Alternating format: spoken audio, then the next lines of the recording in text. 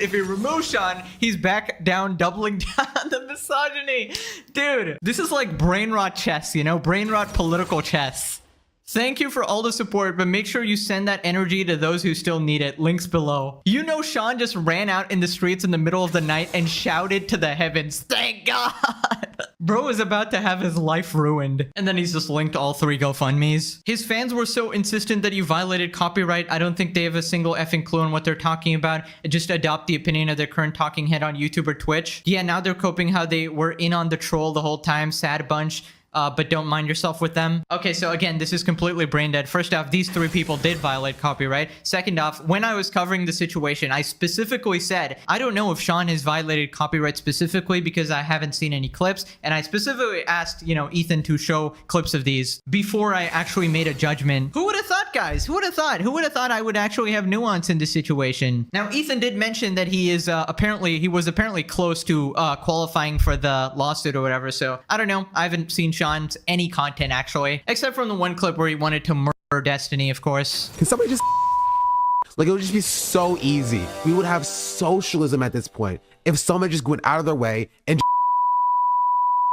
Failing to get Hassan's attention, brother, we have daily crash outs from Hassan. Yes, we have definitely gotten Hassan's attention, all right? Well, there's 50 videos to show that. So Sean also responded to Ethan asking Hassan to pay money. Basically, Ethan asked Hassan for 75K total. Sean responds, so after failing to force 2 women to grovel enough for his liking, he's moved on to trying to force financial penalties on Hassan, using me as hostage once again. Another false choice. Either Hassan donates the 25K publicly and further feeds Ethan's puppet master god complex. Number 2, doesn't feed Ethan's ego, so you can pin the blame of him suing me on Hassan. Millionaire socialists won't spend 75K to protect a smaller creator. F you, Ethan. I'm not your pawn. Suck my dick. Bro, this tough guy act just doesn't work after you were like crying on stream, bro. There's no way a judge would look at all the shit and take any of it to trial. This is intimidation and coercion at its finest. Ah, yes, the guy named Dumb on Twitter knows more than actual lawyers, of course. Bro, he's turned you guys into absolute lol cows, that's true. Anyways, more people are freaking out. The Kleins are hideous looking people with even more vile, rotten souls. And then we just got 2 of them having like the best time ever.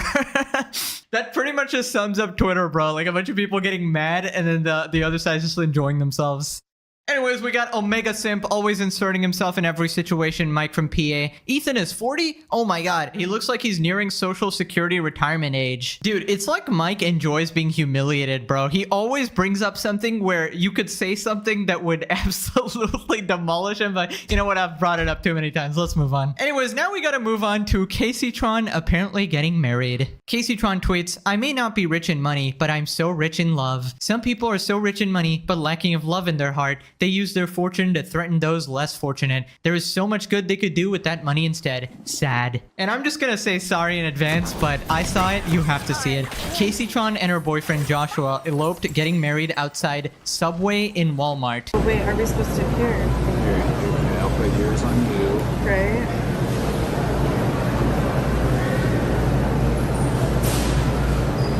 I love you, baby.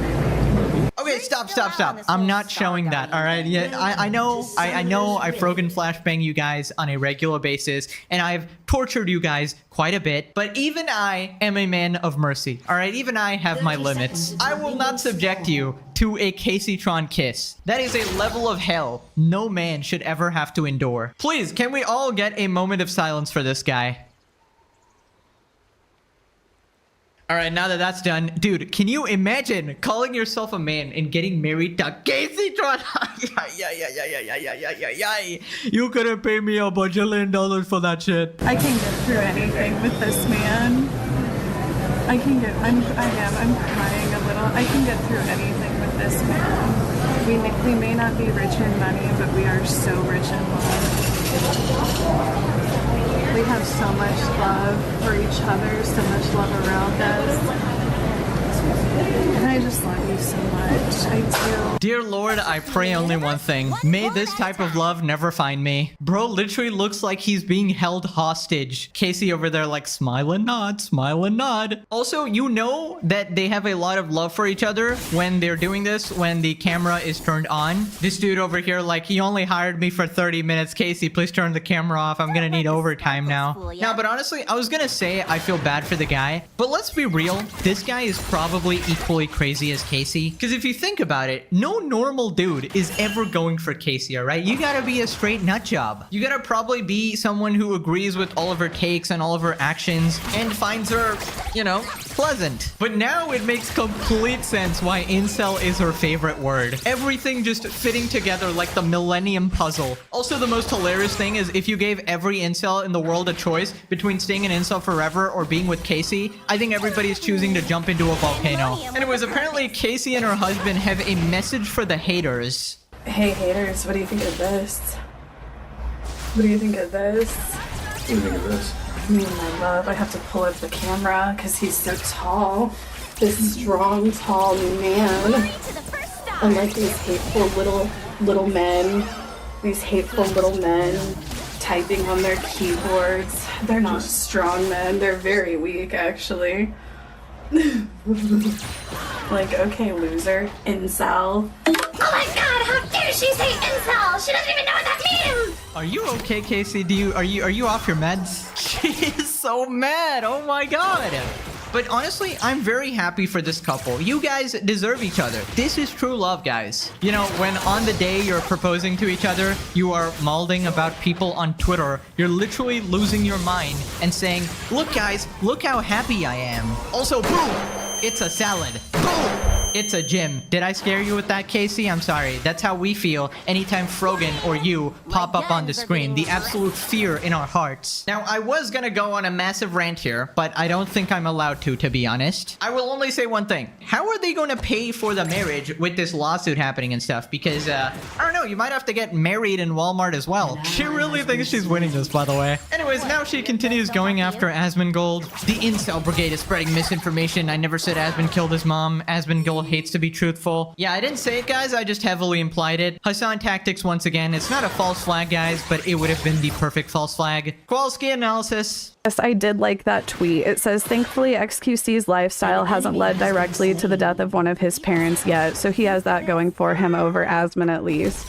I'll admit, I did like that tweet. I'll admit, I just agree with that take. I didn't say it though, guys. I definitely didn't say it. I just agreed with somebody else saying it. Now, apparently she wants him banned from Twitch. Basically, this psychopath Hassan stan here said, responding to the negative backlash from saying Casey Tron's family deserves to be financially ruined, Asmongold appears to suggest that he intends to incite members of his audience into doing stochastic violence against his detractors. Yeah, that is not at all what Asmongold said. He basically says that if they try to harass him online, he will be fighting back. He never said something about physical violence, unlike how these guys actually do that. Anyways, Casey quote tweets this saying, really not sure why Twitch hasn't done anything about someone explicitly calling for violence and saying they will use their community to harass. If you look through my comment sections, it's pretty clear they are taking his marching orders. I was doxxed yesterday. Yeah, I missed the part where Asmon ever said he wanted to dox you. Why don't you just say sorry? It's not violence to dish out what was given. Really not sure why Twitch hasn't done anything about it. Someone explicitly falsely accusing a fellow creator of killing their mother and falsely accusing detractors of abuse,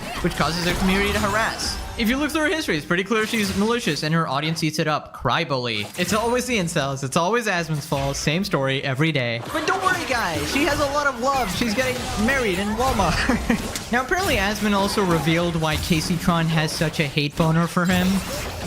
The actual last reason, the reason why Casey Tron actually doesn't like me is because I dated one of her arch nemesises in the old Twitch days, which was Pink Sparkles. I dated Izzy, and then basically what happened is that Casey Tron was really popular, and then Izzy started streaming Pink Sparkles, and, you know, a lot of people sure seemed to watch her stream more. And Casey Tron got really mad about that, spread lies about Izzy, about Pink Sparkles. Many times tried to take shots at her and say all these negative things. And obviously I defended her. She was my girlfriend at the time. And Casey Tron got upset about that. So really, all this is a bruised ego from 10 years ago. Wait. You're telling me Casey Tron was popular? Oh my god, thank god I missed that era of the internet. That is the most shocking thing I've ever heard in my life. But yeah, figures that she was completely incompetent and couldn't do jack shit with the audience she was given, and is somehow still completely broke. I mean, she couldn't have been that popular if she didn't manage to make any sort of like lifelong income or anything like that, or even have a hint of savings. Sucks to suck, I guess. Maybe try a change of career, Casey Tron. Maybe try becoming a slop tuber. I hear it's quite nice. But yeah, that backstory is so hilarious. It all stemmed from jealousy. Right, so now I wanted to quickly go over this insane Hassan fan. So basically, this person responds to this Casey Tron tweet, and they say, "You didn't say that, but you wouldn't have been wrong if you had. I'd say this is just Asmon's guilty conscience lashing out, but I'm not entirely sure he has one." Okay, so again, they're basically saying, yes, Asmon did kill his mom. You wouldn't have been wrong if you had, huh? And then somebody says, "Did his mom get what she deserved?" They respond, "Hard to say what anyone deserves, but she did raise the snake that bit her." Oh my god, dude. These people are insane. Insane. Zero morals. Complete freaking psychopaths. You can't even have sympathy for his mom dying? Absolutely crazy, dude. What a load of bollocks. You have no factual basis for that statement. That is a horrific thing to say. Anyways, after this, Ethan calls out Casey. Somebody did this like huge sob story saying that, oh, this is like Ethan, a rich guy going after Casey, a poor person. Ethan responds, "These MF will do anything to avoid admitting they're wrong. You're barking up the wrong tree. She's not even attempted to reach out or even find an attorney, and you're crying about class warfare? Here's something we all need to face down in life, regardless of money. Personal responsibility. It's time to take some. And no judge cares about your excuses, nor do I. P.S. I'm not from money. I've had no success handed to me. You don't know anything about me." She's on a road trip right now instead of finding a lawyer. How much of the 41K do you think she's already spent on Wade? As I said, any funds donated to Casey are likely based on previous events, maybe possibly going to Weed. Also, this is just tragic. How does she have 41K? Who the hell is donating, bro? Are these like Hassan's alt accounts? Because he did say last time, "I'm gonna be secretly donating to everybody," because I can't imagine anybody sane is actually donating. But to be fair, there's a lot of crazies in this world. That's why we need the Pegasus channel, baby. You gotta educate the peoples. Anyways, moving on to legal mindset. So he made this video called "It Looks Bad for Denims, Lawyer Reviews Lawsuit." And it's a pretty long video. Highly recommend to check it out for the full coverage. I'm just gonna talk about a few small segments. The nightmare on Denim Street. So legal writing is boring, and judges are humans. You want to entertain them. You've got to keep people engaged. And legal stuff is no different. If you can make it interesting and keep people laughing or, just engaged, paying attention, that's good. That's really good. Dude, it's so funny that Ethan is actually using his legitimate comedy skills to entertain the court. I guess that's my new profession now, slop tuber to lawyer pipeline. I mean, we got the arguing down, we got the evidence down. Just gotta, missing the law school, of course. Now, this part, he talks about Denim's most damning statements. We don't have to give the nuke views. Yeah, I'm going to stream it. Since he's confirmed it's coming out today, I'm going to stream it Denims prior to reacting to content Nuke on Piker, which goes right to the heart of it and really is the most damning piece of evidence. So he's putting at the beginning of the complaint, at the beginning up front, the most damning evidence. That's the way to do it. That's correct. If you start with something really strong that you're that the judge can't disagree with. It's like in sales. You start getting people to say yes. That's sales psychology. Well, guys, if you enjoy not giving any views to that terrible video, give me a follow, subscribe, and throw a prime if you like my content. So this is once again going to the heart of it. It's strong evidence that is saying directly, we are siphoning views. We are using ourselves as a substitute by not giving any views to that video. Big oof. These two are the best pieces of evidence that he has. And then we're going to go from there. There we have it, straight from a lawyer. I mean, even the layman can see that she's basically admitting her crimes, like the absolute dunce she is. And this just kind of confirms it. Say goodbye to all of that legal money and all that GoFundMe money. Denim's basically made this case as easy as possible for Ethan to win. In fact, Ethan might even have the strongest case against Denims here. But obviously, I'm not a lawyer, so. Then he talks about the difference in, the firepower of Ethan versus Denims. Over 7 years ago, the owners of Plaintiff 10 Entertainment, Ethan and Gila Klein, established the legal standard for fair use in Hosadiah versus Klein. So this is very fun fact about the Kleins. They have been involved in copyright lawsuits. So what this means is they have lawyers that are experienced here. So while the Kleins have a major advantage, both in money and experienced lawyers, now Denims, Frogan, and Caseytron, they might be out there getting the Saul Goodmans of the copyright law world. We have no idea. They may have to get the strip mall lawyer because, frankly, I don't think they're going to have enough money for the white glove, top tier New York law firms or California law firms that are at the top tier of their game I just don't think so. I think they're going to end up with some guys who may, have a mismatched blazer and pants in the courtroom. We got Saul Goodman. Gotta get that criminal lawyer. And this is especially ironic considering she was using pictures of Chuck in her Twitter. Meanwhile, she's the one who's actually gonna end up hiring Jimmy McGill. Then he talks about how much worse it is that she actually did this live. She did a live reaction. The fact that she did it live. She didn't even wait. She did it live. If she had waited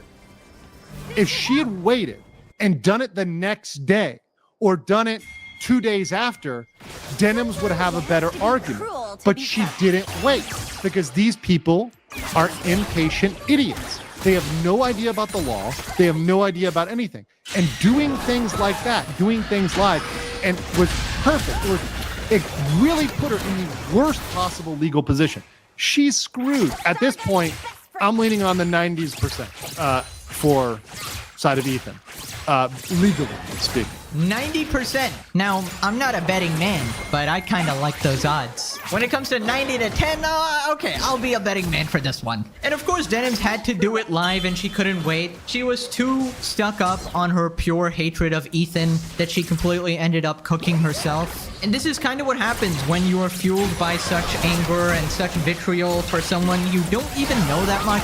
Obviously, you can not like his politics or you can disagree with his takes or whatever, but taking it so far as to, indirectly lead to the CPS call on his kids, or to have that stream where you're encouraging the whole situation with CPS on his kids, that is just extremely vile. You're taking it to the real world. You're trying to separate a family, and she really just is a psychopath. She said early in the debate that she acknowledges she used third-party content as filler and siphons views away from the original. So she admits that she's infringing. Like, I think filler content, you shouldn't do it. I know I do it as a React streamer, so she's confessing to the crime. She's literally self-reporting. So her argument is, I'm just a small creator, so they don't apply to me. No, that's not what's happening here. What's happening is they haven't found you, Denims, because to a large channel, you're theft. You are a piss ant, legally, financially to them. You are nothing to them because you're so small. They could sue you. They would win, but you're nothing to them. You are absolute nothing to them. You do not matter to them. So, but just because you don't matter doesn't mean what you did isn't illegal. Just because someone doesn't catch you speeding doesn't mean speeding isn't illegal. Just because you drive drunk and you don't get caught on a country back road doesn't mean it's suddenly legal. Piss ant. Oh my lord. Subscribe to Legal Mindset. Holy shit, this guy's great. Absolute cinema. Dude, I'm telling you, Denims has that Hassan level IQ. And you would think that they don't actually think this, but this is their legitimate argument. They actually think that it doesn't matter because they were so small and Ethan is so rich and he's such a like a bigger creator that it doesn't matter that I'm stealing views from him. And you know this is how they think because they use the same logic when they justify like burning cars and looting stores. Oh, who cares about robbing different stores like Apple or even small mom and pop shops? Well, they're probably owned by rich people, so it doesn't matter. They are so stupid and privileged. They don't realize you can't just break the law and get away with it. This is what happens when you spend all of your time online in echo chambers. You actually forget the reality of this world where you can't just break laws. And you might have gotten away with it multiple times before, but this is the one time you are being held accountable and you can't take it. You are so used to preferential treatment that regular treatment seems like harassment, seems like some racism, sexism, or whatever. That is not how it works in reality. And Denims broke. And Casey, you guys should pay me for this. You guys should send me right now a super thanks for this. And here's how you do it. Here's how we do it, guys. Here's how you do it, chat. You say, I'm gonna rat out like a jailhouse snitch. I'm gonna rat out the people that called CPS, and I'm gonna give you their names and all their information. Oh, jeez. Oh, wow. Oh, God. I love shooting. So you can pursue them because you really want them, right? Yeah. You really want them. We're going to give up their heads. We're going to sacrifice them to the corn. We're Yes. gonna put them out there in the wood chip. Yes. If you drop this against us, we'll do that for you. Private. So no one sees it. It's going to be private, off the books. We're going to slide their heads to you, but you got to drop it against us. And I think that's the real sauce. And I think I'm going to be honest. I don't think they know who did it. I don't think they can do this. Like, obviously, this is absolute cinema. But if I'm looking at this logistically, they probably don't even know who did it. Dude, this is such cinema, man. If they turned on each other and they just started throwing each other under the bus, like exposing who did the CPS call and stuff, and I don't know if they did know who did it or not. I feel like they're definitely not loyal enough to each other, and they probably want to save their own skin. So if they knew, they would definitely rat them out. But yeah, Esmond thinks they're gonna be screwed anyways, even if they do try to rat them out, because then they might be liable for something else. Here's the funny thing. He's leaving this out.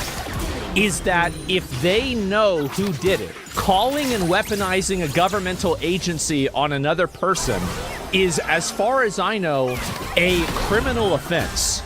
It's kind of like in the same spectrum of swatting, and he can correct me if I'm wrong about this.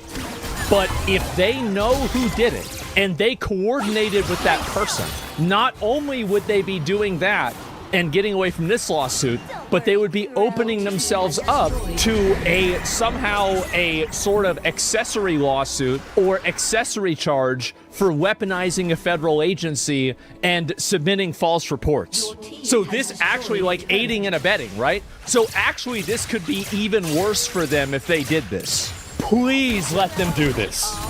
That would be really fucking funny, man. Well, I don't think it would be hard to prove because these people probably have private communications that completely explain that they were doing it maliciously. Like, just in total plain English, that they were doing it maliciously. Oh yeah, I mean, if their phone records or messages or anything are looked into, they are completely cooked. I'm almost certain they would have been talking about some shit that would probably get them screwed in court. And he's right about this because they could be considered liable if they were part of the plan to call CPS on Ethan's kids. Or if they knew that was happening and basically aided them in any way.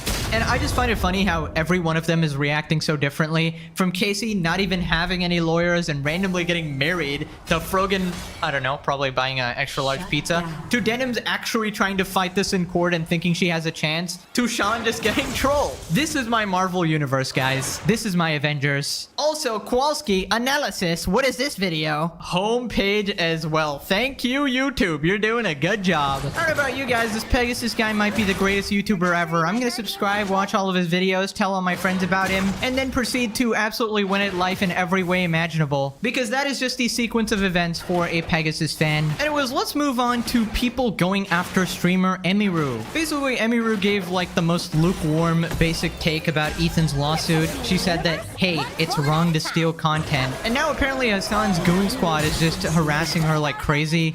What was Emer talk? Well, reacts are a little scary because I saw that some people are getting sued for reactions, but Mr. Daily wouldn't sue me. We're homies. He likes my tweets sometimes. Or it's people that like maliciously react, like they react. Isn't it crazy how Amaru knows about this, but all the people against Ethan don't know about this? It's probably because she watched the video for 5 minutes. This obvious nuance is just totally lost. Watch me so that they don't get any views. Yeah, you can't do that. Yeah, you're courting disaster. It's crazy. Even she understands this. She probably watched half the video. Right, so that was her take. You can't steal content. Most normal, basic take ever. She didn't criticize Hassan or any orbiters, nothing. Not even a fraction of what I've done. And this is what people are responding to her with. Here we got a tweet with 74k likes. Woman who hangs out with every grapist she meets. I think Israelis are fine. Okay, so she didn't mention Israelis at all. She was literally talking about Ethan's lawsuit. But of course, these people will make it some sort of weird political issue. Also, in case you're confused about who the grapists are, this person is referring to, I think, Asmongold and Tectone. I don't know. Obviously, again, just complete slander. You just can't say this shit. Seeing the misogyny see through the lip tears every time a woman disagrees with them is one of my favorite aspects of this app. She gives terrible companies no misogyny to point that out. Man who is biased on the internet strawmans woman in a bad faith tactic. As a joke, actually, you humorless idiot. It's a joke! I'm just slandering people as a joke, guys! The classic Casey-Tron tactic. I was just trolling, guys. I've been trolling this entire time. I was only pretending to be regarded.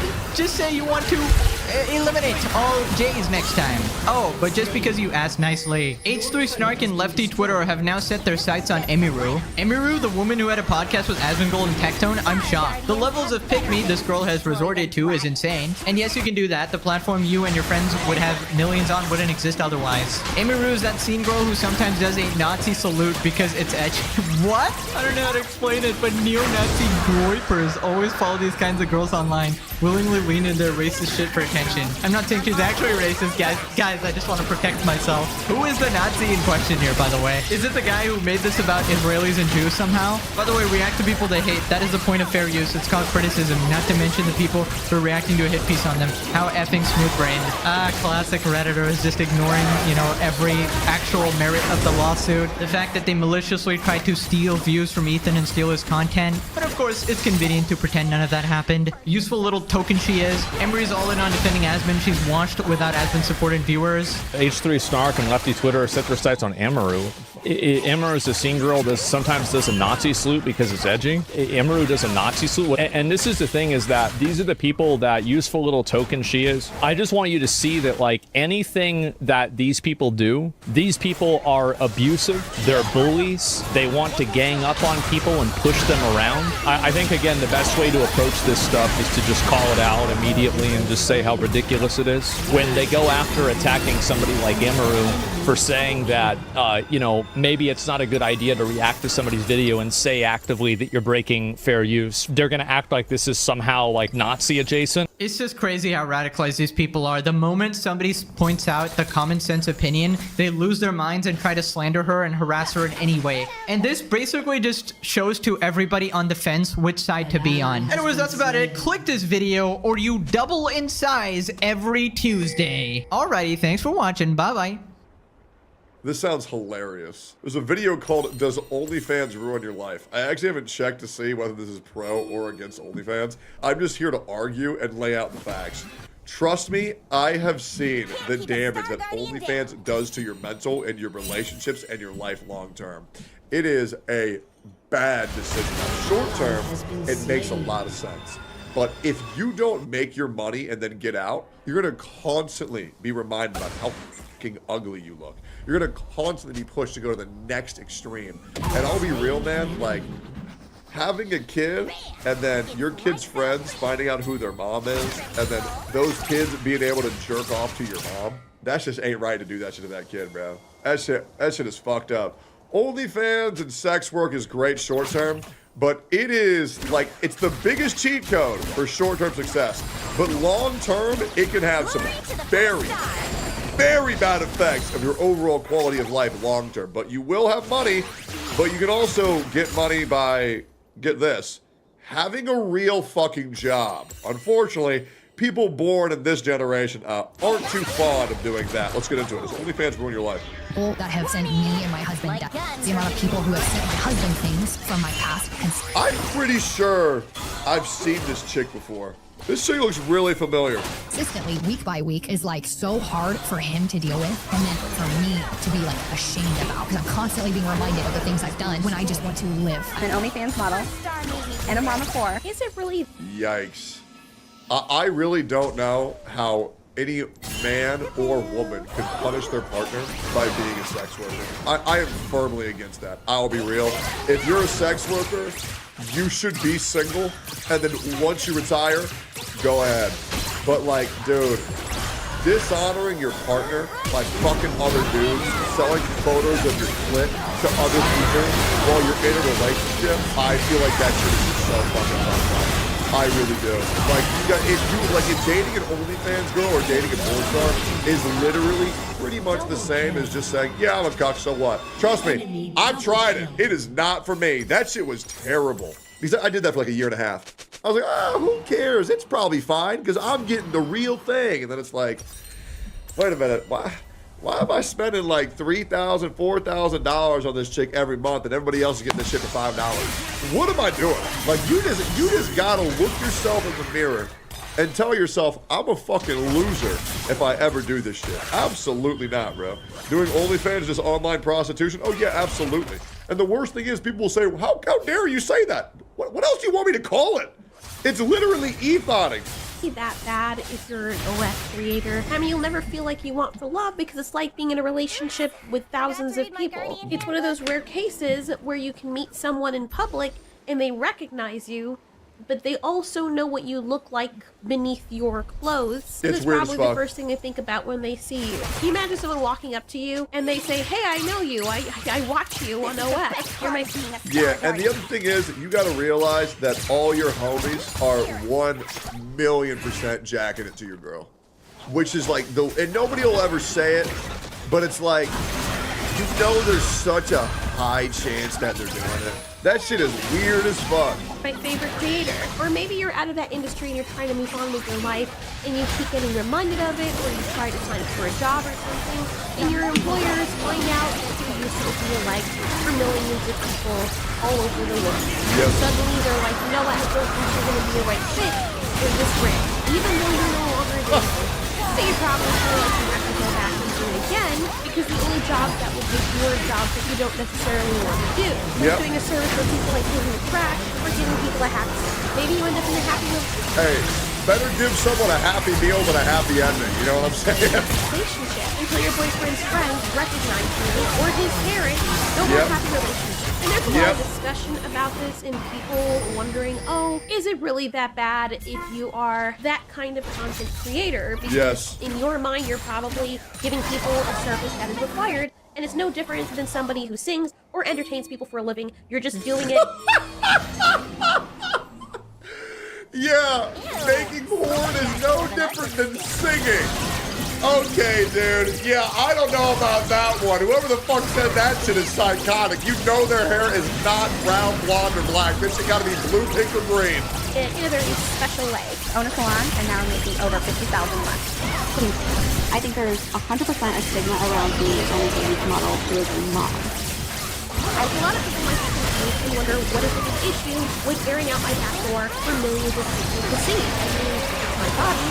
I should have the right to express myself the way I want to and use my body the way I want in order to get what I want. Nothing wrong with that, right? Unfortunately, yes, the kind of work that it's tied to, you cannot escape from that. The longest while, people who do spicy work are always seen as the scarlet letter wearers, and people have made arguments saying that that kind of work is misunderstood and criminalized. And Western society, especially, carries centuries of shame that's rooted in religion, patriarchal and colonial tradition. That's the argument that people are making to explain. How are you going to blame all this on Western societal values, these people, not the creators? Blame this on Western societal values? Why don't you go to Pakistan and see what they would do to a woman that's a sex worker? Better yet, why don't you go to Iran and see what they do to women dancing? Yeah. I promise you, this is not just a Western religious societal standard. It's the whole world, guys. Why it's archaic that people would look down on people like this. And while it might be unfair for people to put a stigma on this, sometimes, just sometimes, stigmas exist for a reason. Why are these women selling their bodies and shaming everyone that calls them a whore? Because they want to have their cake and eat it too. That's just not how that works. You can't do these shameful things and expect not to be shamed. Understand why the stigma in the first place. We first have to understand human beings as a species, Was that wizardry? their psychology and their biology, and how that plays a part in how humans think and the Yo, I'm gonna subscribe just for that wizardry background. That was insane. repercussions or consequences of certain actions within society. First of all, the internet has completely flipped how we think about love and relationships. Yes, I agree that people should be free to do what they want with their own bodies, but if we're talking about the effect of platforms like Tinder and OnlyFans on human beings society, technically, we're not really built for this. Not biologically, and not emotionally or socially either. Yeah, so we as human beings are genetically coded to gain our strength and power to breed. And our whole purpose as a species is to breed and further the lineage of our genetic code and our family. So we would gain strength by having to work to find a suitable partner. Human beings were never conditioned to seeing on-demand pussy, tits, and ass. Because now, all of that strength and all that worth and all that value that we had to build up as a human being is now completely gone. And now you just need to access that for $3 fucking. So what's the point of trying? What's the point of pushing? What's the point of motivating yourself when you can get what was supposed to be the pinnacle, which is the act of sex, when you get it for $3? come, call it a day. That's the problem. And a lot of people Or also for free, believe true. that the more that we normalize this stuff, especially without thinking critically, the more we're getting all kind of like weird. And I think the argument can be made back in our ancestors' times, like prehistoric times, being intimate and love and all that stuff was kind of connected, and your brain would release these chemicals when you got physically close to someone. You get close to that person, and then your body starts releasing oxytocin and dopamine and all that good I mean, I think it's a problem where there are high schoolers and middle schoolers who have had more sex and more abortions than I have had in my entire fucking life in the span of 1 year. And I think the youth is becoming so poisoned to where so many people who are growing up right now just fuck anything and everything. That's how their brains are conditioned. I need to have sex all the time or I'm losing. It's not the act of sex and beating guts and coming into a condom that is this grand body count above 300 that's desirable. It's about finding someone that you love and being able to start a family and creating offspring with one another that's supposed to be the grand penultimate. Mindless sex is just sad because then whenever you find that real partner, and once again, if you disagree with this, that's okay. It is. And I'm not, men and women, I think devaluing sex that often is a horrible thing. And I think you'll realize that as you grow older and you realize this special occasion that I have with this person that I love more than anyone else on this world, I have already shared with 200 people who I don't give a fuck about and I probably hate. And it's sad because when you do have sex, it's just not going to be as special. You're not going to be able to have that sacred bond that you could if you were to live a little bit more of a classy life. stuff, and all that does is help you bond and trust and stick around with that person. That's how we survived as a species. Now people are existing in a world where your brain is being hit with the same chemicals, watching strangers on screens, or recording for people that you don't even know, and yet as a result it kind of messes with your ability to connect in real life, and you end up feeling numb and burnt out, and you're like, why can't I find a date? Or you're just straight up not interested in anyone anymore. And the worst thing is that a lot of porn, what happens is it makes a lot of 4 out of 10 dudes think they deserve 10 out of 10 girls. Because they'll scroll through their Instagrams, they'll scroll through their OnlyFans, and these women, they're just covered in mud. They're covered in nuts and bolts and plastic and mud, fake tits, fake asses, liposuction, lip filler, eyebrow fixer, nose surgery, 18 pounds of mud on their face so they can look like a fucking half Asian cat girl. And then people, that's all they see online, and they say, well, this girl hasn't met my standards. I've seen at least 100 other girls look like this on Instagram. Unfortunately, that's just not how it works, man. It's not. These people on OF, these people on Insta, they're more like robots than they are real human beings, and that's just not how people look. Or anything real or breeding, because you're getting this constant high on stimulation. And then the other problem is that you have all these women who put on that 18 pounds of mud, who put on those boobs and asses, who forgot what they look like before the genetic modification, what they forgot to look like when they don't have that 200 pounds of mud on their face. And they say, well, I deserve a 6-foot man, 6 figures, 6 inches. Yeah, well, you're going to die 6 feet under without ever having a man that was up to your standards because, bitch, you are shooting for things way out of your league, sweetheart. Without having to build real emotional closeness and do any of the work. So that rewires your whole reward system, and why would you bother going for a relationship when you get the same dopamine high out of just watching some woman online and then you're beating your crock without having to deal with the drama? Yep. Same thing with the women. If they're getting the same dopamine response by getting resources. I am very excited for all these dudes to have offspring with these half robotic women and just enjoy how your kids are going to look like when you realize, wait a minute, plastic surgery doesn't carry over into their genetic code, and you realize that all of your kids look like retards. They don't have to pair themselves with a dude because they can just do whatever they do and show their stuff, and people just give them money and give them attention, and they get stability from that. Then it kind of replaces the need to go out there and find a mate to build a life with. And so here you have it. So I'm not necessarily talking about the whole body count conversation because that's a whole different thing. That's not what I'm talking about. But when you do repeatedly hook up or perform snooky with people, and you're constantly doing it over and over again, whether that be physically or you're watching it, you're kind of doing the deed and getting the same dopamine response without real connection. And over time, your brain stops associating that action of being with someone with closeness or love. It just becomes something that you do. It becomes a transaction. That basically is what society has become. And it feels great. I'm not gonna lie, it feels amazing when you're watching that content. You're like, oh, this is easy. I don't have to worry about it. I have to ask someone to spread their legs just so I can get a nut off. I can just do what I gotta do. And and keep it moving and don't get all the drama and blah, blah, blah. But fast forward a few years and you have people that don't know how to date. They don't know how to talk to each other. Nobody knows how to talk to each other anymore. It's like the society has become... Well, yeah, not to mention there's so many men who are horrified of even the idea of talking to a woman because, well, first of all, now in 2025, having sex is horrifying because if you have sex with a woman and it was great and you both enjoyed it, but 8 years down the line goes bad and now all of a sudden you had a falling out, you don't like each other,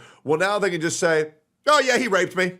Right? And with so many women also saying shit like, oh, I felt very uncomfortable when we talked when you're just trying to get to know a person for the first time. Oh, you were sexually harassing them. And it's fucking horrifying to be a man in the dating scene in 2025. I feel like women now actually have to make the first move because too many men are fucking terrified of talking to anybody with the threat of a fucking lawsuit.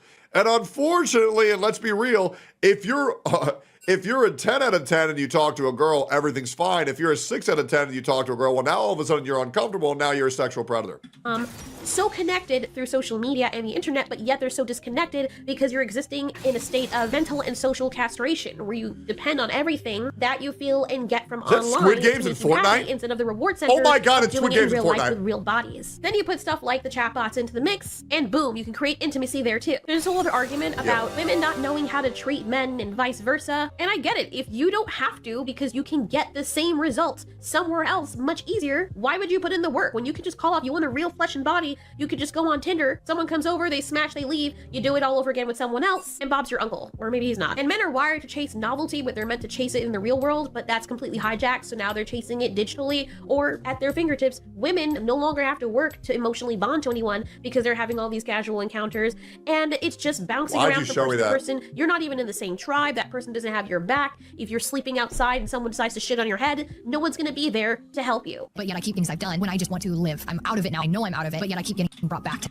I saw her. It's Instagram. I remember now. She was showing off her tongue. It was mid as fuck. Pass on this one, boys. It's not worth it. This shit was mid as fuck. that. Why do you think they want to punish you so much? I don't quite know. I really can't wrap my head around it. I would never send anybody anything that was that hateful. And it's kind of sad because humans didn't evolve to be seen by hundreds and thousands and millions of people, especially when you're naked and you're most vulnerable. Like, that's supposed to be something private. And honestly, humans are the kind of creatures that are made to exist in very small tribes or societies where they can depend on each other and bond with each other. That's why if you look at cities now, wherever there's way too many Homo sapiens crushed into one area or overpopulated, there's usually an influx of crime. Why? Because there's no accountability. Why would there be? There's too many of you. You can disappear into the crowd. You can't control all those people. There's no tight-knit communities because there's so many people. Plus, with the influx of the population and these people being crammed together, you're going to have more hostile situations because there's so many people packed together that don't know each other from varying tribes from all over in an unnatural environment where they're not out in the wild and living OnlyFans naturally girls as turn humans Christian. have been It's intended funny how to that and works, how they doesn't it? evolved to. You'll notice that whenever there's a It's stigma, funny how that usually works. something tied to biology by the way that humans react to things.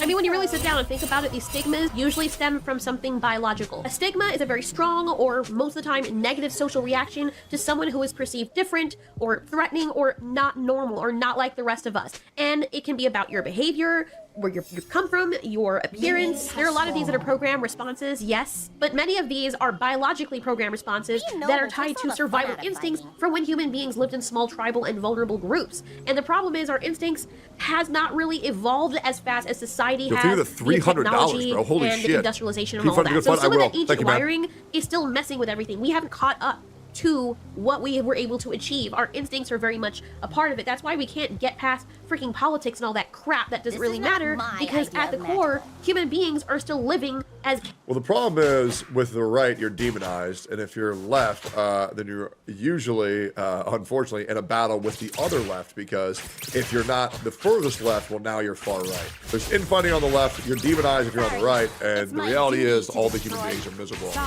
Pavement in our minds. I mean, think about it for a second. The stigma around body size, whether you're too fat or too skinny. Someone who is way too thin is seen as sick or malnourished or dying or has some kind of disease, not a good mate, not a strong ally you can depend on to help you. On the flip side, being too fat, even though body fat is a good thing because you have energy reserves, way too much signals that you have low physical endurance, reduced mobility, something is wrong with you, increased likelihood of disease, heart issues, hormonal imbalance, which can affect fertility, and so people have subconscious red flags going on about that. And when people try to explain this, they see it as, oh, you're not supposed to talk about this, that's not fair.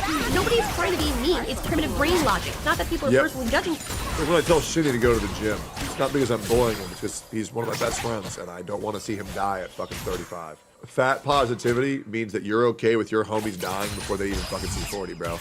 It's not about being nice. It's about preservation of the people you care about. And if you did care about somebody living an unhealthy lifestyle, you would try to help them.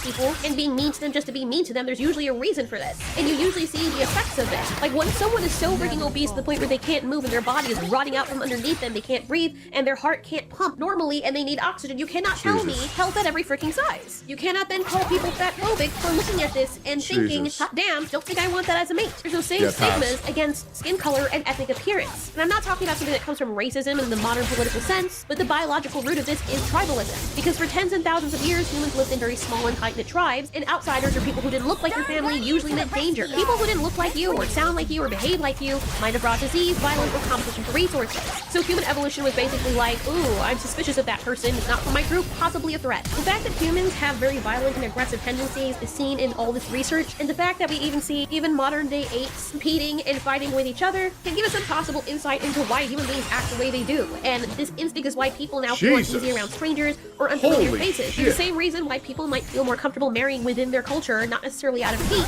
but from this deeply embedded sense of safety and predictability. And we all are educated enough to know that, yeah, obviously if you're a different skin color, that doesn't necessarily mean that you're going to eat someone or take their food. Probably not. But for a lot of humans, that hasn't updated yet. That part of their biology hasn't updated yet. And that goes with a lot of things. The stigma around disabilities and all that stuff, you're not getting rid of those. And so yeah, this brings us back to the spicy content. This reminds me of that one time my little sister saw a black man for the first time, and she asked her sister, why is he so dirty?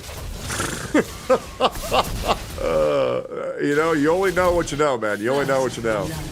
If I was doing this, or if I wasn't, they would still have to deal with the fact that they have a hot mom. I also think that because my kids are little badasses, that they'll whoop somebody's butt for talking crap on their mom. What the hell? Trust me, I do think it's also unfair. Fight your mom's battles. Okay. Have fun when you're in 5th grade getting bullied by an 8th grader, or a 9th grade being picked up by a 12th grader. You've cursed your children to a life of torment the moment anybody finds out, and they will. For women to be judged by a completely different standard than men are judged. I absolutely hate it. But if we're talking about biology, and in the case of evolutionary terms, the reason why this whole promiscuity thing is so taboo in the first place, especially to men, why they don't respect that, or they don't trust it, or they look down on it, is because a woman who sleeps with a lot of partners usually means that if they have a child, it is unclear who the father is. And that is a threat to the male investment in the offspring. And also, on the flip side, this is another thing too, because men don't escape from it either. A man who sleeps around, possible lack of loyalty, unstable pair bond, threat to raising children successfully because they'll just take off and go somewhere else. Absolutely. Now that is a little bit more excused if the guy 100%. has a lot of resources and many females, because that means he can take care of many of them at the same time. So I know a lot of you are probably like, well, what was the point of you I used to want to have multiple girlfriends. And then I realized that's just like really fucking sad. It's like when I wanted to have a whole bunch of cats. It's like, it's really sad, you know? Because then it's like, each other cat that you have, or each other girlfriend you have less time to spend with each one, which means you'll just miss out on so much of their life. So it already takes long, and you know what? Never mind. I would never want to have sex with multiple women because I'm just like, oh God, I gotta make both of you come. Okay, you go masturbate for an hour, and then I'll come in. Or I'll jerk off for 30 minutes, and then you come in, because it takes me forever. Like, I'll be real. Okay, I will either come in 5 minutes, or I will come in 4 hours. And there is no in between. It really depends on the fucking day. It is miserable, dude. It is miserable. babbling on about that, seriously. Because a lot of these creators end up coming out here and crying either when they enter this kind of work or they exit it because they're wondering, why are people like this and why are people treating me like this? And they... I remember I beat my dick so hard this one time it turned purple. Anyways, guys, type 1 if you want to see my dick. They don't understand why they just can't live their life and do whatever they want to do and then come back after they're all done and then find a partner who will love them and respect them, or who will have an issue with people negatively perceiving them for their choices, because everyone should just accept what they do. They also get mad that when they try to go back out in the dating world, people don't want to settle down or do the bare minimum for them. But why should they? If they exist in a world where they can just get everything for free. And the OnlyFans models or the OnlyFans creators will come out and say, well, it's not fair, because the same men who... Can I tell you why these dumbass bitches who say you shouldn't shame us for doing OnlyFans are the most hypocritical people on earth? These OnlyFans women will say, oh, you're a brokey, you work customer service. Oh, you're a brokey, you're unemployed. You work as a soldier? Oh my God, disgusting. You killed people for money.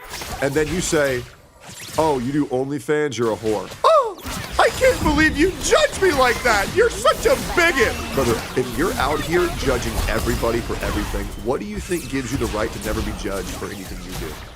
It's ridiculous. Who we're judging here were the same men who watch your... They'll judge you for your job. They'll judge you for your height. They'll judge you for your appearance. They'll judge you by your dick size. You judge them for anything, they freak the fuck out and they call you a bigot. Content. That is true. But the more you make content is the more men end up watching it, is the more men end up downplaying the respect you should give to women, is the more they're like, why should I even bother respecting women? I don't need them because I can get 100 of them at the tip of my fingers anyway. And then the same men who are always talking about women because these days society is doomed are the same ones going out there and supporting these people and straight up creating the very problem that they claim is plaguing their society. Meanwhile, they're directly contributing to it. Make it make sense. Nah, I think it's better just to pay for Japanese animated porn. You know? That's the good shit, man. That's the good shit. Just pay for hentai. It's a lot easier. Anyway, I just thought it was an interesting topic because everyone's always guessing around, but seem to not get the psychology or the biology behind why certain things exist the way they do. But that is why. That being said, do whatever you want. Have whatever job you want. But just like... Ain't that shit free? Yeah, now it is because of AI. Now, before, man, as a guy who had a chronic masturbation addiction, I ran out of porn. I ran out of porn because I have a very specific genre that I like watching. Anyways. Any other occupation that you...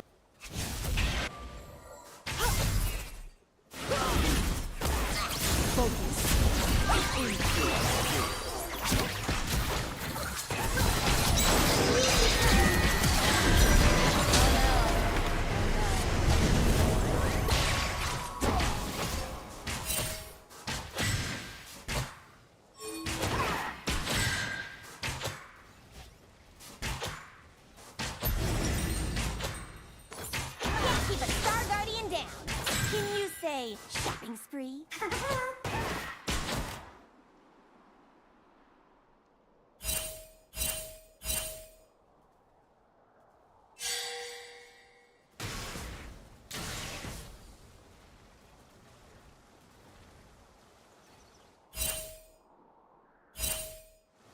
Never falter.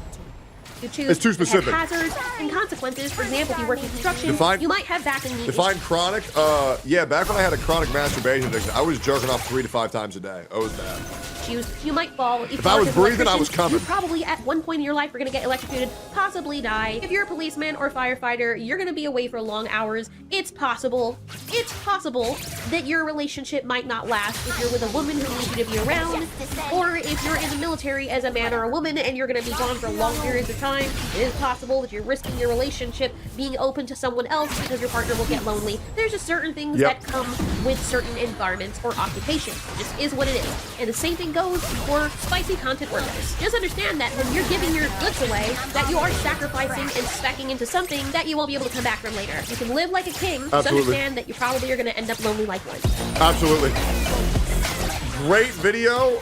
Ulteriori, I was not familiar with your game, but it is so nice hearing a woman talk about these issues. I absolutely fucking love it. Like, comment, and subscribe. You know, like, we just gotta get rid of this shit where people get upset when we just tell the truth. It may hurt your feelings, but it doesn't make it not true. And having an open, honest discussion about everything is what I currently pride myself in. I tell you guys some shit, even this video, I tell you guys shit that I should not tell you. But it is what it is. It's the truth of it, so why not talk about it? It's my perspective. Yeah, Destiny, do you feel like I'm running from you right now? I do feel like you're running. That you have like definitely some takes that I think are like pretty deplorable. What do you think is like, I'm just curious, what's like my most deplorable take? Parker and Dean, they have an excuse because they're young. They have a prefrontal cortex that's not quite developed enough. You're in your mid-30s. Like, how the f are you still a liberal? Like, I don't know. I use my whole brain. I'm going to use all the parts of your brain all together, and you think about things. It's pretty hard to be a Trump supporter. No, it's really not. When you realize that under Trump, we became the net energy exporter for the first time in 50 years, where we had the lowest unemployment rate in 50 years, where he brought the official poverty rate to the lowest it's ever been in history. Like, he brought over 4 million people out of poverty in 2019 alone. How the f can anybody be a liberal these days? Well, I mean, when Donald Trump just does massive deficit spending and ruins our budget, which is the same thing that he accused Democrats of doing all the time, I don't really see anything very impressive about that. Yeah, you can bring a lot of people out of poverty and you can give a lot of money away for free if you cut and slash tax rates everywhere. You don't cut any government spending, and you add a whole bunch to the debt and the deficit. So I don't think it's very impressive. I don't think it's very impressive under Trump 1. For Trump 2, everything has been an utter and complete disaster so far. We were a net energy exporter under Biden. Biden was able to bring unemployment even lower than Trump. So, I mean, I don't know why I would give Trump credit. 7% inflation. Yeah, for a part, there was this thing called COVID. It happened. Yep. And if it wasn't for COVID, Trump would have had a 1984 Reagan-style map. No. Yes. No, I think Trump. Well, it depends, I guess, on what you care about. The economy, the economy was booming because he did massive deficit spending. You acknowledge that Trump spent like crazy, right? Yes. Okay, then But why are you he's bragging also about his economy? Because it was great. I mean, at the end of the day, because he's deficit wages spending were like up. crazy. If you give people a ton of money and you cut all the taxes and you keep giving the money, of course the economy's going to go crazy. Wages outpaced inflation for the first time in like 20 years. Yeah, because he got to cut off any of the negative impacts of all of his deficit spending by having COVID show up and then blaming all of the next problems on COVID. I mean, that's what Biden people are doing. They're blaming everything on COVID as well. So, I mean, at the end of the day, if the election would have been November 2019, it would have been a complete blowout. Oh, if my grandma would have had wheels instead of legs, she would have been a bicycle. Yeah, I hear you. I mean, it goes on and on and on. It's just like people say Trump lies. Like, yeah, every politician lies, but the left lies about Trump way more than Trump lies. Yes, I'm serious. You guys lie so freaking much. You guys hate Trump so much. The left, all they want to do is tear down successful people who have worked their ass off in life because they suck at life. Right. That's actually my goal. That's like my life mission, is to just tear down the working class. Oh, you mean the working class, the blue collar wages that increase under Trump under both terms? Is that what you're talking about? No, that's my mission, to tear that down. My mission is to like promote elitism, college education, and to tear down the working class. Wouldn't surprise me. My goal is to promote downward social mobility. You guys it's just like $5 an hour. We're over here arguing about pronouns in America while China's building Navy ships. Like, what the fuck? They're learning engineering in Navy ships. They're about to take over the fucking world because of all you guys woke ass idiots, bro. You guys have no global intelligence whatsoever. Right. Yeah, I am right. Social mobility. And yeah. For sure, man. I mean, me and Steven, we grew up in the same town. We know the same people. So, yes. Well, yeah. I grew up with the Epperts. Where'd you? Oh, wait, John and Andy. Wait, did we go to school together? No, but I went to elementary school with them. Well, that's cool. Yeah. I'm just saying. I don't know how that. Well, wait. There's no way. Are those guys conservative? Yes. Okay. Well, Jesuit school couldn't fix all of us, I guess. You know. Yeah. I mean, if you listen to the media, yeah, you're gonna hate Trump because all they do is lie about him. But when you actually look at the data doesn't lie. Okay, I looked at the data. How am I supposed to feel about Donald Trump writing executive orders to target law firms of people that he doesn't like? Okay, we'd have to go into it. That's your claim. I haven't really.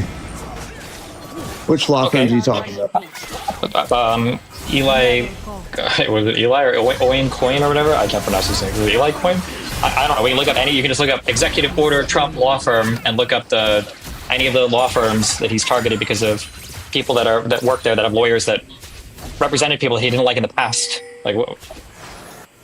But you've never heard about any of this before? I know he's going after some things and some people, but I'm more worried about the global politics of everything and like. Okay, on the global politics, every single person on the planet looks at America as a joke right now. Nobody respects Donald Trump. Everybody makes fun of him. That's why Putin came out to say and says he respects Donald Trump so much and he respects everything he's been through. He came out and said that today. Why do you think he says that? Why do you think he Because says Trump, that and then Trump turns is around the and then... boss of all these dudes. If Trump is the boss, then why is Trump truthing out how mad he is that Putin is bombing Ukraine at record pace more than he ever has before? And why was he tweeting out or truthing out that he was upset that it feels like Putin was just jerking his chain, that he wasn't able to get any peace deals signed? We're nowhere on Russia-Ukraine. Like Because he's trying the diplomacy route first. he said that the problem was going to be solved on day one. So did he lie about that, or did he just fail? Which one was it? Was it a lie or a failure? He lied. Okay. I mean, so if he's trying the diplomacy route first, where's the progress on that? Where's the diplomacy at? It didn't work. I mean, that's why he's taking it to stronger measures. Like you can't just go to. He's not taking stronger measures, though. We've just abandoned Ukraine. What are the stronger measures we've taken? Okay, Trump was the one that gave Ukraine Javelin missiles in the first place when Obama wouldn't do it. So everyone acts like he hasn't been trying. What does that to have to do help with 5 years ago? Welcome to the 2020s, man. Like, who but cares? no, I'm but talking no. about right now. What has Trump done to alleviate any of the issues in Ukraine or Russia? Well, I mean, I don't know. He's Yeah, more nothing. worried. Yeah, well, I'm not What's worried he done about for Israel Ukraine and Russia. Palestine? Why are we so worried about Ukraine? You're the one who brought up foreign policy. Has he done anything for? Yeah. He just took out the nuclear facilities of the country that wants to put a nuke on Israel and us. Wow, good job. And they were pursuing those nukes because Trump tore up the nuclear deal that we had with them 5 years ago and didn't negotiate anything in his plate.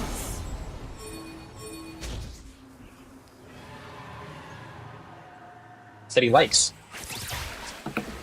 I mean, the USMCA was an upgrade from NAFTA, and he's the guy. USMCA is literally the thing that he's trashing right now with Canada and Mexico. He literally just said today that he's done negotiating any trade with Canada. That was the USMCA. Yeah, because it comes up. There's a review on it. It was a 9-year review that was automatically reviewed in 2025. So of course, as a negotiator that he is, he's going to say that he's not happy. Just like when you go into a car deal, you're going to say that like you're not happy with that price because you're trying to negotiate. Like everyone expects him just to tell the truth, but you can't tell the truth. People. Okay, so then he hasn't negotiated. He's still negotiating. Has he negotiated anything? Because it sounds like he hasn't negotiated that yet. He's in the process of doing it. Why am I keep being told that he's this great negotiator and he's negotiating all those things? What has he negotiated? We haven't got anything yet. Didn't they just say they had a deal with China traded or signed? Lutnick just came out and said it.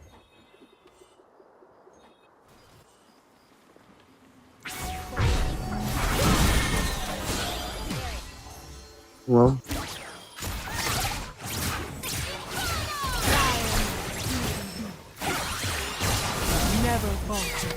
I thought. Well, he said we're done negotiating with Canada, didn't he? he's trying to. He said we're done negotiating with Canada, didn't he? Canada is who he said. Which, of course, and of course, we're not done negotiating. That's his way of negotiating.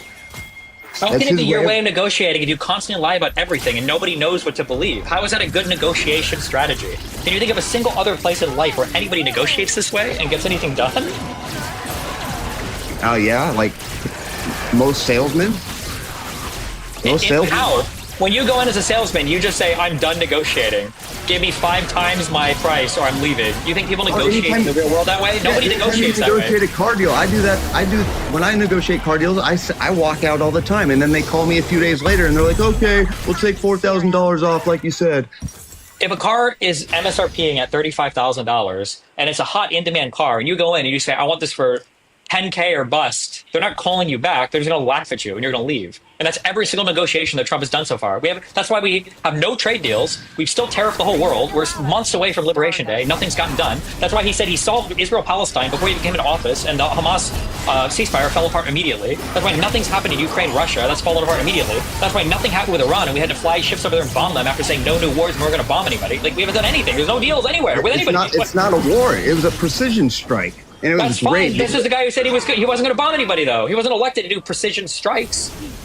When did he say he wasn't going to bomb anybody? When he said no new wars. It's not a war. He prevented the war.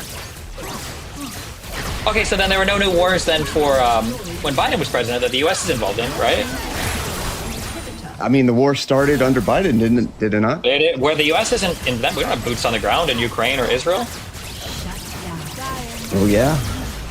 We're sending them lots of support, Bill. Which one? Iran and Israel. Iran and Israel. Oh yeah. No new wars. Aren't it? Well, that you know, it's a good thing to strive for, but you can't always guarantee it. He didn't have any. So Biden couldn't always guarantee that Israel wasn't going to bomb the shit out of Gaza. Like, okay. It's all of a sudden like anytime Biden's involved, it's Biden's fault. But if Trump is involved, well, you can't really he doesn't really have power over the Middle East. I don't know how anything could be Biden's fault when he wasn't even there. Oh my God. Obviously, it wasn't Biden's fault. It was the people behind him. Can you explain how Biden wasn't there, but they were able to pass more legislation than Trump did in his first term and will pass in his second term? Because he's not writing the bills. Who was writing them? I don't know. The secret people that controlled his handlers. Like, come on. Okay. Do you think that does it bother you that Trump is handed an executive order and somebody explains what it is to him? Like it's the first time he's ever heard it read before and then he signs it? Isn't that kind of weird? Who's writing Trump's executive orders? Do you think he's writing those? He's probably not, but he's probably the one that's like. If he's not writing the executive orders, then how are you mad at Biden? You're accusing Biden of not writing this, but we can see that Trump doesn't write his for sure. So you had a conspiracy about Biden. You just acknowledge a fact about Trump, but you're more mad about Biden than you are about Trump doing it?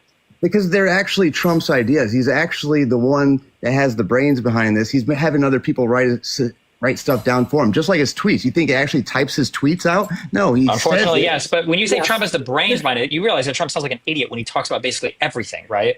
What does Trump talk about where it sounds like he has any idea or any understanding of what's going on? Because he has a more of a macro understanding of things. He doesn't do Name this one thing that Trump has a macro understanding of besides the hair system he uses. How to get people to do things that you want. He hasn't gotten anybody to do anything, though. Everything has failed under him. What do you mean? He hasn't gotten any trade deals. He hasn't gotten any foreign policy wins. Bro, trade deals take months to hash out all the details. Okay. What has Trump gotten somebody to do? He couldn't get Iran to do anything. That's ready to bomb them. What has Trump gotten anybody to do for him? Because he can't negotiate with Iran. So who can he negotiate with? He can't negotiate with Putin. He can't negotiate with Iran. He can't negotiate with Hamas. Who is he negotiating with? He is negotiating. They just got a deal done with China. Putin just came out. We don't have a deal done with China. We have nothing with China yet. What? We have nothing with China yet. There is no deal yet. That's not what Howard Lutnick said. Okay. Well, we'll see it when it gets unveiled. Yeah, well, all right. That's been fun. I love you, buddy. Be careful. You too. Like.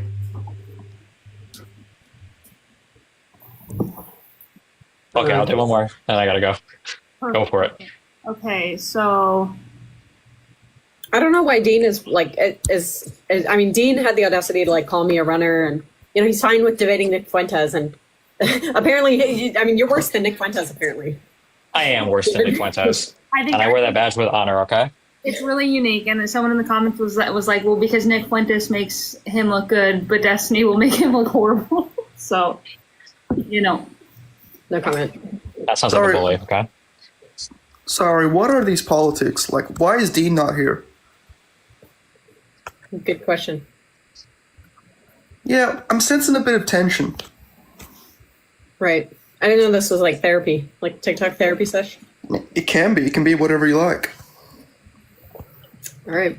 Can it be like $1 million donation live, to fund my matcha purchases over the next few months? That can be arranged. Okay. Let's get that going.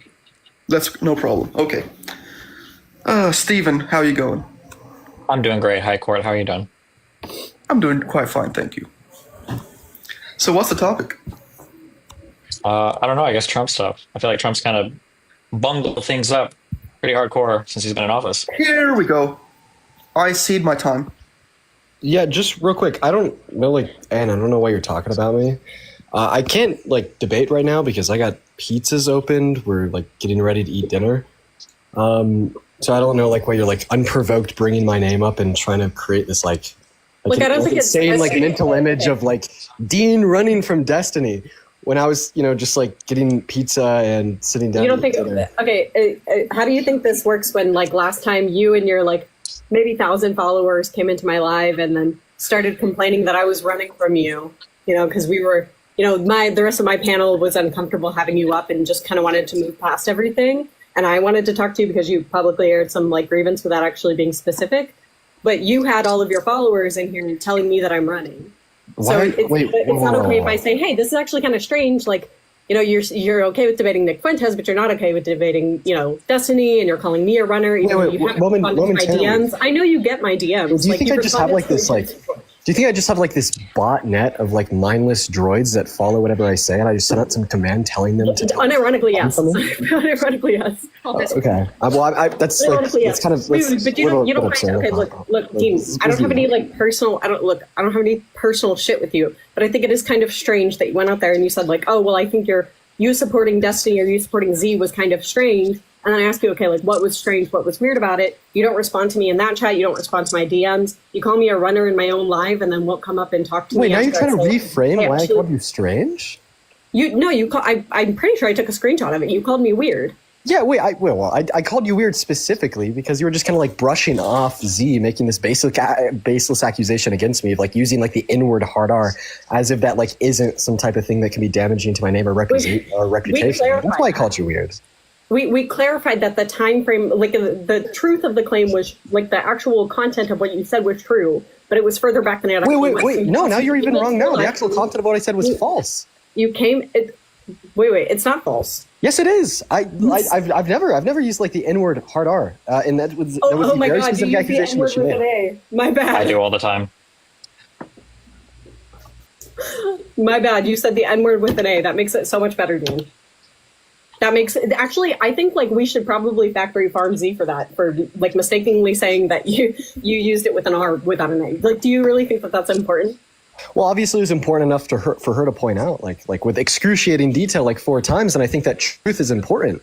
Look, and do you deny that truth is important? I think there's a pointing out of hypocrisy, not necessarily like look, you came up here, you addressed it. And I'm not gonna like. I almost feel as if like I was talking. Look. You're not gonna do this thing where you like don't let people interrupt you on your own. Jesus fucking Christ, dude! What's going on?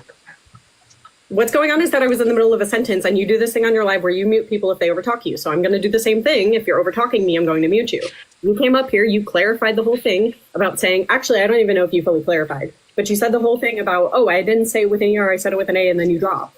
But then you came into another comment.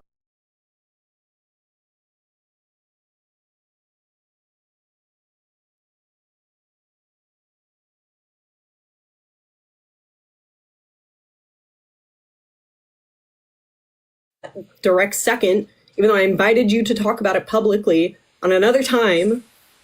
Like, this is just ridiculous. Let me know when I could talk.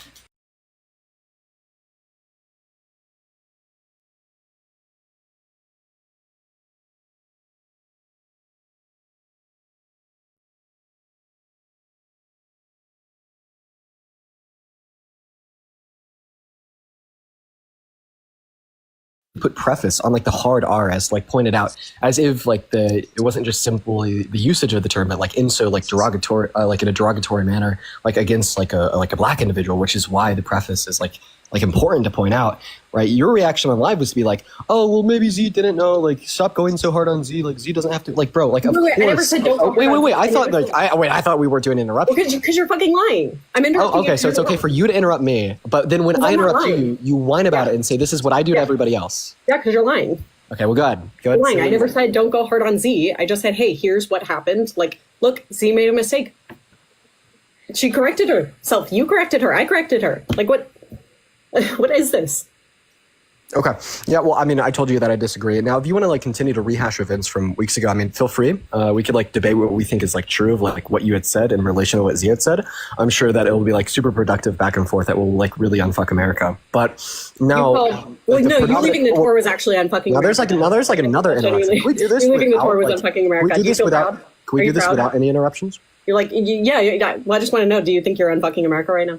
Like, you think you fucking America right now? No, I'm fucking stuffing pizza in my mouth, and I'd love to stuff more down it, preferably where I don't hear people like you online saying that I'm running from Destiny when I'm just trying to eat dinner. You are running from Destiny. You went on live saying you wouldn't debate him. Yeah, I said on live a while ago that I won't have a conversation with him. However, your comments that you made on the stream was in reference to the fact that I was in this stream, and you're acting as if I was running from him right now today, when in all reality, I'm just trying to eat dinner with my girlfriend. You are if you continuously refuse to talk to somebody who is open to talking to you, you are you are running. Okay. You would say that about any. Yeah, Destiny, do you feel like I'm running from you right now? Real. I do feel like you're running. We had disagreements on the stuff, and you ran from me. I should wait. Ran or running, right? Because the preface of the question that I asked was like specifically in relation to this live and the fact that I don't feel as if I'm running from you because I'm trying to enjoy dinner with my girlfriend, and then people like Anne are sitting on the panel saying, "Oh, Dean, you better get up here. If you don't get up here, like." In the future, you said that on live. I won't debate him in the future. I'm not going to debate him now. Like that is running. Yes. So once again, I've literally already reframed this conversation in a way that would hopefully make sense to you insofar as what you said. What you said on this live was that I'm actively running from Destiny because I was listening to the debates. Okay, yes, I was totally running from Destiny while I was in my car going to pick up some pizza. You know, by refusing, that is so you read that regardless of what you were doing. If you would have been sitting at home playing Fortnite on your fucking couch, you still would say, I will not debate Destiny even though I'm not busy right now. Oh, okay. So you're basically saying that the reason that I was running wasn't because I was busy, but it's really because if I wasn't busy, well, then I wouldn't have talked to him. And I'll just say the same thing that Destiny said a little bit ago. My grandma didn't have legs and had wheels instead. She would have been a bicycle. So, I mean, I don't know, but like I guess like the framing that I was like running from Destiny, like during this live, right, in the sense that and then for whatever reason, whoever's hosting the live, they automatically assume because Dean will not like give them their undivided attention and join the live right now and just, stop whatever he's doing and have a conversation. That therefore Dean is a runner, right? I guess that's like the reason I came up with because that's exactly what you had said right the moment before I joined, after I didn't type in the comment section for over 10 minutes. And I was just seriously listening. I didn't say anything about you before the comments started saying that you were here and that you should come So you're saying that you were provoked by the comments? Yes, I saw the comments and I said, hey, if Dean's in here, then we should have him up. Oh, okay. So, I mean, you were not like, hey, if Dean's in here, we should have him up. You're like, no, I find it funny that Dean is No. I didn't fucking say any of that. The thing that I said was funny is that why are you lying like Nick fucking Fuentes. Why are we like trying to change what you said? You want to pull? Okay, let's just pull the live clip. Yeah, for sure. Like the takeaway from what you'd said was not like, oh, Dean's in here. I wonder if he'll come up. No, the takeaway from what you said was, oh, like Dean debated Nick Fuentes. Why won't he debate Destiny? That's weird. Like preluding. Call Coach Cadrell. He's crying. Cadrell want to coach a game? Okay, let's do it. That's my Red Bull coworker. Hey. Hello. Yo, what's up, Coach? What's up, coworker? Yo, what up? My Red Bull athlete. Yo, coworker. How we doing? How's the win streak? I'm 4 right now. Yep, still at 4. 4-game win streak. 4-game win streak. What happened that last game?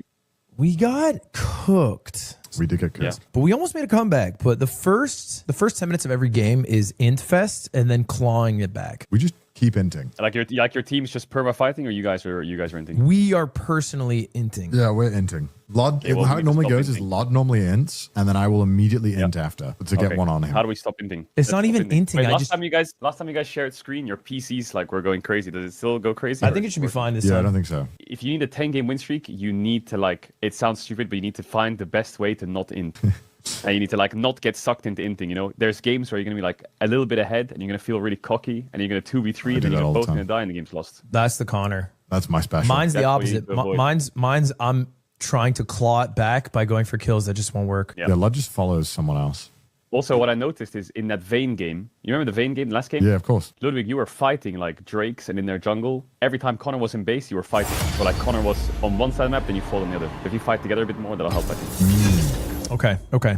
So we should be fighting that much, but just together? Yeah, we go stable in lane. We fight together on even numbers or more, and we don't get cocky, and we'll win more games. Easy. Sounds good to me. Okay, man. So you'll coach the game? How long you been at this?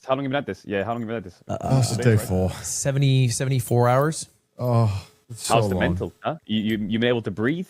Nah, man. It's suffering. But you know what? I know, Friendship powers us. I actually feel awesome today for some No, reason. I do feel better today. Might have been the math. I think it's the fiddlesticks, to be honest. that- I love support. All Can you right. tell people that support fiddle is real? Everyone's making fun of me. Yeah, it's great. It's really good. How does he stop dying level 3? I wonder if have you ever used Hex Flash before, Ludwig?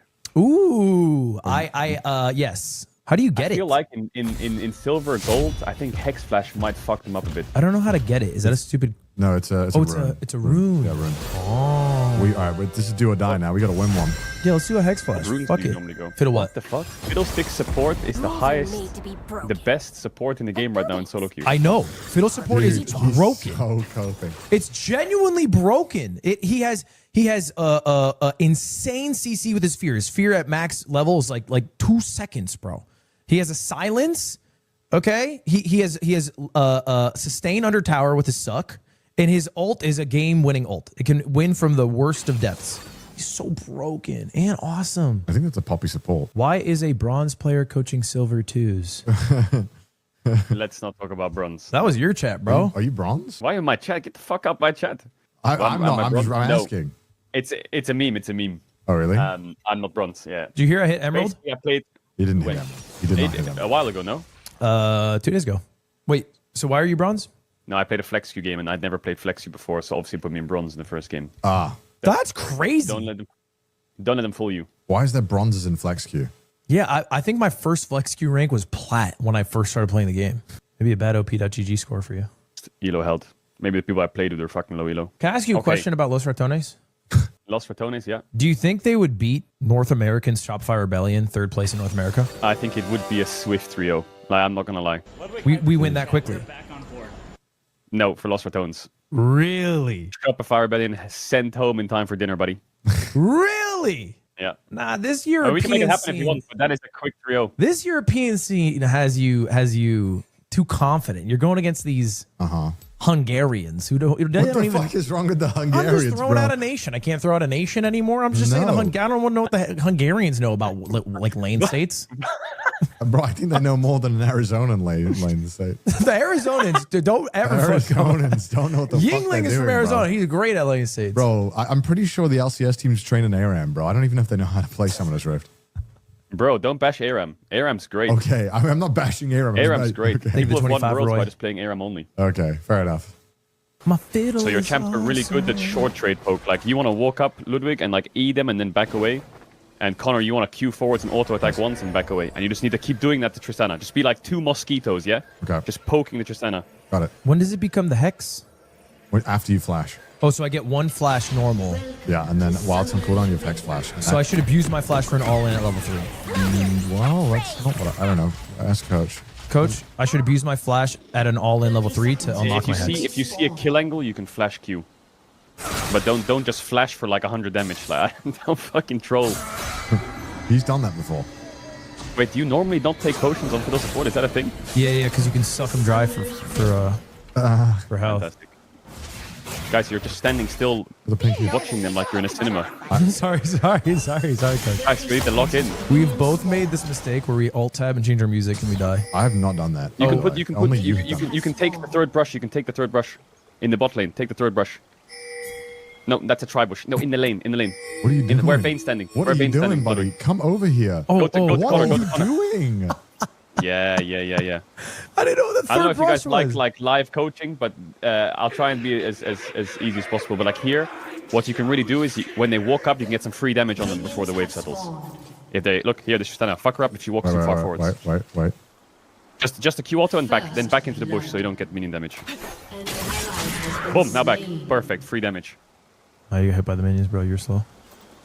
Now, boom! That's the Caedrel buff right there. That's Caedrel buff, baby! That's a 2-minute win. That's a good coach. sign. That's a good sign. Add it to the counter. That says a victory screen. Add it to the counter. That's 5. Add it to the counter. That's a victory screen. And we're spinning the good wheel. Oh, well, I got damage down. Yeah, I get Yeah, you're probably top 3 in that lobby for that damage. Big, bro. All right, boot it up. MVP, bro. You made them quit before they even got in. Oh my god, they were freaking Yeah, they were nervous. on the payroll. They were on the payroll. Okay. You know how we order a coffee, log? Oh, you're EP? I just think another coffee would make me go Dicko mode. I don't know what that means. I got you. I would assume Dicko mode means Dicko mode? top fragging, I imagine. Yeah, my vein's gonna go crazy. Wait, does that count? I think no, we're not gonna count that. No, we won't count that. We'll count it as a win under Caedrel's belt. We don't get a win. If we got to 9, Touchdown, baby. we would. Maybe just a spin. You get the 9 and lose. You can say 10. Yeah, well, yeah, exactly. Dude, I want to set this up because I think Shopify Rebellion wins. I think maybe you guys could win if it was like everyone was sitting at home. But if it's like a big arena and the stage is shaking and the crowd is screaming and the pressure's on, I think we got it in the bag. You think the lights make us what? Bro, Buckle? if the lights are bright, that's where the diamonds are shining. Who's the But diamond? if you're sitting at home in your undies, no diamonds are shining. Who's the diamond? I get the Los Ratones are the diamonds. The Baus is the diamond. The AP Jax is diamond. AP Jax, buddy. Yeah, everyone was He's telling me saying AP Jax would have won the other Pinch. game. The AP Jax is crazy because at least the games I watched, 25 minutes, it looks like the worst thing of all time, and then it comes alive. That sounds like every Baus build. True. Full scaling, 0 lane prior. 0 lane. Does it actually scale insanely well? Yeah, well, the thing is with Baus, he goes full scaling runes. Like he goes. Oh wow. Like there's a lot of scaling runes, like Gathering Oh Storm, my god, Conditioning, ew. you know, like scaling HP. Gathering Storm is so nasty. Like the first item he buys is refillable potions from base, because then when he bases it refills and he doesn't waste gold. Oh wow. Or he will buy like no potions per lane. Oh my god, the one game we didn't buy Zyra. Crazy. Do people not like ban fiddle against you guys? Is it Huh? shooting? I love shooting. Do people not like ban fiddle when No. they see you in queue? I don't think we get sniped a lot, to be honest. We're so low elo that we're just not in the pool. WNA solo queue.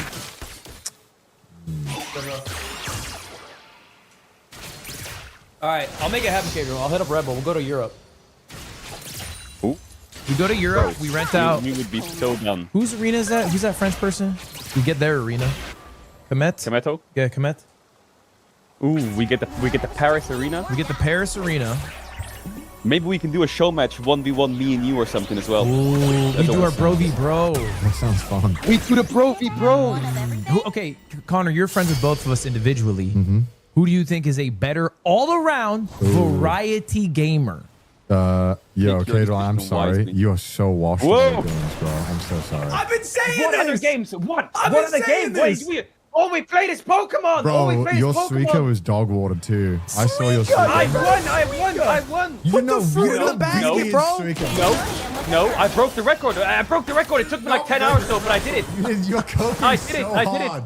You're I hit like coping. 3K. Dude, he made a I hit grape like and he's like, 3K. I broke the record. Yeah, he did. Wait, you hit 3K? Okay, so you're gonna judge me on 3.4. Pokemon battling and fucking watermelons? That's your judge on how good I'm at games? And let's Are be you real, Cadel. serious? Let's be real. Let's talk about our Pokemon. It's not good. Let me hear about the Pokemon. I haven't heard about this. I will admit Connor was carrying me. No, but we both- then I learned everything and was completely clutching every fight. Yeah, we also need to finish I that was sometime, touching- Cadel. We gotta finish that. Yeah, we need to go back and finish that. I'm actually good on Blitz. You guys are against the lethal tempo Zyra. How do you know the runes? Oh, you're looking at the little image. yeah. Oh shit! I took press the attack. Oh well. No, GG. It's okay.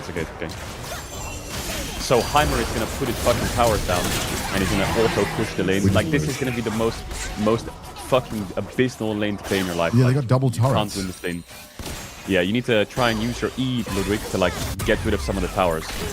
Get rid of some of the I think you guys will get pushed in. What towers? I'm a Yeah, tower. so Heimer's Heimer's towers? gonna put some towers on. Yeah, you'll see. This is gonna be a bit of a nightmare to play. Fuck. Yeah, this is gonna be pure depression lane. Okay. Well, all we have to do is like tank the depression, because then there will be a wealth of prosperity at the other end. Yeah. What? Your I guess so. girl talk to you? Damn. Wait, what time does MSI start, Cadel? 5 p.m. Our time. 2.5 Starts hours. at 2 a.m. European time. That's brutal. so gross. No, it's This isn't disgusting. even good for Americans. Who wants to start at 8 p.m. Eastern? That's what I'm saying. 2 a.m. start time to watch G2. Wait, To watch the Blues? Didn't they lose badly yesterday? Billy went crazy. Yeah, if they lose today, they're out. Dude, Oh, wow. did you see the clip of Cadril knifing a chair? No. He went full British. Oh my God. He got up out of his chair and wow. started like stabbing his. Okay. Hate to be ruthless, but That chair got fucked. Yeah, that chair got fucked up. Dude. I don't punch often, but when I do, it's hard. Just know that, yeah? I might go double pots here. Yes. Yeah, you should definitely go double pots. Yes. Maybe... Oh? Yeah, double pots. Oh, I was thinking maybe? you should go long sword, 3 pots on Vayne, but maybe Doran's plate's fine. Maybe fine. I'll just suffer. have to be cruel to Yeah. be kind. Average European. Maybe you can get that bush again. Try and get that third brush. Okay. See if you can get a bit of poke. Because what they want to do is Zyra wants to go down to bot and stand still with her passive, and she'll spawn plants on the ground. Dude, I hate We don't want that to Zyra happen. so Yeah, we've had, honestly, maybe overall the worst support fuzzer than Zyra. It's been miserable. Oh, he's done it. It might be It's push. hurt. Yeah. It's He's hurt. got a tower there. He's got a turret there. You can kill it. You can kill it. Get some gold. Now go back to it. Bro, 100 Nice. gold. Just base, I think. Just base on it. Yeah, Go I'm base. into base. Yeah. Nice. You want to gold. stop them putting turrets down. Stop that. That's good. Otherwise, he'll just auto push. Ouchies. Wait, what the fuck? Might have to run now. Yeah, I'm back. I'm back. Go I'm base. back. Go base. Go base. You just put another one down. Dude, how many does he get? Oh, like unlimited. As long as they're like, so that the towers have a range, right? So you want to make sure you stop the towers being in the minion wave. If they're really far back, it doesn't matter. But the further forward they are, the more you want to kill them.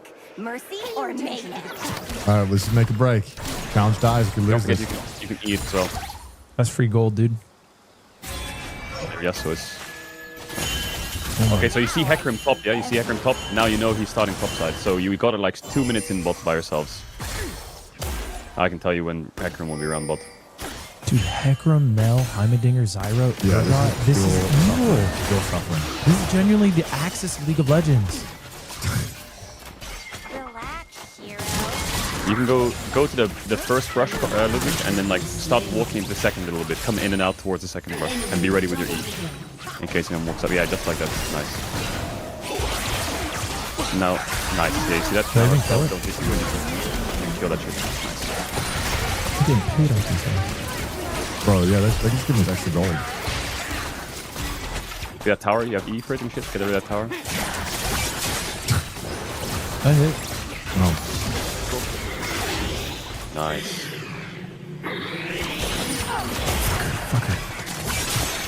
Ouchies, ouchies. So this is like the most toxic lane to ever play against. It's just loads of shit on the ground. Yeah. This is a generational fucking annoying lane. Ouchies. Killing. Ludwig and CC, name more iconic duo. So Heimerdinger has TP. So any poke you land, try and aim on Zyra. So every time you have E, Ludwig, just try and aim it on the Zyra. Oh, this is generational awful. You're chilling though. As long as you can farm, you're already winning. It does look too good. I didn't notice that. That's why we got cope, bro. Back to that middle brush, Ludwig. You want to be on the opposite They'll side. see you, they'll see you, they'll see you. Why do they see me? Yeah, You perfect. just walked in front of the minions. What do you mean, why do they see you? The fuck are you talking about? It's just so impossible to ask questions to you. What the, I mean, you ask dumb Hey, Heck. questions. See, heck, go put your effigy in the tri-bush. This ours? Yeah, other one. Use your potion. Jump. Okay, I'm scared now. I'm scared. I got scared. Yeah, Hecarim's in that tri-bush, I think, so just let the waves come into you, just chill a bit. How can they see you? I just can't believe you asked that question. Like you Lock in. I just, This is what tilts you. Is that how like John Cena thinks? Like No tilt. Stay a bit back, you're gonna get ganked probably. Oh, it's mid. You're chilling. Okay, he wants the base. He wants the TP. Dude, how did they see you there? Just couldn't figure it out. Too far forward, watch out. Pop your potions, Ludwig. Dude, his turret's leveled up. This is so miserable that I don't two-shot them anymore. E and run away. Lovely. So Zyra has a root. When she throws the root, if it hits you, you're fucked. If it misses, you can fuck her up. Like that. Now when I'm down, she's useless for 10 seconds. Oh my god, the turrets take 3 shots.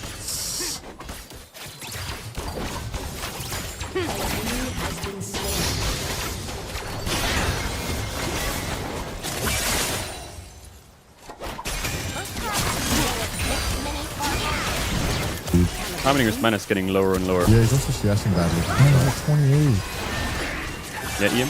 Nice. Lovely.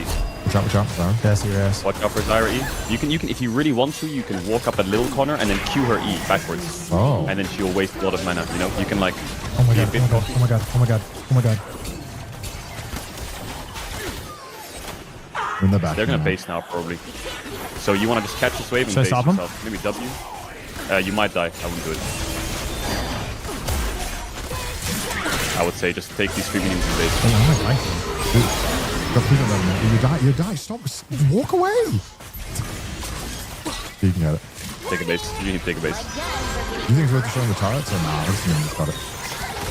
Yeah, they're a bit annoying for you. I think when you put points in Q, if you Q auto them, they might die straight away. Yeah, I got points in Q. I think if you Q auto, they might take a lot more damage. Yeah, I went boots first because I just want to dodge this shit. Hold tab. Oh, you guys are doing great. Look at that. You're up 12 CS in bot against Zyra Heimerdinger. You're fucking... You bought no potions, Connor? Nah, bro, I don't need them. High. Okay. I'm just not going to get hit. I bought boots. Oh, I think the armor's going to help a lot in this lane, lad. So what is that? The armor or the AP? Am I being dumb? It's fine. I'm just trolling. Dude, you can't troll me. I'm sensitive and I don't understand the game on a fundamental level. Yeah. Watch out. Oh, I knew it. No! Well, there we go. You need to be careful. If you face check them, you'll die instantly. So should I not get Trailblazer? Should I just fucking rip? It doesn't really matter now. You don't have the gold anyway. Just go bot. He just called you Paul. I know I am. He just called you fucking Paul, bro. You're a fucking broke bitch. Oh, Lydia's kinda... Missing her ball.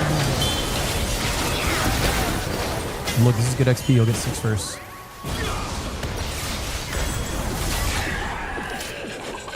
I think your job in this lane is just to stand back. That's what I'm doing, bro. I'm saying. You go to standing back. Go to running away. No one does it better. Your champs. Your champs just don't beat their champs ever. If you ever want to go for a cheeky E, you can do it. Otherwise, we're chilling. Why is someone talking about Viego? Shut the f... Oh, I thought I fucking played it masterfully. Yeah, what you're doing is nice though. That's like a high level kind of in out of the bush. Try and bait them a bit and then make them use their spells.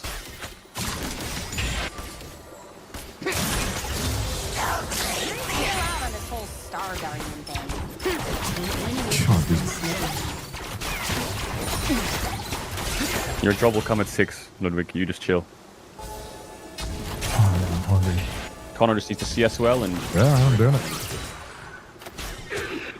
Maybe in a vamp step on as well. Nice, just like that you can bait it.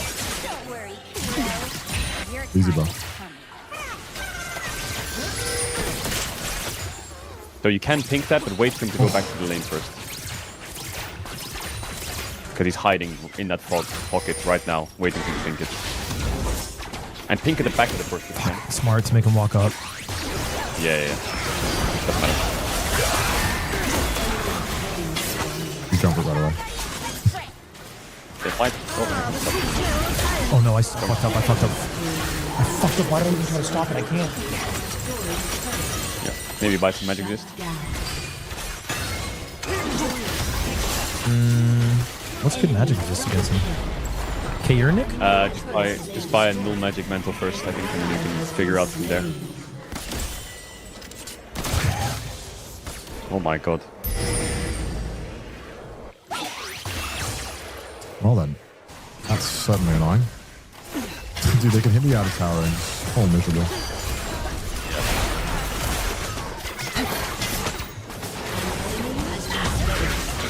You might need the base after next wave coming.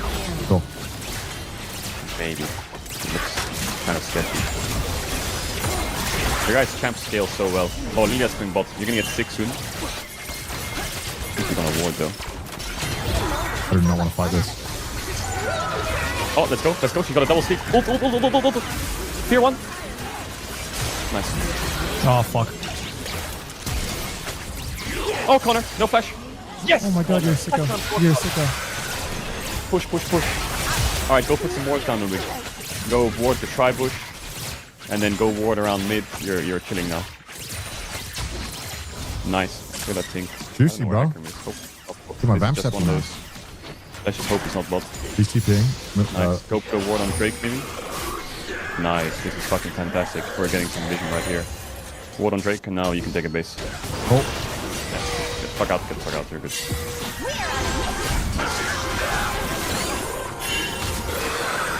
He might cancel you. No.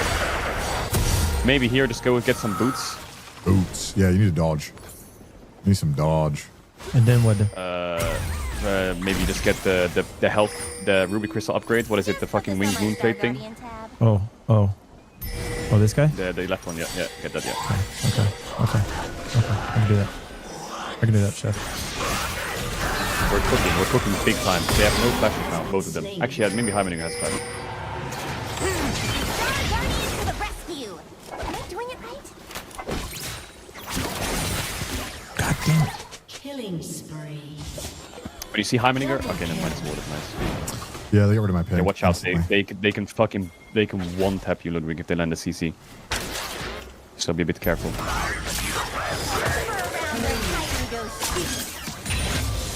You just let the game come to you. No stress. Dude. Fuck me, their warding is insane. Just let them come back to lane. Yeah, it's ridiculous, bro. It's ridiculous. The baiting. This Heimerdinger is the CEO of that tribe. Like they're playing near it, bro. They're just waiting for you to go. The CEO of that bush. Don't go near it. He's fucking. He's waiting. He's fucking waiting. He's not even farming. He's just standing in the bush. Now we go. No, he's not gonna fake it. I'm just constantly faking it and stopping him from CS. Do we fancy an all-in? Maybe not yet. Okay, if this guy's gonna be the CEO of that bush, then maybe what we can do is we can. You got auto before. No, I can get on. Just let me auto actually. Wait, sorry, what's this? Might still be enough rush. You can check with your trinket. He's so funny. Bro wants it so bad. Okay, anything you put there, he's gonna clear. Yeah, so don't you go. let's just catch this wave for now. Maybe I wait for the cannon. Oh, he got it.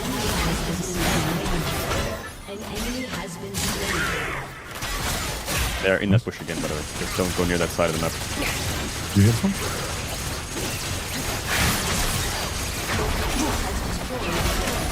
Maybe put a ward in that brush, the first brush, a little bit.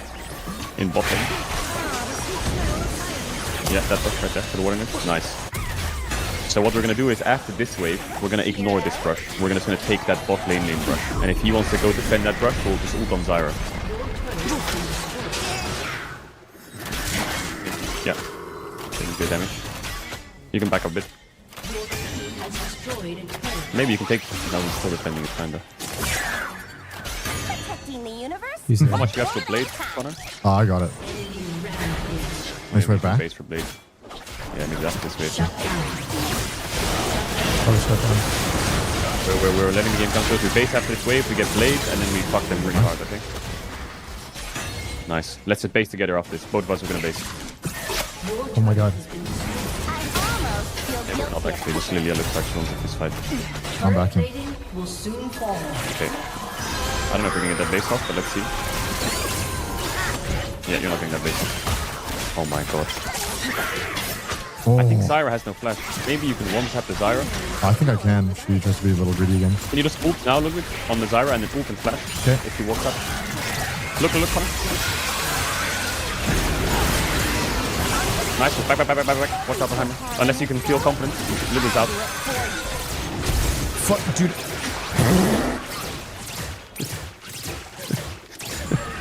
Yeah, I think you just have to get out. It's okay. Hyber will die though. It's really good. Really, really good play. Yeah. No. It's a 1 for 2. You can't be mad at that. Now you get your merc threads. Now get your merc threads. What? Nice. So you see, this lane is like you wait. You wait for one window and you have to go on it. Otherwise, you're just gonna sit there and just suffer. And then maybe you can finish your trailblazer now, I guess. Love a trailblazer. Oh, now we got blade. Maybe you should buy a little bit of magic resist, Connor. Okay. Like go with 10 second or something. They have Zyra, Heimerdinger, Mel. True. Oh my god, is he just gonna get this before I get there? No, he's really smart. Yeah, you can defend the tower. Just, I wonder where they're. Oh, they got the beats. Damn, that sucks. These look strong, bro. Swapping, which is great. You can take the push finally, though. Dude, I've been waiting for this. Yeah, so is this guy. Maybe how strong is this guy? I think with Vayne you can kill him, but you need ult. I don't have ult yet. Oh, bro. Yeah. No, we're not even down that much. No mental. Fuck, I'll do that. What are you doing? I don't know. Dying probably. I'm chilling, bro. My fear's really good. Hecarim is coming bot for Drake, so any fight here is probably bad. You can put your effort into it, I think it's nice. Do you have flash, Connor? I do. Okay. Maybe we just wait for your ult, Ludwig. Yeah. Watch Lilia on the minimap. Maybe you should lean towards Lilia a bit. I think she might start a fist fight with Hecarim. Let's go for a hex fight. Oh, sure. Nice. Can you cook his ass or what? Nice. Ignite. W. That's a big shutdown. Yes. Big shutdown. Take a base quick. Base. Almost took that from me. Should I help here? Mine, stay. Yes, stay. I don't know if this fight's gonna go good, but you should definitely give him some moral support.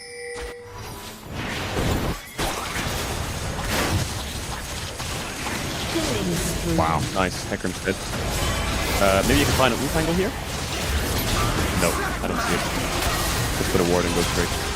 You can ward while you're respawning. Over the wall. Over the wall, in front of you. Oh. You mean ult here? On the ramp. No ult. Just ward on the. Oh. Yeah, perfect. Now you can wait. Killing pretty hard. Nice. That's big. Lilia got a shutdown, so her mental's fixed. Urgot died, and you got Drake. Oh, I should have back. But Yasuo wants to push forward. Okay. You can spy a ping. It's okay to base. Like, Yasuo you're for some on reason base. has given up on mid. Okay. He's just giving up, bro. Yeah, You should go mid together. You should go mid. And then Coming he'll mid. hit your pressure to go bot, He and just then he'll pinged, stop but it. he wanted to go hot, so let him have it. I mean, the turret's gone, but if he wants it, he wants it. He's got TP, so it's whatever. Slaying dragons is not. Why doesn't? Oh, look at Zyra. Can you move the Zyra? No. Maybe you can push this push, though. I think she might have warded it. Nice, good. Now let's look bot, because Yasuo is inting, but he's actually kind of strong. And we can help him. Can you W the flank? Can you yourself a bit? Is that great? No, your W does nothing. Watch out. You want me to go boss though? No, you can stay around here, just push your wards down. In these pushes. Yeah, there and this one. Yeah, watch out, you might get rooted if you contest this ping. Okay, good. Look bot, so watch Lilia, yeah? So look at the minimap and watch Lilia. If Lilia goes bot, you go bot. If Lilia goes mid, you go mid. See, wherever she goes, you can follow her a bit. Oh, watch out, Hecarim, watch out. Just put a ward and just follow Lilia. Oh, Zyra inhabiting her mid. Yeah, it's okay. You come mid with Ludwig and just stand on the tower, Ludwig, stand on the tower. Oh, Ludwig fell. Great. Can I ult this? I don't know. Going for this shit? Okay. Ouchies. Oh, what blew me up? No. Run. Okay, not worse. Could be way worse. Good try. Dude, I had it. Jesus. God, Mel is so on fun. What was the Mel? Oh, Mel's ult. What is it? A straight line. Oh, it like executes whatever stacks you have left. Oh my god, this Heimerdinger is just roaming, dude. I'm sure you're gonna win this game, I'm serious. This Nessus is fucking scaling. Nessuses in this elo are deadly when they're pushing sides on themselves. Look at Lilia, so when you're not sure, just look where Lilia is and maybe just go where she's going. See if she's gonna fight. She might get a sleep here on Mel. Look at Lilia. What's Yasuo doing? She's sleeping Mel. I think she's fighting Mel. Nice, can you help her? Or you get some XP from the kid. Nice. I could have taken it, but that would have been kind of BM, I think. Yeah, you just let that wave. Yasuo can catch late. Put some more down. Watch out, it's coming. Yeah, I'm sure of where the Hecarim is. Now let's just take some XP, Ludwig. You've done a great job with like helping your team. So now we just stay with Vayne. Stay with Vayne? Yeah, okay. He's using it. Your job is like a support fiddle, is you're just an ult bot, right? So levels and damage is not really your thing. You're more of like a giving people number advantages when they're fighting. Alright. You guys chilling. What's really good here is, Ludwig, is if you put a ward in the middle of the lane, just put a ward down where your minions are, right? Dude, I saw people do that. Yeah. Why is and that now good? It helps a lot because now when you sit in a bush and the wave's dead, if anyone walks up, you can ult them. Like your best position right now is behind that little wall where Urgot's running Here? on the other side of that wall. Yeah, that position's great. How? So am I sitting in lane if minions walk by? No. No, if you're around here, you're fine. So you see that ward in the middle now? Now we know if anyone's going to walk up the wave. See that melt? Can we look melt? With Vayne, look. Oh, they see you. They see you. They see you. They see you. Oh, I fuck. got stunned. Wait, why did she see me? Because there's a ward. Oh. They all good. So Mel has a reflect. I should have told you. You know, I know about that. Yeah, I gotta. You throw your Q, you reflect it. Oh, that's bad. But that stuff you did right there, you want to do that. That's really good. You want to kill this guy? Yeah, it's kind of fishing a bit. Nice. Oh, I pushed myself back. No. Nice, you got some scope. Nice. It's good. Watch out for Hecarim though. Ignite him. Just run away, Ludwig. You're done here. Get the fuck out of here. I'm not dying for this. Yeah, get the fuck out. 1 for 1 is great. Look at this. This is fucking good. Just be careful on your entering here. They might be on your left. Nice. We're chilling. Look at Yasuo. He's getting a tower. He's loving life. I think you could base for... Oh, Furious ass. Fuck him up, Connor. Oh, ult. Okay, nice ult. Damn, he didn't use ult that fight? That's crazy. Me? No, Hecarim. Oh, yeah, no. You can take a base now. Ludwig, you're the strongest point in your game. You're level 11. You have 2 points in ult. You have your first item. This is it. This is as good as it'll get. And what's our magic item we're getting? Maybe Zhonya's, I think, is probably good. Ooh, I can get with them. So when you buy items like this, Wit's End, you need to be really like conscious, Connor, of who you're fighting and what items you have, right? So fighting Heimer, Gyra, and Mel is great, but if you're 1v1 in Urgot, you have nothing. Dude, what is he doing? Can he win this? No, he's tilted. Let him, he's doing Yasuo things. Put some wards down and run for your life. Because you have no flash, watch out. Just run for your life quick in case they collapse on you. So this Drake is fucking dead. Whatever. Well, I'll just match finish. Don't peer pressure Lilia too much. I think this fight's, no matter what, it's kind of lost. Let her play her game, but don't get sucked into it because you'll just die for free if you join her. You can snip a bit with this stuff. She does fuck, bro. Why is she going for that? I don't know. She had a dream, I guess. Dude, she's mental broken. Oh, God. Oh, they're just taking over our jungle. Our whole jungle's taking over. Yeah, it's okay. They can't do anything. There's nothing to do anyway to them. You can just ward over the wall here and just chill a bit. You just ward? Everywhere, bro. You like here? Yeah. Oh, just to sit there. Bro, just put the wards down here. Can we fight this, maybe? Oh. Looks hard. If you ever want to know if you can take a fight, count how many numbers on the map. You have Yasuo, Vayne, and you versus maybe 3 or 4 of them. Probably not good. Just probability of numbers in the fight is the easiest way to... Oh, I can building a armor already. You can ward over this wall here and stand on the ramp with it. Yeah, stand around here. If there's someone walks up here on the Vayne... Fuck. Okay, we're jungling now. Oh, God. We're jungling now. We're jungling now. Let's get Raptors. I think Lilia's gonna fucking rage if you take. Oh shit. My bad. So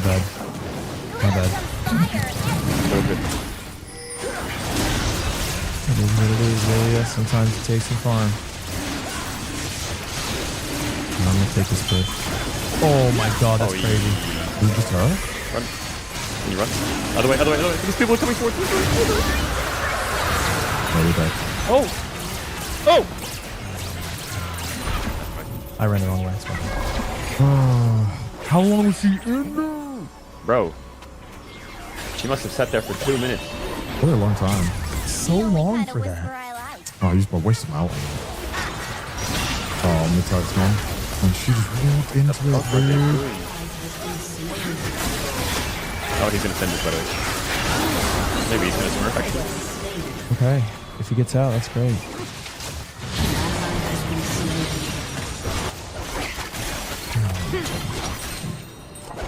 Bro, what is going on, bro? Everything's crumbling around me. No, it's alright, it's alright.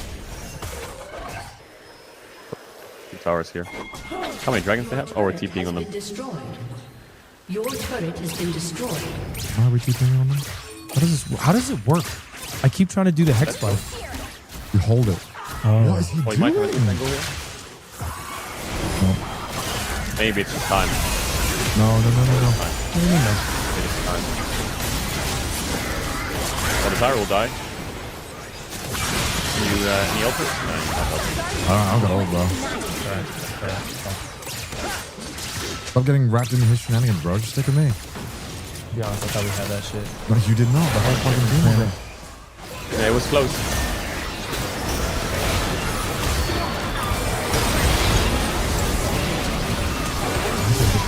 your Nef. What are they doing Baron right now? Nothing you can do about it. Nasus, he's a bot, bro. He's literally a bot. He is literally a bot, and you're just completely injured. This isn't even a bot diff, it's just a mental gap. Bro, I got so much CS, dude. So strong. I'm so strong. I nearly got Rage Blade. I got my Seekers. I'm going crazy. Yeah, when you get Rage Blade Vayne, you're just gonna have to hit the Urgot and Hecarim. That's it. You can never Q forwards into them. They will just kill you. You still have a chance. They only have 2 dragons. Set up some wards here, Ludwig, and then just hope for the best. Try not to get caught. 3 top. So what you're gonna do here now is you're just gonna dump your wards in bot side somewhere in any bush you want, and you're gonna press B. Oh my god, Nasus again, bro. He's got 0 brain cells. All he does is just... Top lane, top lane.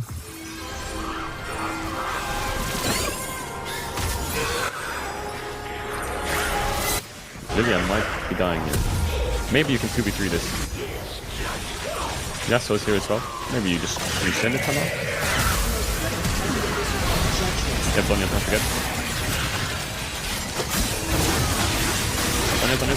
Sonya. Nice, now run for your life. Go back to base. You're fucking done here. Come on, Connor. Bro, somehow the Urgot got away. I'm so sad about that. It is what it is. Oh, that was a kill. I'm gonna help you though. Maybe you can get to Drake. If you both base now and run to Drake real quick, you can get there in time. Yes, pinging it. What is that gonna do? I'm scared your Yasuo might die though. That was a really good fight. We kind of need you, Connor, on this. Yeah, I know. Sorry, I wanted to back there. Sorry. Rolling. Oh, it's CG. It's completely cooked. Oh, it's CG. You got a turret? That is potential. Dude, he's just running in with 0 brain cells. That's all I got for you. One by I got 1E for you, buddy. Just let him do it, bro. Time to push some waves. Time to push some waves and yeah, put a ward in the lane and just yeah, run for your lives. They have 1 mid wave. I think you're gonna have to give your inhib. Yeah, I think so. Maybe go heal up Ludwig for a bit. You have the time. This mid inhib's dead. There's nothing to do here. They're not gonna try and take it though. Are they not gonna try and take it? You can chill. Yeah, you can defend it. Okay, now they're gonna walk up this inhib and your team's up in 3 seconds. So there's a world where you can go down into this gate here and you can look for an ult on Fiddle. If you're a little cocky, you can ult now over the wall. Look.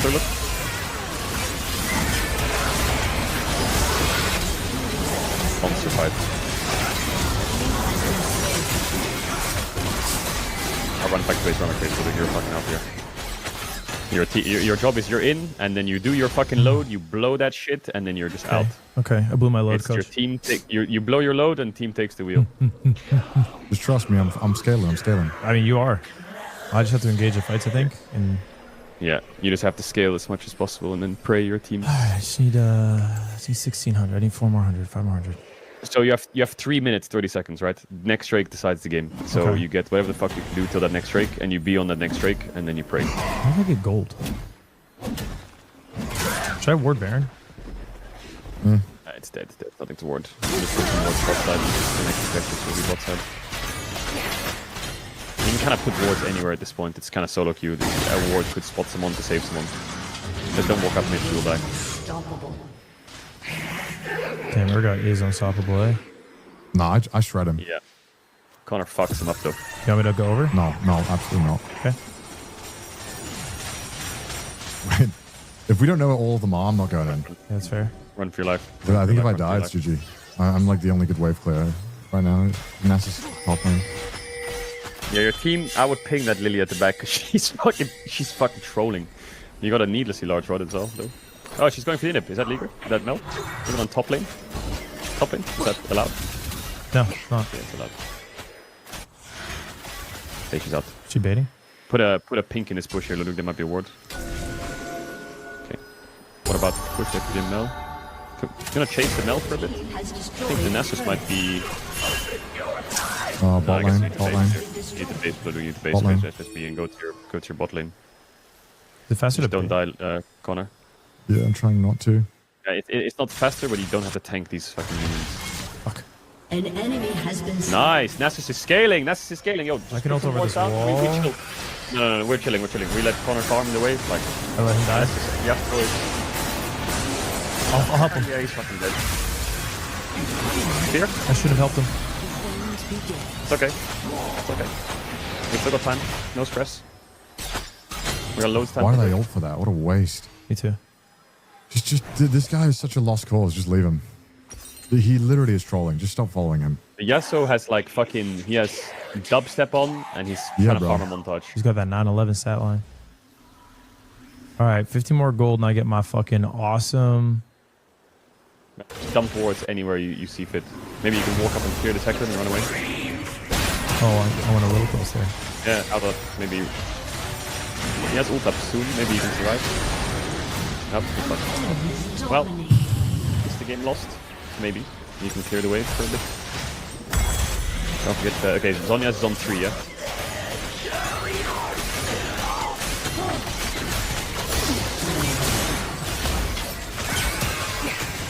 Spear. Toppinip's dead. It's okay. As long as you don't use 3, you're fine. Yeah, holding.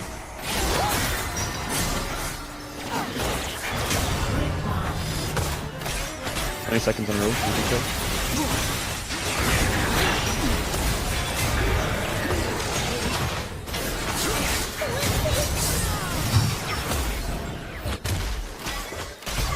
They're gonna run to Drake now. We kinda need to chase him a bit. Dude, why does it do so much? He's not even there. Okay, they're You gonna go Baron? Okay, they're gonna go Baron. Let them have Baron. That's great. Now we can fight Drake. We're gonna fucking push mid, and we're gonna buy 2 control wards, and we're just gonna run to Drake. Just as many wards as possible. I think they're all top sides. You know, getting the Drake away from them is better than the Baron? everything possible. Yeah, fuck the Baron. Okay. Oh, Zara? Oh, But I don't know if they're gonna give you that. I don't know if they're gonna let you have it. You just put a pink ward down here, Ludwig, and look for an ult. Connor, get ready to join him. Yeah, now it's good. Now flash. Yeah, now clear. Get ready to silence. W. And now Sonya. What? I was stunned. I was feared. Fuck. I should have done it earlier. Hold up. Too low. I think the too Urgot's low. unkillable. I'm too low. Lilia. No. No. Oh my god, that Urgot is Thanos. Thanos. That's so funny. No, our streak.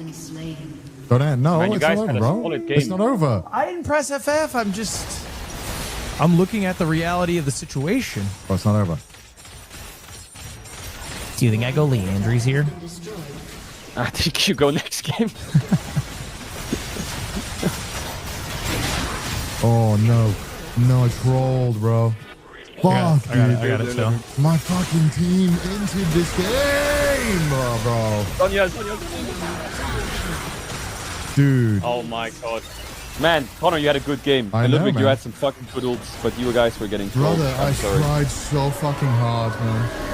But if you can play that style of game of just patience and getting those windows, Yeah, you'll man. win Oh. way more. Bro, Ludwig, you fucking followed Yasuo like a moron. I know like 15. I did. Stop I fucking doing that. did. Also, Hex Flash is not for me. I don't know how to use it. Oh, you just kept following Yasuo. It is cooked, Oh, bro. no. It is cooked. Oh my god. Do you think this Yasuo just fucking is? What do you think? He's just hitting a bong right now? Dude, yes. He's And fucking and gooning. kept He's following gooning him. to I animate don't know fucking why you porn kept on his second following him, monitor. bro. He's Awful, fucking fried, buddy. miserable. Looks over, throws out one fucking wind wall, calls it a day. He's fucking fried. Well, how many more hours do you have? 27. You were only eclipsed by the Nasus and shittery that game. Ludwig got some good engages, man. Thank you. Yes. You did, yeah, but Yes, why, thank you. why Fucking good then engages. waste half your life with fucking Yasuo chasing the most bone dead player of all time? It's moronic. I can't stand it. Bro, normally Nessus takes like 30 minutes and then he's online. This fucking Papito on Nessus, that guy needs like 40 hours. What's he doing? He's fucking useless, man. He never came online. Lord of the Rings Extended Edition. Dude. He never came online, bro. Get some bread. But your fighting was good, Ludwig. You just blow your load and then you just fucking pull out and you go back to base. Oh my god, I just got okay. Yeah, what was bad? Like, if anything, well, I'm talking to coach here. What's bad is like your control of your character. Like sometimes you're walking up to E, but you take 2 steps more than you need to. So when you throw your E, you're already so far forwards that they hit you back. Does that make sense? Yeah, like in lane, and then I take like so much damage. You're kind of letting your champ go too far forwards a lot. If you want to like, when I told you to fear the Hecarim in mid to save your Nessus, you got your Q range is like a circle. You got so close to the Hecarim, you were already in range like multiple steps before you got in range. It's because the E is so much less important as jungle. Q, and then just, that's called spacing, right? Like how far you are from the enemy champ and how long range your skill is. A lot of like players tend to go too close even though they're already in range. Do you think I keep the fiddle? I mean, what else we got on the shelf? you know what I'm saying? How many champs are in the freezer? I got a bronze 1 Leona. People say I have a champ puddle, not a champ pool. Bro, you got a fucking champ bathtub. I got an Amumu, Leona's not it. but it's kind of. I mean, Amumu support is good. Connor hates when I do it. It needs like a crazy 80 carry. Like what? What is it? Like what? Like a Kaisa or something, you know, something that can like jump in, like a Tristana. My Amumu, the issue is Connor gets a little bit upset if the laning phase doesn't go well and it tilts him in the late game. He's not good at, sucking for 10 minutes, then ruling. But it sounds like every support champ you play doesn't play for lane. Like Fiddle loses lane, graciously gets 6 and ults. Amumu loses lane, graciously gets 6 and ults. We did Leona, because Leona wins lane, right? Yeah, some lanes, yeah. You just have to go in a bit.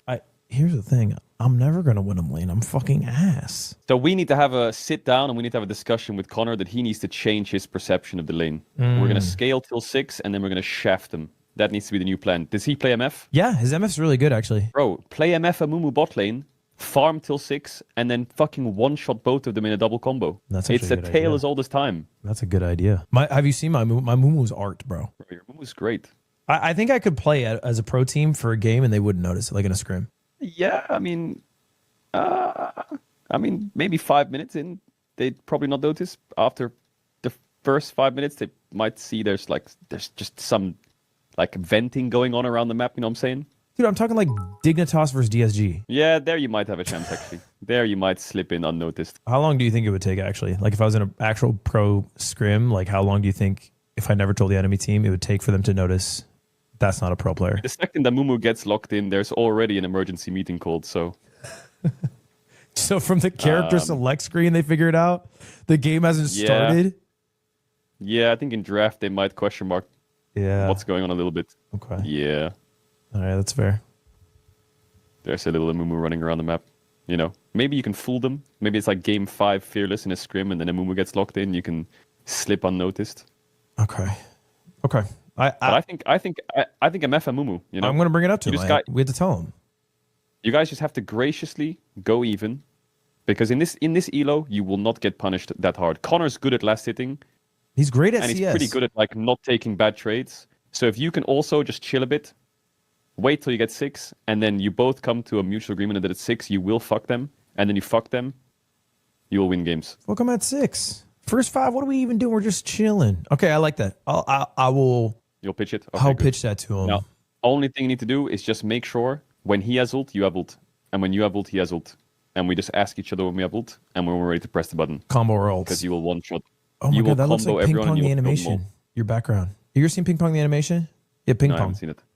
Are you a weeb? Nope, haven't seen it. I mean, I dabble. Listen, I'm going to be checking every now and then, and you're going to be winning games with him. Okay. Goated, bro. And I want to make this challenge happen. Yeah, I want to make it happen this year. Versus Los Ratones? Yeah, absolutely fucking clapping session. All right, man. Well, hey, check in whenever you can. Appreciate you. He's not coaching anymore? Yeah, no, he said he wanted to leave. He said it was the worst experience watching anything since watching G2 yesterday. No, my eyes are bleeding. I gotta go. I have allergies, but now I'm definitely allergic to fucking Inters. Oh, wow.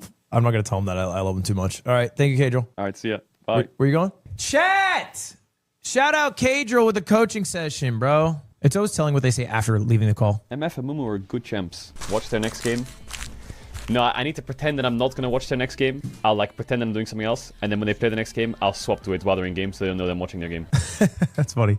He is probably a better caster than he is coach, so it'd probably be better for his chat. That's funny. Dude, we 100% I think can win at this Amumu MF comp. I think my fiddle can do it. I think I'm inting Connor and it's tilting him.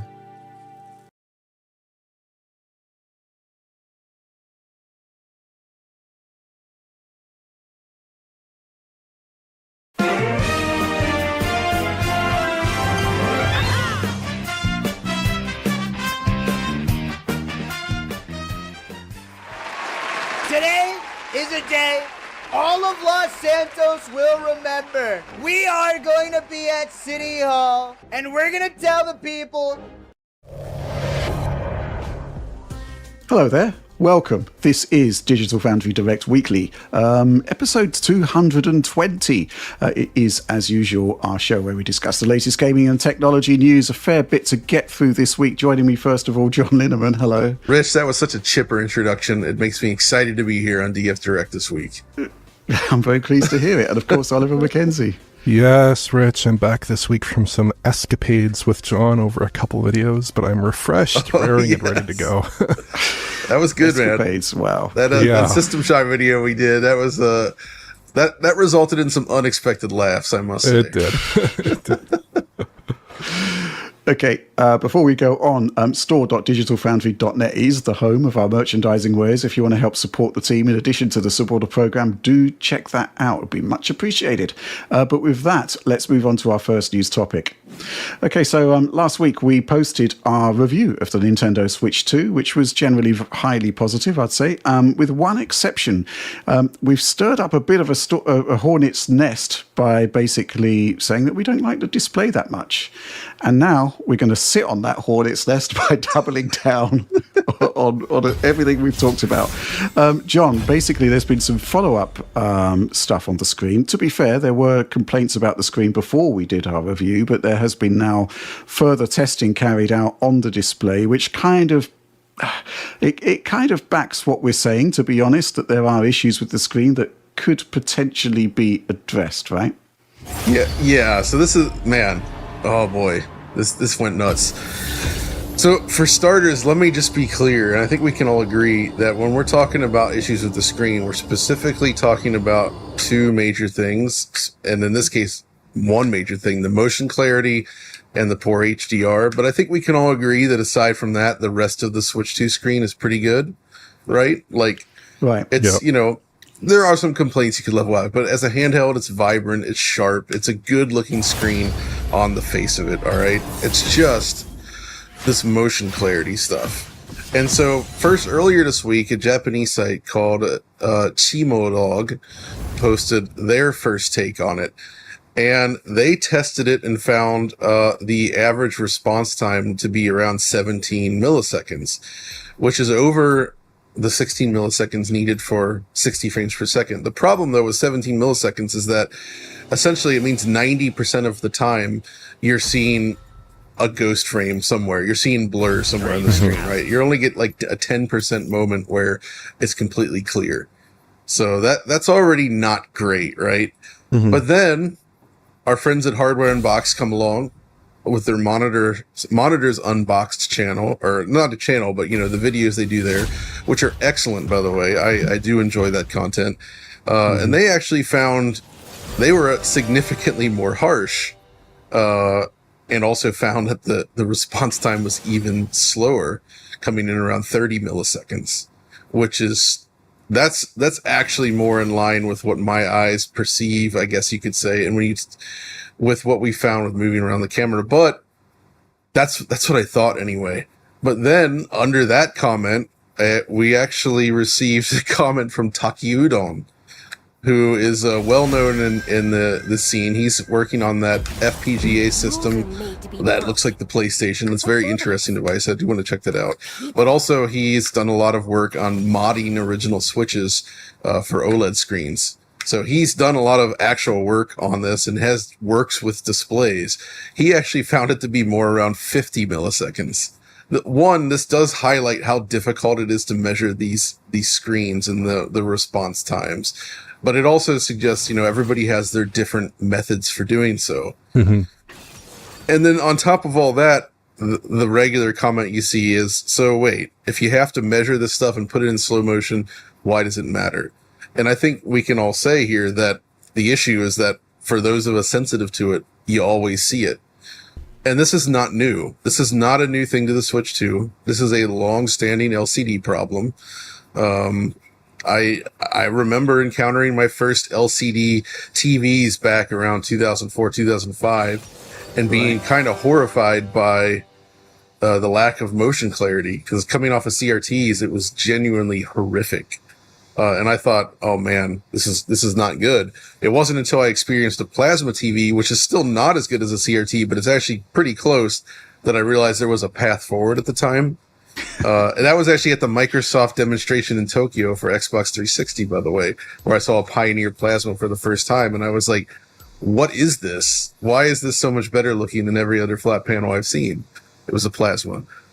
But so all of this stuff adds up. I've asked some people to do tests. Like, for instance, if you download Taiko no Tatsujin, there's a demo of this. That actually works like the test UFO from Blurbusters in a way, where the notes travel across the screen. There's text under the notes. You can see that as it moves, it's blurry, right? So why are we making a big deal out of this? Well, I think the current theory, shared by several different people so far, and something I've suggested as well, is that Nintendo has opted not to implement any sort of overdrive. I don't think this is a case of, oh, the Switch 2 has a bad screen. And I also don't think it's a panel lottery thing. I think this is actually down to how they're driving the screen. Which, this is actually a problem that Apple has had in the past as well with their LCD-based products, where they've also opted not to do any sort of overdrive or any adjustment to the screen. And the motion clarity on Apple LCDs before they switched to OLED was frankly atrocious. But most of those devices were also not really, you could play games on it, but that's not what most people used it for. So it was perhaps less bothersome.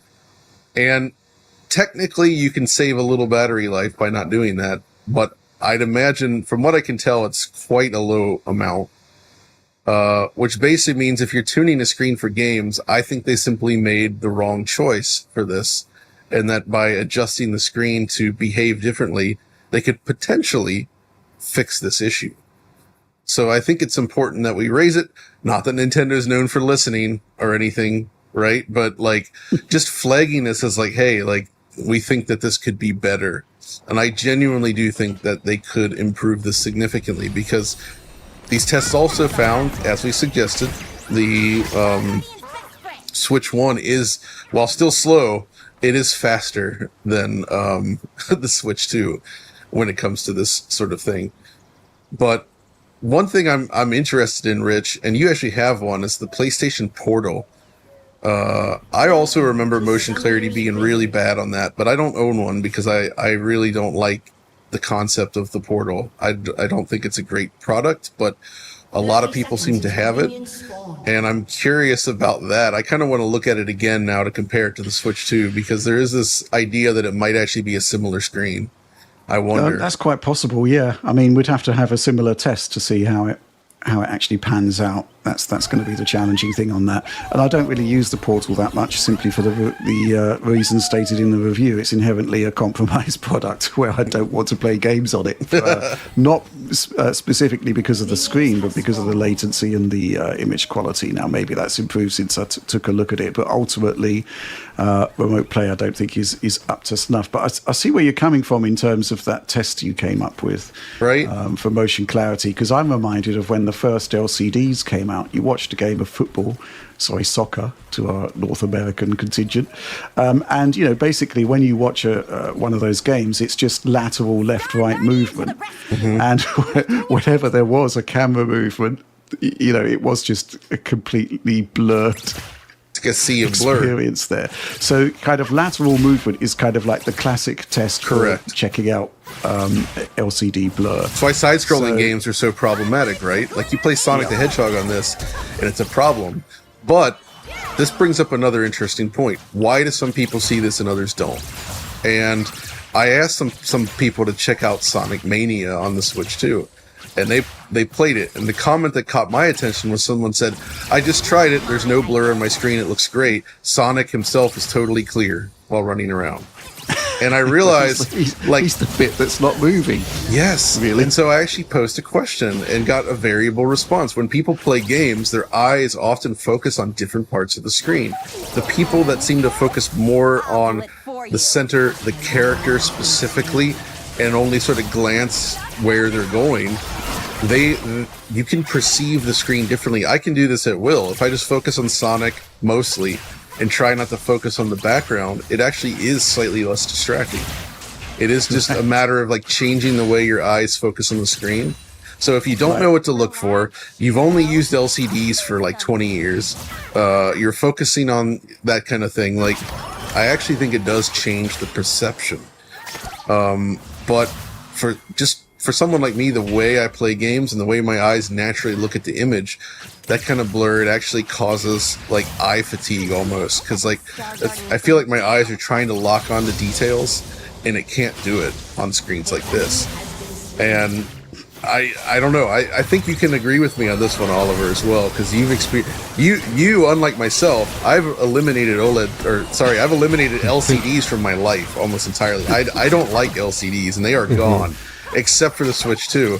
You love LCDs, but the truth is, most LCDs, good ones anyway, they don't have this problem. So because they can approach the problem differently, right? There's ways around this. Actually, the MetaQuest 3, actually, let me just correct myself. That's actually an LCD. I like that. And they figured out exactly how to strobe the screen in just the right way to get zero motion blur. It's super clean. So it is possible. But what about what are you thinking on this? You've seen the topic going around. Of course, yeah. I mean, you'll still have like sample and hold issues on LCDs, obviously, as you would with any kind of display like on that. OLED as well. Yeah, on an OLED as well. But I mean, the higher end IPS LCDs that I have, the monitors that I have, even TVs typically are not nearly as laggy as the Switch 2 in my experience. And like with the Switch 2, I'm not sensitive to these issues normally, but I remember texting you, I think it was on June 6th, the day after Switch 2 came out, we were texting back and forth about how bad the image persistence issues were. It's so bad, like when I slow down some footage here, you can kind of see that by the time it's getting to that next refresh of the panel, you're just getting that like that last bit of the after image. I can imagine it would be pretty hard to actually perceive frame rates above 60 FPS in this panel, to actually see those frames, just because of how laggy it is. And it's like, yeah, it's just a really odd looking image persistence on the panel that people have talked about ad infinitum. So I'm not adding too much here, but obviously it is quite noticeable in our own tests here. It's going to be interesting when Metroid Prime 4 comes along with 120 Hz support to see how much of a boost you're actually going to get. Yeah, I think you could definitely perceive an improvement there, but it just like, it's weird for me because normally when I'm looking at a display, whether it's running at 30 FPS or 60 FPS or whatever the game's running at, I can tell immediately what frame rate the game is running at. Whereas with the Switch 2, it's laggy enough where it's kind of like, this is 60, but it doesn't really feel like 60. It feels like a weird kind of interpolated 60, like 60 with frame almost. It feels a little bit strange to me. So it's not giving me that immediate response of like, this is a 60 hertz panel running a 60 hertz game as I should be. But beyond those issues, like it basically seems like a fine IPS LCD from the hub tests here, from a lot of other tests that we see. The problem with IPS as a display technology is that it doesn't have very strong inherent contrast. There's IPS black and there's local dimming, but these don't have, this panel doesn't have either of those technologies. And then of course, that really hurts your HDR presentation as well. So I think that really hurts, even though the panel itself is probably on net better than like a Switch 1 panel. There's been so much progression in mobile display technology and in display technologies in general since like say 2017, that when I compare my Switch 2's display relative to like a modern TV that I might have or modern monitor that I might have, that's a huge delta. Whereas my Switch 1, you know, was competing in 2017 against like other edge-lit LCD panels that were like dime a dozen back then. I feel like the ground has really changed here. But there's one thing I wanted to kind of clarify, because I think you basically alluded to this, John, but for those hardware on box tests, for the monitor on box tests, I think they're testing using a 3% to 97% threshold for color transitions. which is kind of like a wider gamut for color transitions, a wider range. Other sites are usually testing 10% to 90%, which is basically capturing more of the panel's luminance excursion, and that should roughly double the response time measurement compared to 10% to 90%. So I'm not sure what Taki is doing necessarily. He might have an even stricter testing methodology, but my suspicion here is that when we get these wildly diverging testing numbers in these panels, some people are like, is there a panel lottery? What's going on here? Is there potentially multiple suppliers in the mix? I'm not sure there's a supplier beyond Intellex, and if there is, I'm not sure it makes much of a difference. I think people are basically having different levels of testing methodology, where basically that after image is clearing, probably realistically, almost all of it is clearing in 16 milliseconds or 17 milliseconds. But there is still a little bit of a fade there. There is still a little bit of a kind of luminance excursion beyond that point. And what Hardware Unboxed is doing is actually expressing that as the response time of the panel. So yeah, just depends on your methodology there, I suspect. And there we go. Yeah, that's key. Yeah, I mean, definitely do check out the Monitors Unboxed stuff that Tim's doing there, because it's really great. And I think he basically says that I am approaching this from a PC monitor's perspective, but it does also include the Switch 1 measurements as well. So, even if you're doing the Switch 1 to Switch 2 comparisons there's clearly issues with the Switch 2 screen. I think the one thing to bear in mind is, and again, Tim's review was pretty good, I think. It's very balanced. Obviously, there are positive parts to the screen. It's just that for some people, the fact that you're getting a completely sort of blurred image on fast-moving content's a bit of a deal breaker. But functionally, it's okay. It is a 1080p panel. I think we've been surprised that handheld games have delivered 1080p or a decently upscaled 1080p, which is nice. It's a good thing to have. But obviously there are those issues there. It's just some people are going to be happy about it. Okay with it, rather. Other people, some people just won't be cognizant of what's going on there. Other people will be. And when there are issues, what you do is you look for proper data to tell you what's going on, and the data is not good for the Switch 2 display. I think that's the bottom line. Okay, let's move on to some supporter questions on this issue. This one from Peter. Good day, gents. Hope the week is treating you well. Regarding the Switch 2 screen, recent hardware box review suggests that maybe the poor latency is related to lack of overdrive on the panel, likely a power-saving move. If so, is it possible that this particular aspect of the display could be improved via a firmware update? Nintendo seemed to have a bit of grace regarding the promised 2 hours minimum battery life, so maybe they could afford to lose some more power on the display.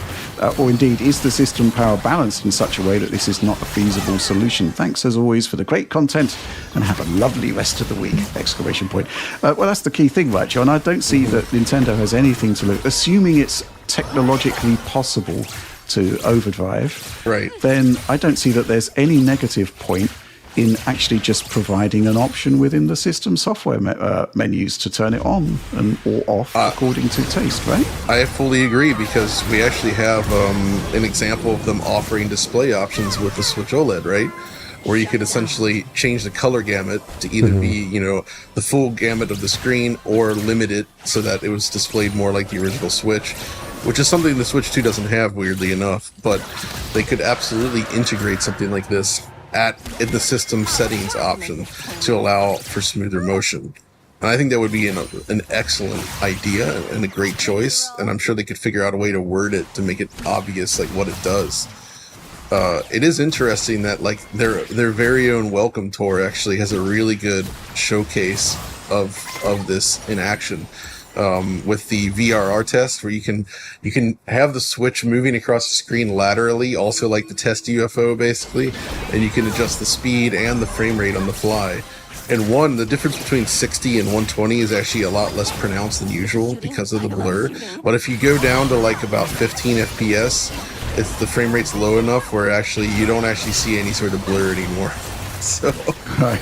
Okay. It's a fun test.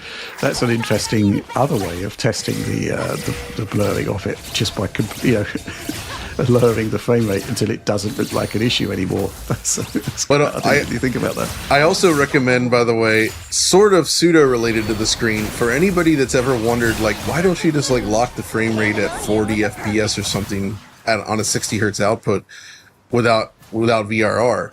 Well, what I love about this test is that it allows you to unlock the frame rate fully, but you can both do it with VRR on or VRR off. So you can actually see how choppy, like say 37 FPS looks with VRR off. And then you click the VRR on button and it looks super smooth. And this is the first time we've seen this kind of test on a console, right? So it really extols the virtues of this feature. It's just a shame that none of the shipping software actually uses it below 40 FPS. Because obviously that is one thing the panel absolutely can do. All the way down to 1 FPS if you want. We've got this other question here from Fuster-maligned Voxel Fog. Oh, illustrious conclave of rendering virtuosos, behold my verbose proclamation! Exclamation point. I should say that I did put in the call for supporter questions this week. Keep your questions short, because walls of text are quite difficult to get through on the show. Anyway, with the Switch 2 screen chugging along like an original Game Boy stuck in molasses, how soon can we expect aftermarket wizards to conjure up OLED or micro LED upgrades with HDR that actually dazzles? Well, I suspect that will happen, but I suspect it's going to be quite a limited market. And but Taki Udon must be looking at this, salivating. But I think the other thing that's going to be quite challenging is going to be finding a screen that does all of those things and supports VRR as well. So that could be tricky. Any thoughts, Oliver? Yeah, I think just sourcing a 1080p HDR VRR 120 hertz panel period that fits a roughly 7.9 8-inch 16 by 9 inch display within that parameter, within that body. It's going to be pretty tough, and I suspect that if one exists, Nintendo might have been the recipient party for that display, because that's a very specific list of display technologies to be present, because I don't know that there really is any other panel out there that is a mini LED panel or is an OLED panel, certainly, that has all those display characteristics. I don't think there is one out there in the market at the moment. So yeah, I would be very interested in such an upgrade. I don't think it's going to come imminently. It seems like a bit of a tall order, I would think. John, you were talking earlier about the Switch OLED. Is there a specific game or a test? I guess you've already come up with one. Yeah. But if you had like the Switch OLED and then the Switch 2, one on top of the other, and you were running the same content, how that would be able to be to show the issue quite dramatically, right? Yeah, I think so for sure. Like I Sonic Mania.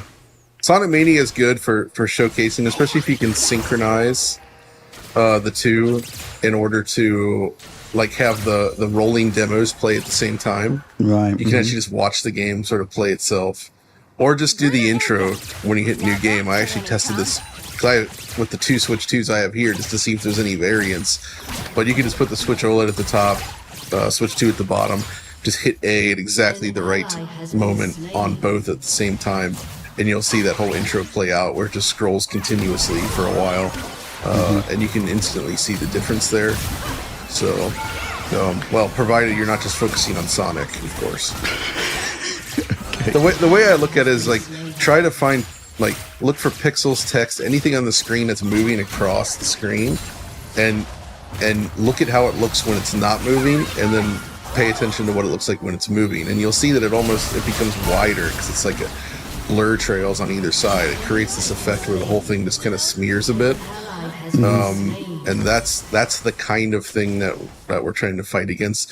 I mean, Mark at Blurbusters has devoted a huge chunk of his career to fighting this. So that's actually, if you really want to learn more about what this is all about and why it matters, I do suggest going over to Blurbusters and read up on it. He's got a ton of awesome documentation over there, tons of tests you can run. That site is a treasure trove of information about the fight against blur on flat panels, right? So if you really are curious, and you're like, wait, I don't see it, why are people bothered by this, and you actually want to learn more, check it out, blurbusters.com. Good stuff. Okay, and with that, let's move on. Okay, so this week we also saw the release of a patch for Fast Fusion on Switch 2, which is fascinating in a couple of regards. First of all, we're getting some tracks from Fast RMX ported over to the new game. But perhaps more interestingly, from a Digital Foundry perspective, obviously when John reviewed the game, there were concerns with the DLSS upscaling. It was pretty basic upscaling there with a lot of artifacts.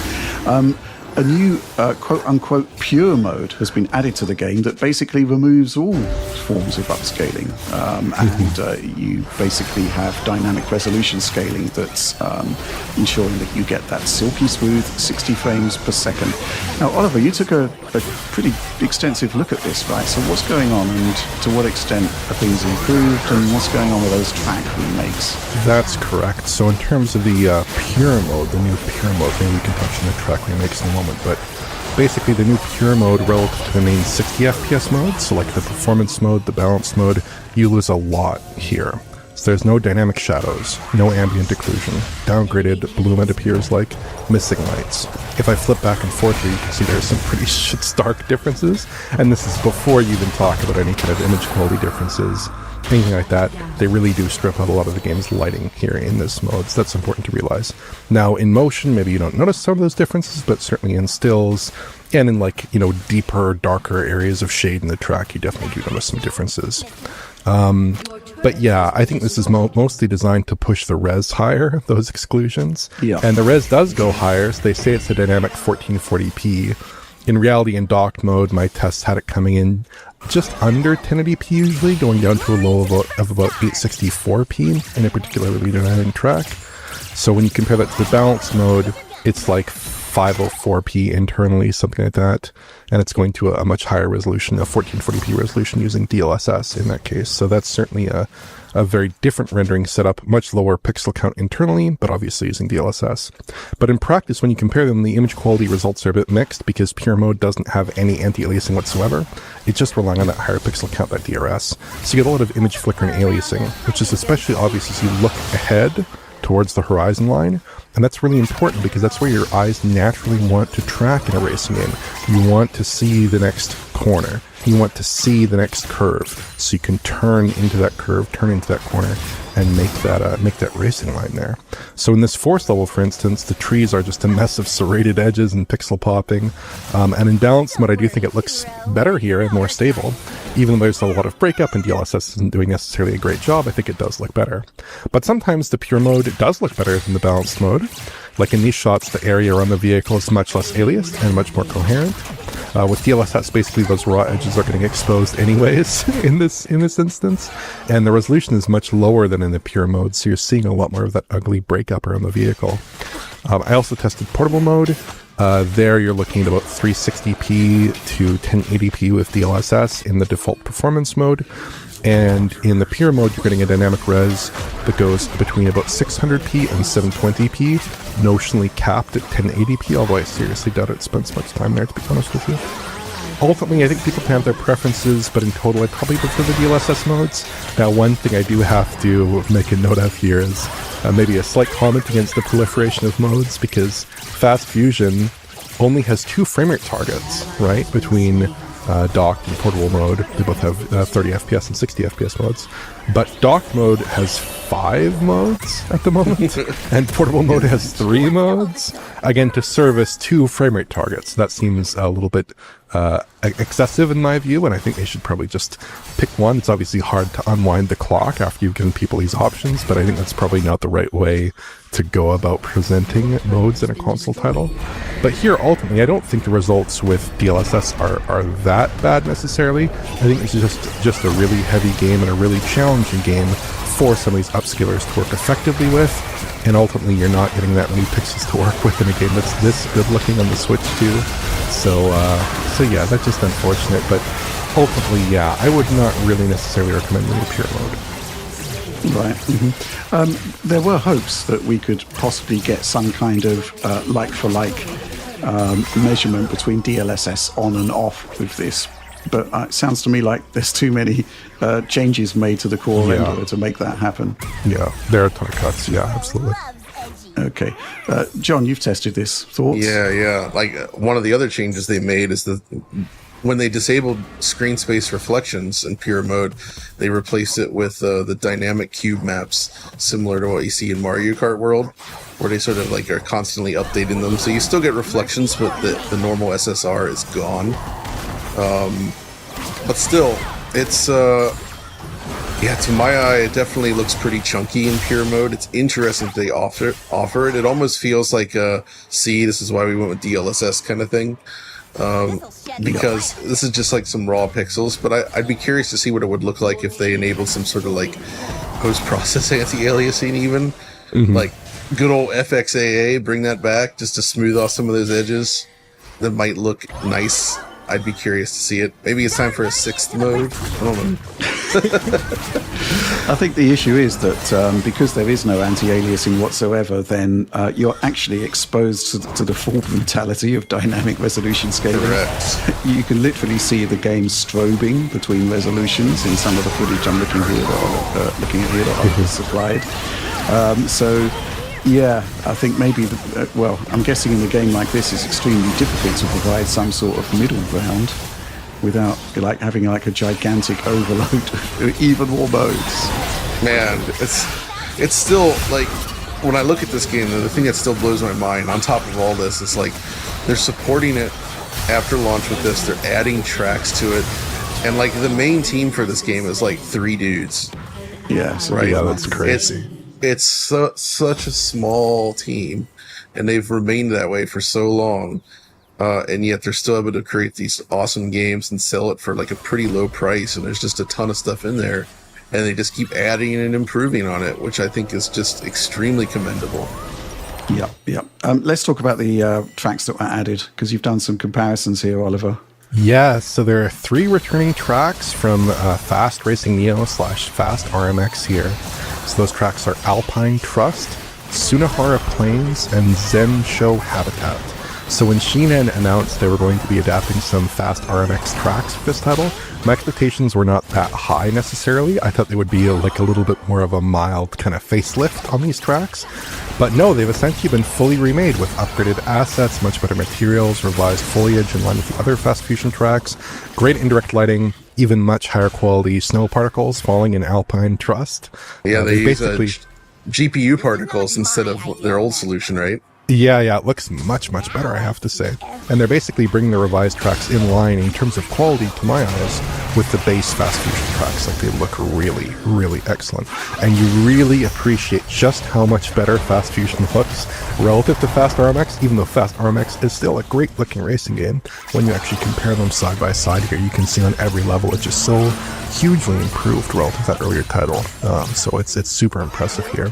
They're also adapted somewhat in terms of gameplay, so you get the removal of the jump pads and the addition of mandatory and optional manual jumps, because that's kind of the key kind of gameplay feature in Fast Fusion relative to other fast racing games. So I think this is a fantastic addition. It helps to pad out the game's content, and it's free, which is awesome. Yeah.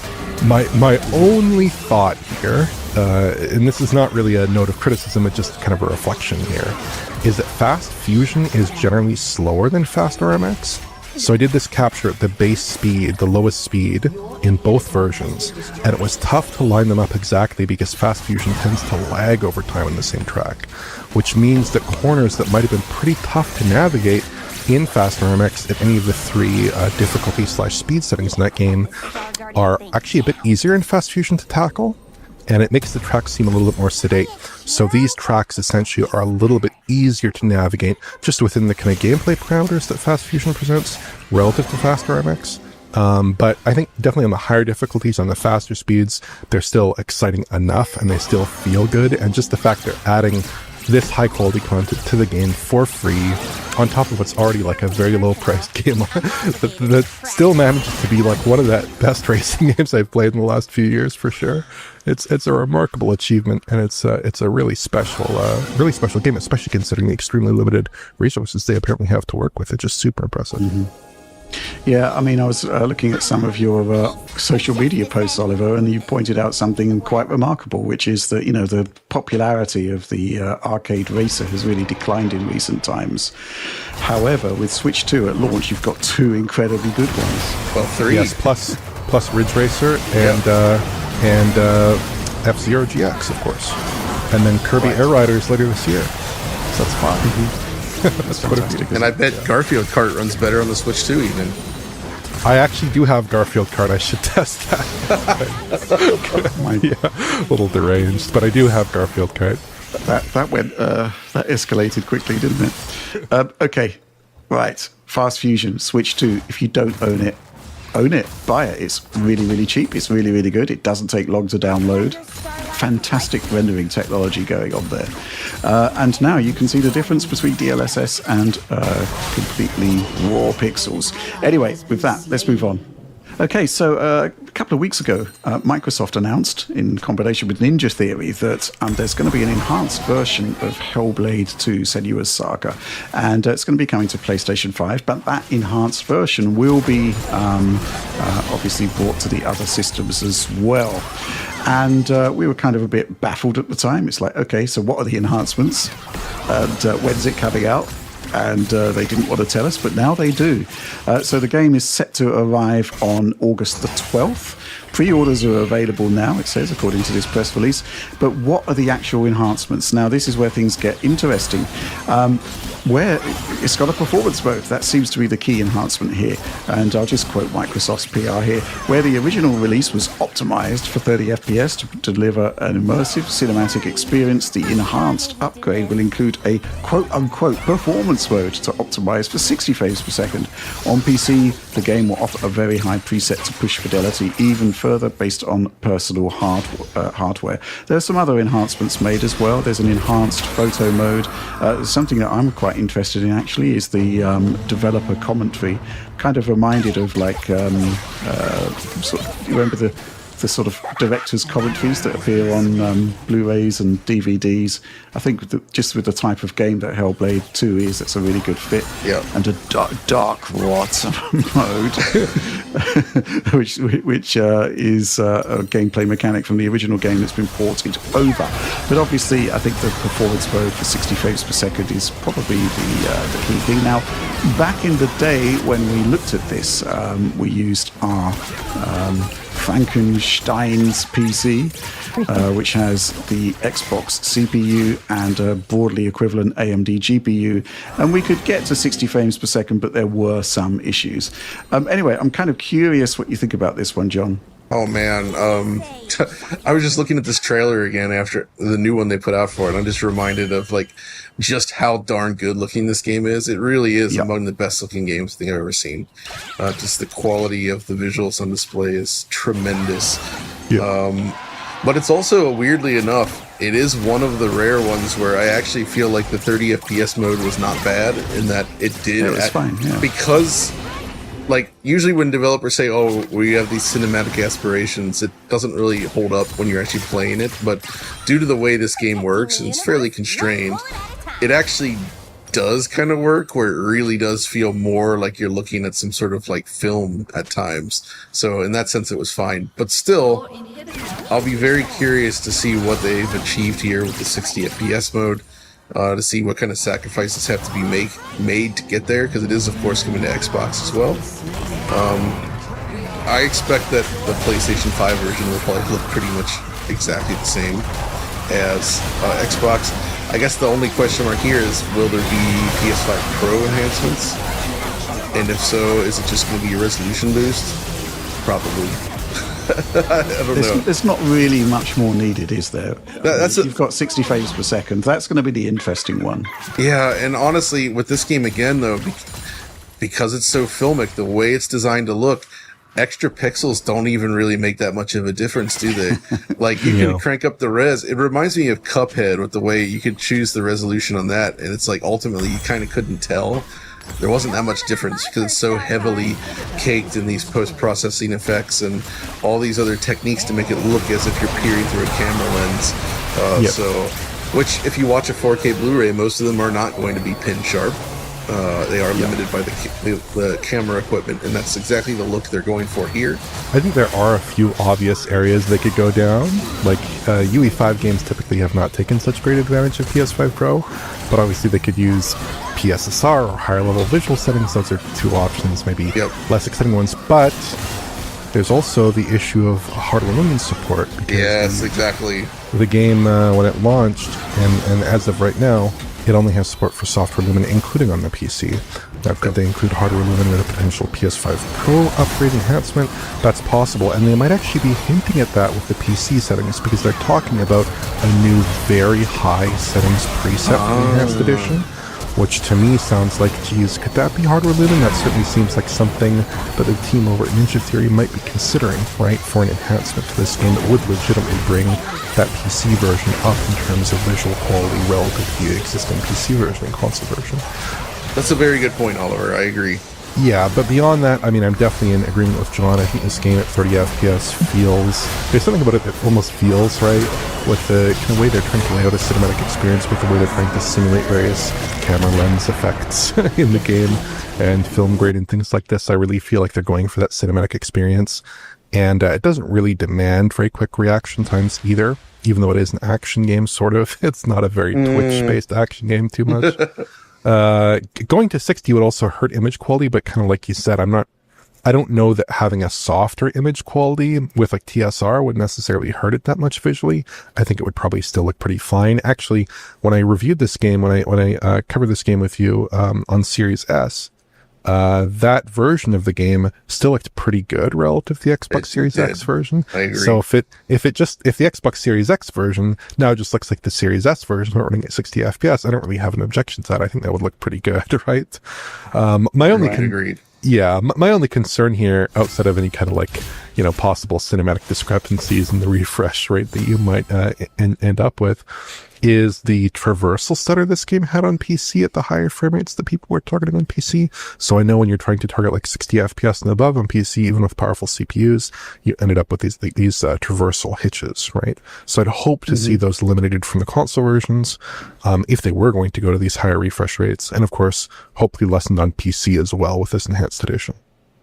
Yeah, the 30, that's a good point, actually, Oliver. The 30 FPS cap on the console versions kind of mitigates that to a great degree. It's very, very hard to see the traversal hitches, but the higher the frame rate you go, the lower you crash down when those things happen. So it would be nice to see some sort of change made there, improvement / optimization. So it's going to be very interesting to see how this one pans out. And I understand also that the Series S version of the game does not get that 60 frames per second performance mode, which is entirely understandable. I think just from, one thing that I am kind of curious about, have they moved it onto a different version of Unreal in order to make that 60 frames per second thing possible? Because there's a lot of CPU enhancements and optimizations made to the engine there that could have solved some of the issues we saw with our projections there.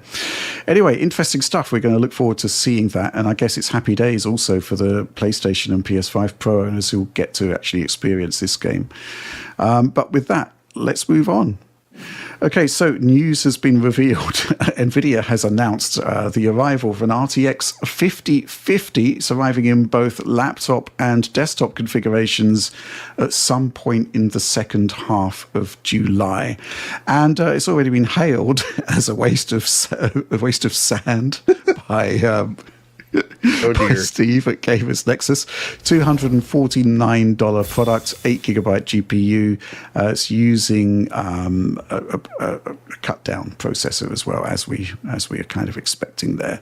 I don't know what to make of this one. I'm going to take a better look at the specifications now, refresh my memory on them. But John, what do you think about this? I mean, I don't actually mind. There's got to be a certain point where, okay, this product is cheap enough that you're going to accept things like 8GB of frame buffer memory.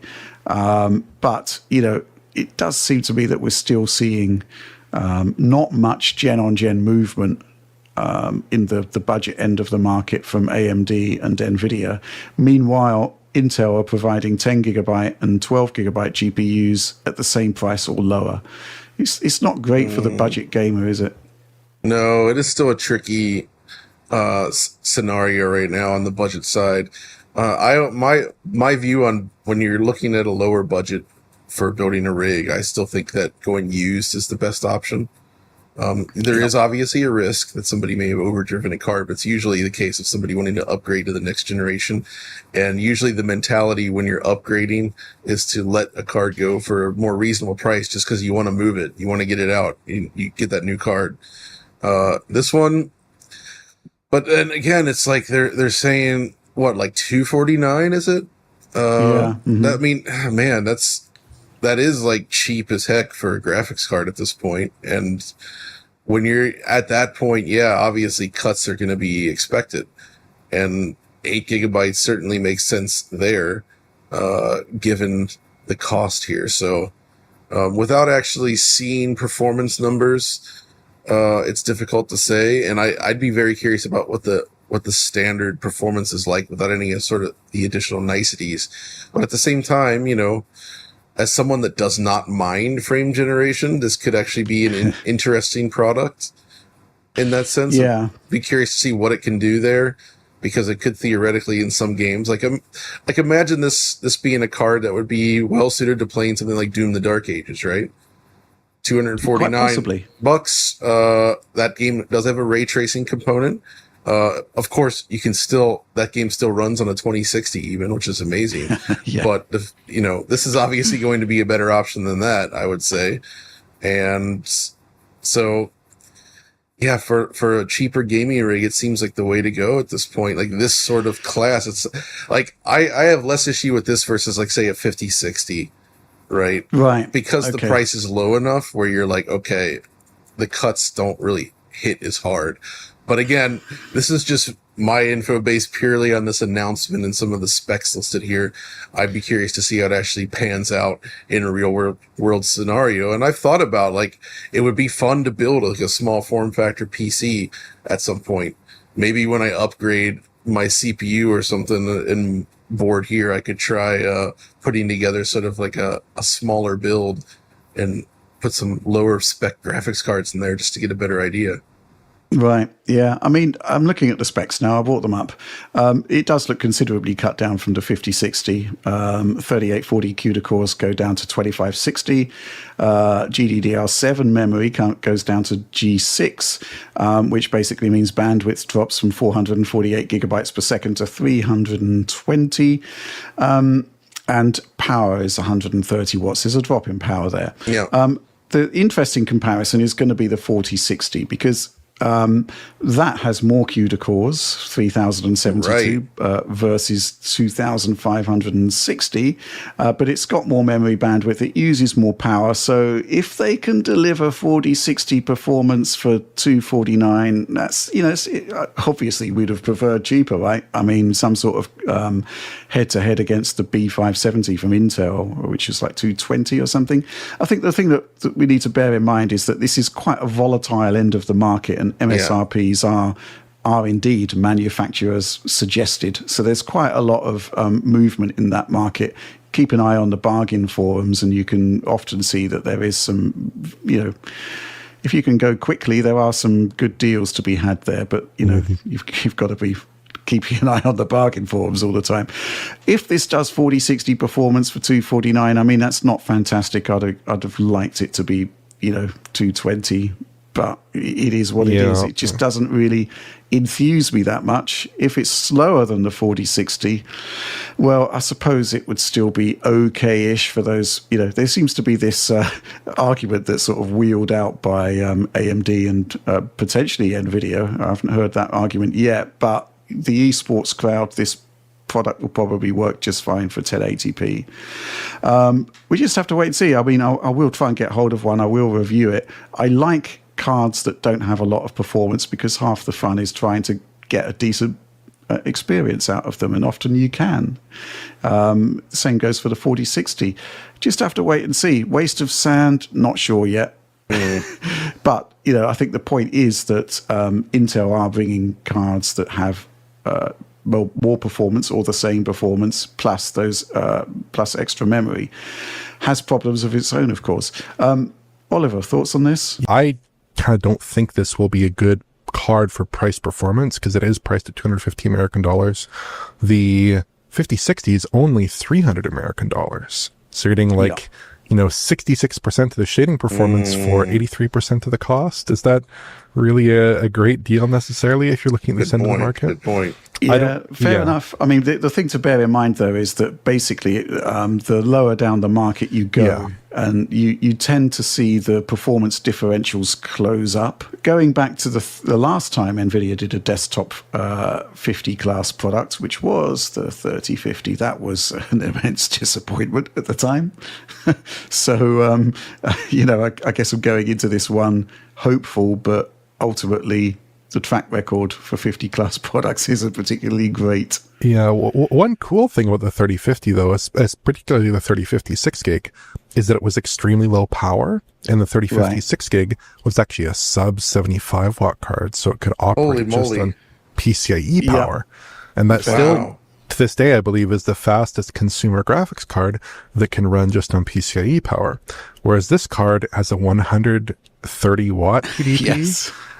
Which is only slightly lower than the 5060 at 150 watts, and it still requires one 8-pin power connector. Even though they could have gotten away with one 6-pin power connector, it's one 8-pin.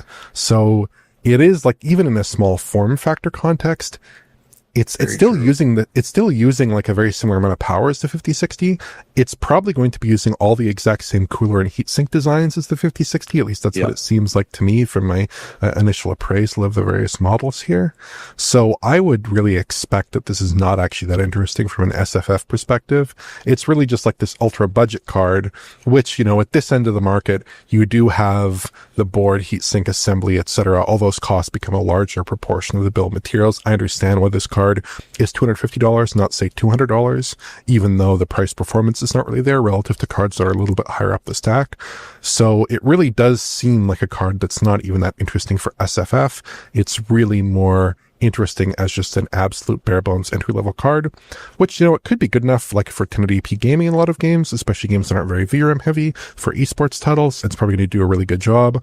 I also think one nice thing about this card is that it is going to replace the 3050 6GB for a lot of entry level gaming, and it is going to replace cards like the 1650. And this card is a much more capable class of GPU, has much more VRAM than those outgoing cards. So at least now at the low end of the market, if you're going to advise someone to buy an NVIDIA GPU, at least you have an NVIDIA GPU that has at least 8 gigabytes of VRAM, that has the full modern feature set, that can run DLSS4, that can run frame generation, that can run all these technologies. And maybe it won't be too fast. Maybe that 8 gigabytes of frame buffer is still a little bit limited, but at least it is like a real graphics card. Like a real graphics card that you can hold on to for a while, hopefully, with your esports titles and your older AAA and things like that. So that is at least positive, I think. The thing is, Oliver, having visited computer shops in the U.S. Earlier this year, I actually found the real entry point for consumers. Under $100, still on store shelves, all by itself, the GeForce GT 1030. Oh, the 1030.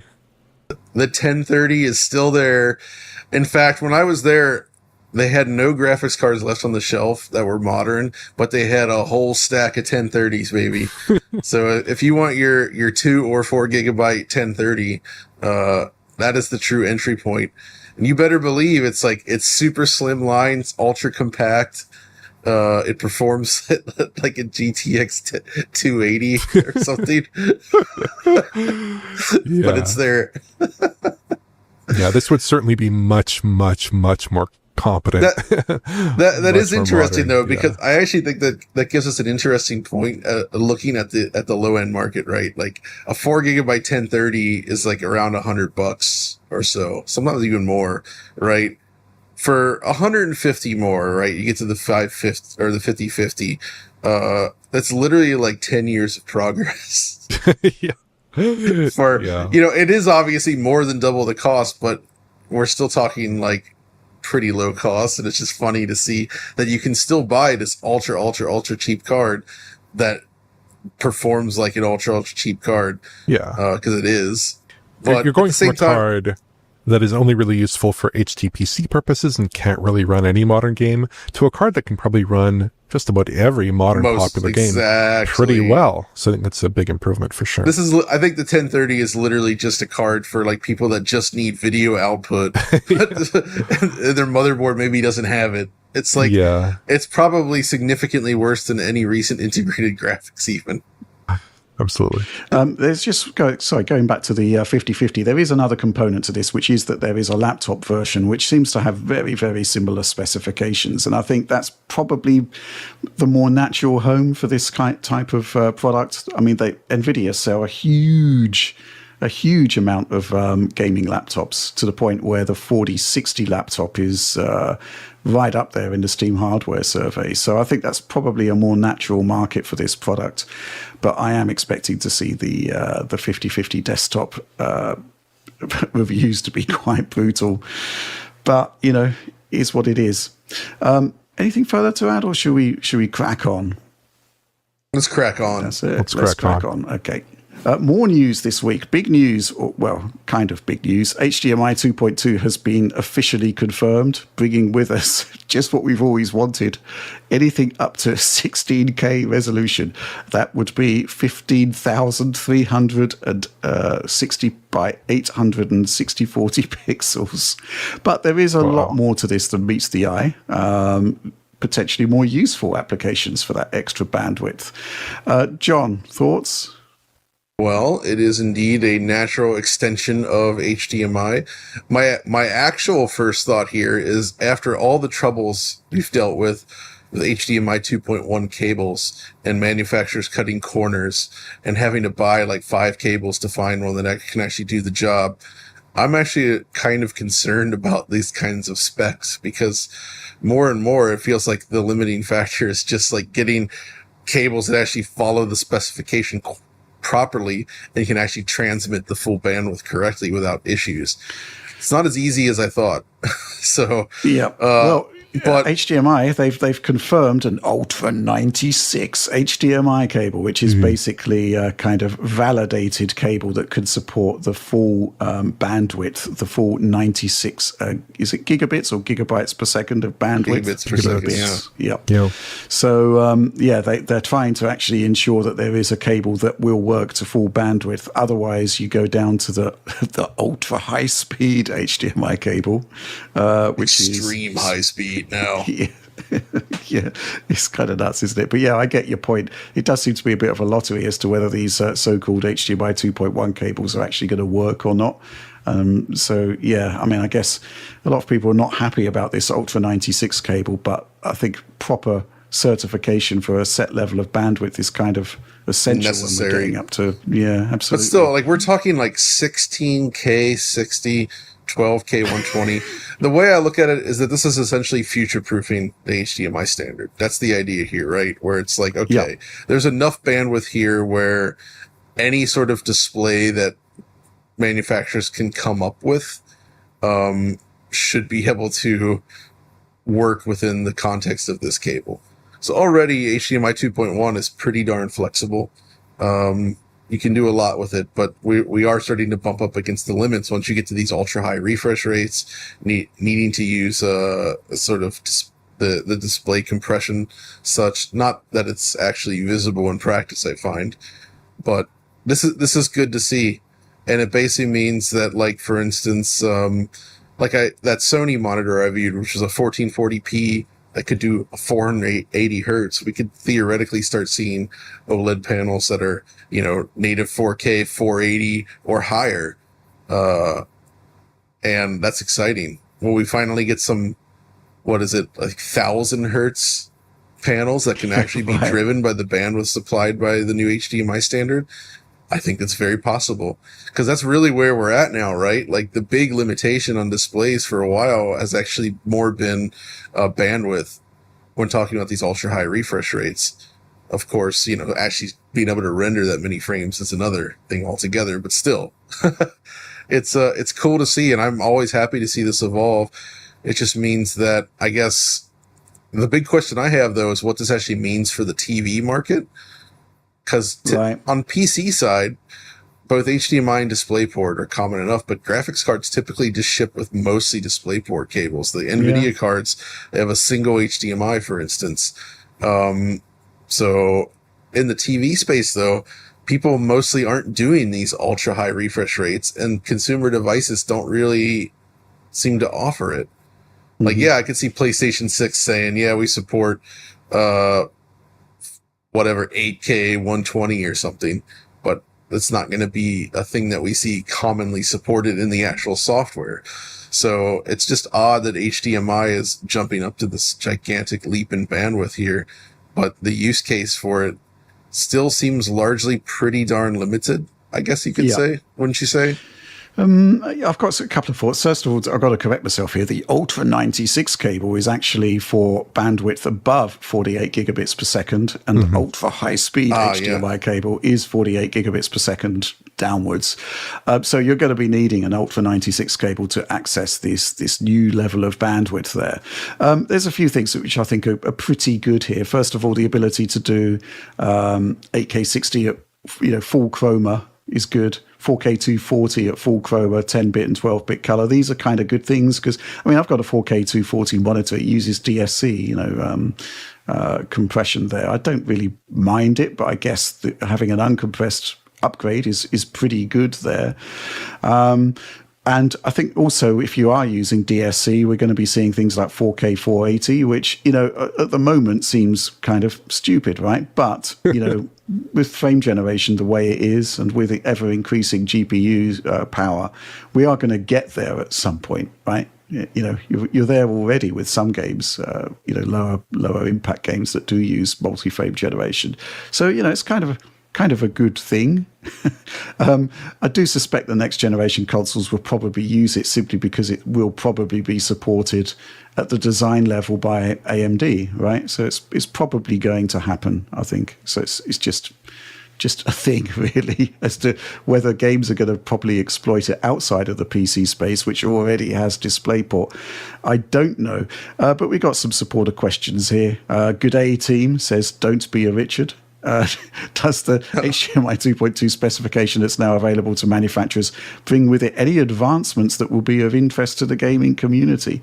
I just think at some point that we will be reaching that point where frame generation is going to be maxing out various refresh rate limits. So it's good, right? Having 4K at 480 hertz, I think, is a nice thing to have.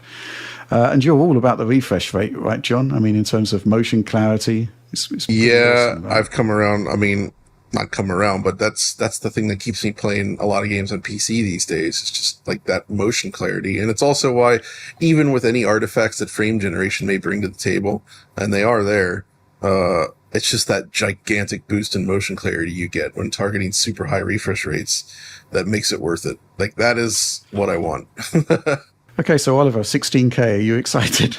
16K. No, I'm pretty firmly of the belief that at typical viewing distances, perceiving anything more than 4K is tough.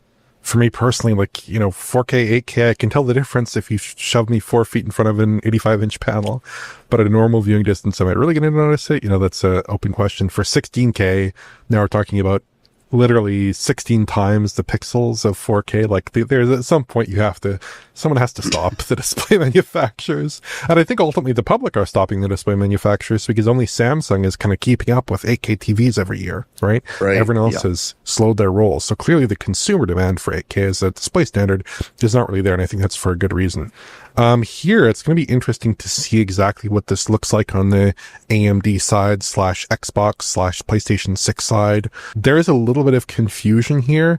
I think the Ultra 96 standard is really just designed to unify that kind of cabling that you're using. Right. Okay. And then on the device side, you might have a display controller that can only do so much or whatnot. That could be a bit of a different issue there. But yeah, I think this is a future-proof display standard that will hopefully last for the console generation to come. Probably the console generation beyond that, to be honest. I don't know exactly how far display manufacturers are going to go in the TV space with ultra-high refresh rates. Right now, the very fastest televisions that are in the market, like the LG G5 and whatnot, those are 165 hertz panels, right? So we're not anywhere near 240 hertz. We're not anywhere near 480 hertz, but presumably those will come down the line for next gen consoles. It remains to be seen exactly how well that will be supported. I still presume that 60 hertz will be kind of like the baseline spec because everyone has access to it essentially. And then 120 hertz will be very common. And then maybe 240 hertz will be supported in some more exotic titles, but I wouldn't expect it to be super mainstream necessarily. We got this supporter question from Todd Weitzel. Is there anything interesting in the HDMI 2.2 specification?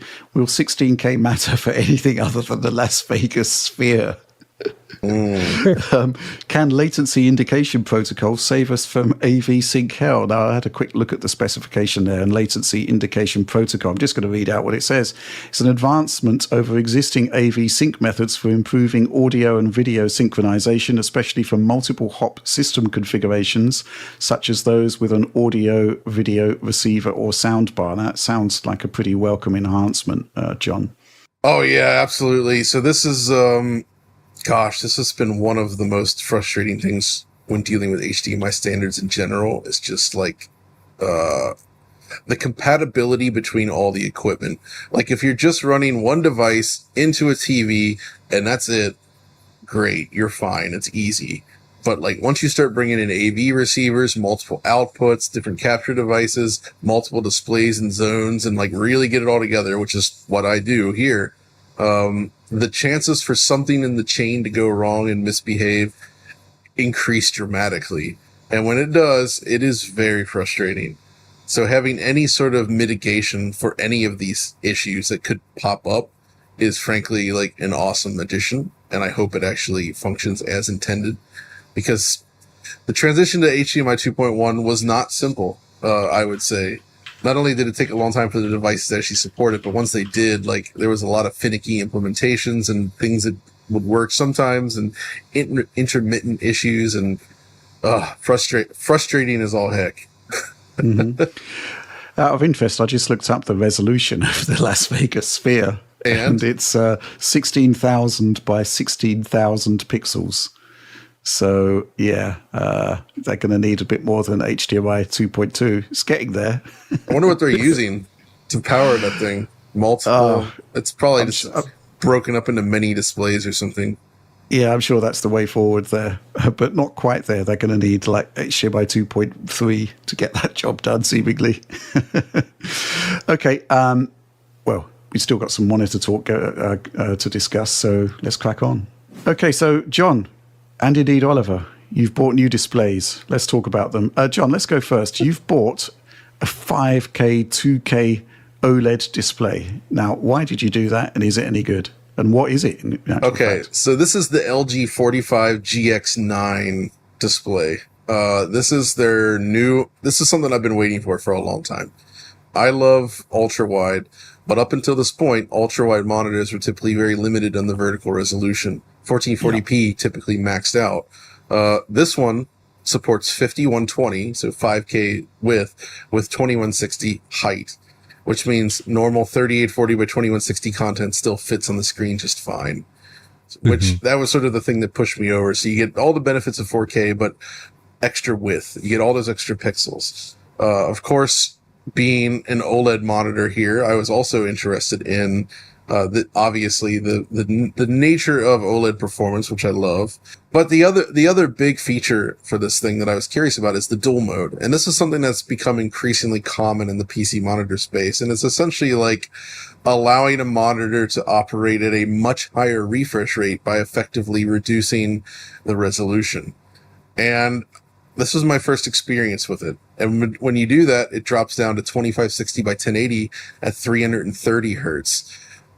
Why is this interesting? So there's actually a lot of like classic style games where like a resolution hit not only isn't a problem, but like it actually can be beneficial. Like, you know, play an original Doom or any of the 90s style boomer shooters.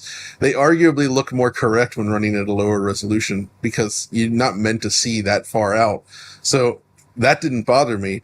But what I like about it is that it essentially seems to turn like every 4 or 5K pixels or whatever into a single, like, you know, lower resolution pixel.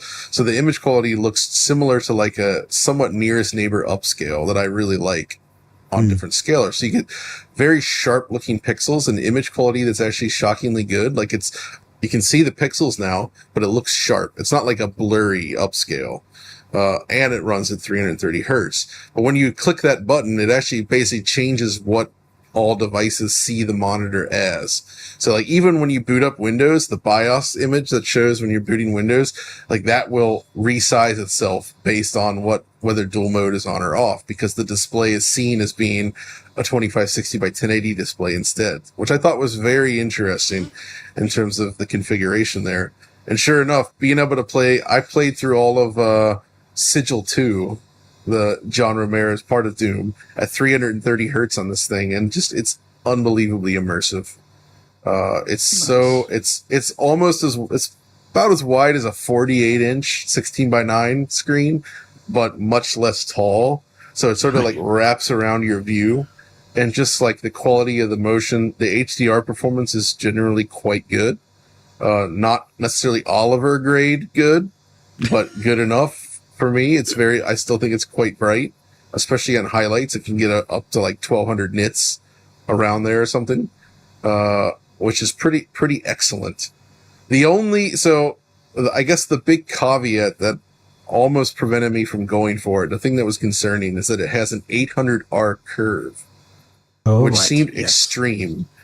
And indeed, the first couple days I was like, oh man, this is too much. This is so curved. But I gave it a week, and now I absolutely love the effect. It's very immersive. And what I realized is that if you have a display this wide, like a 48-inch screen, but it's flat, the corners almost, without a curve, the corners feel like they're really far away from you, right? Anything you put up in the corner, it's like way up there, especially when you're in a 4K resolution. So having that curve sort of brings the whole screen evenly around your eyes in a way that I found really useful, both for work, especially work actually in Premiere, and also in games. And as I was able to tolerate the curve and to get to the point to love it, because I realized also our brains change. I remember I had a less curved, but still curved LCD for a while, and I switched to the LG C2 as my desktop monitor, which is flat, right? And for the first week, it looked convex. Yes. Where the corners were moving away from me, right? Your brain is used to sitting there. So, of course, the same effect happened when I switched back to an ultra wide with extreme curving, where it looked like it was like way exaggerated for the first week. And then somehow I just realized like my brain just adjusted, and now it looks normal. It doesn't feel overly curved. It just feels like immersive. So, but for those worried about that, and I wanted to use a monitor arm, so this isn't possible with it, but there is actually still an adjustable curve version coming, apparently, of the same monitor, which allows you to make it flat or up to like being ultra curved, and you just kind of adjust it. They showed that at CES. There's still no release date on it, but at least there is that. But the key here is that we finally have an OLED monitor that has above 4K resolutions, very high refresh rate support, and it even has a new sub-pixel layout in a way that looks, it doesn't have any of the issues that the C2 had, where some of the text in Windows could look a little bit fringy, especially with anything with yellow, due to that specific layout.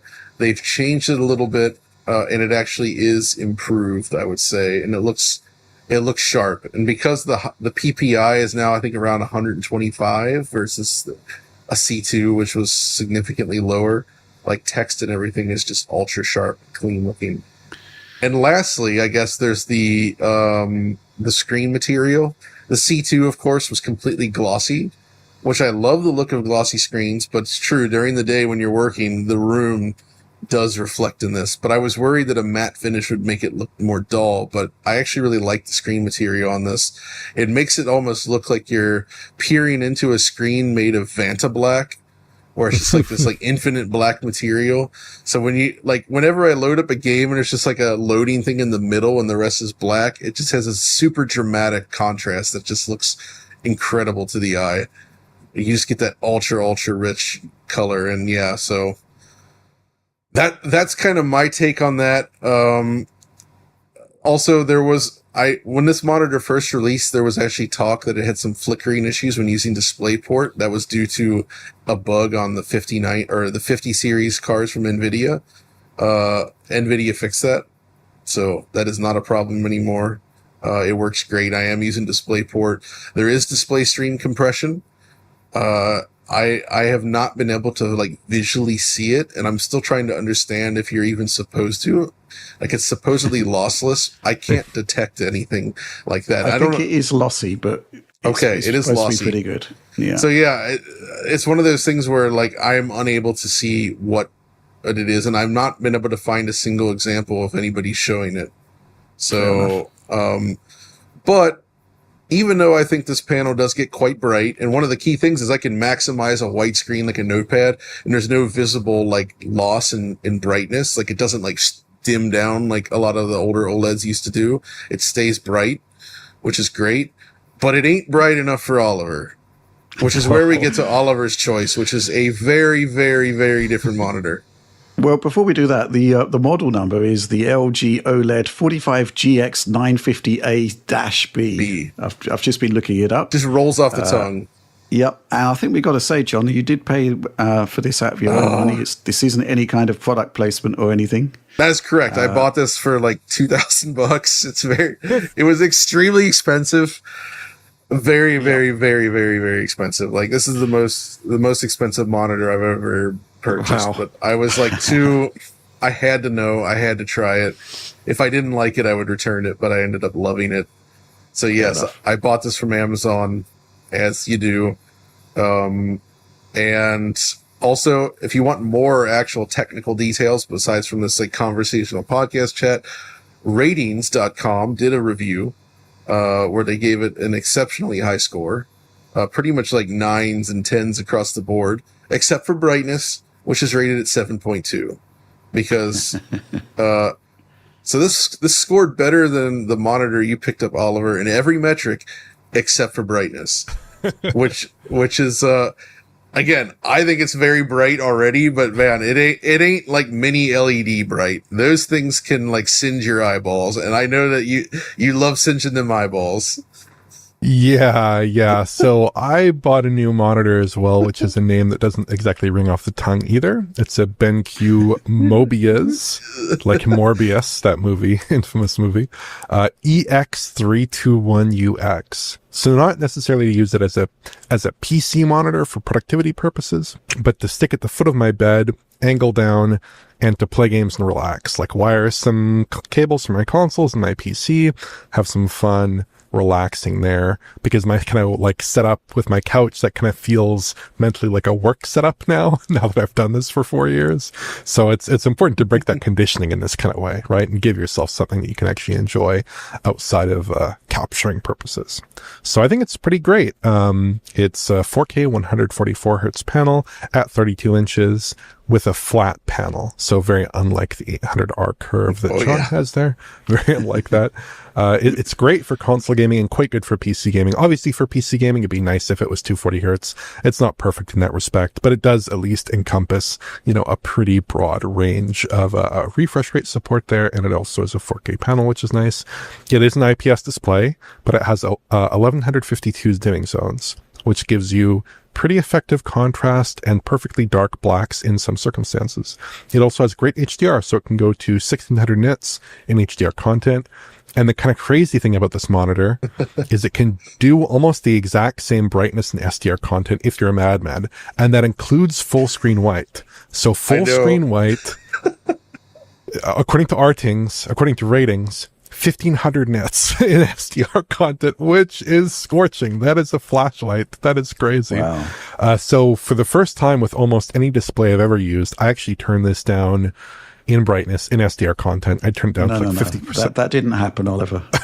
Yeah, I actually do turn it down a little bit to 50 or 60% brightness even in SDR content, just because I getting blasted with that full 100% white, even on my TV, which does like 2000 nits and highlights in SDR if I want it to, full screen white is like 600, 700 nits, right? It has some ABL. This has no ABL in that circumstance. So it's like crazy bright. That's insane.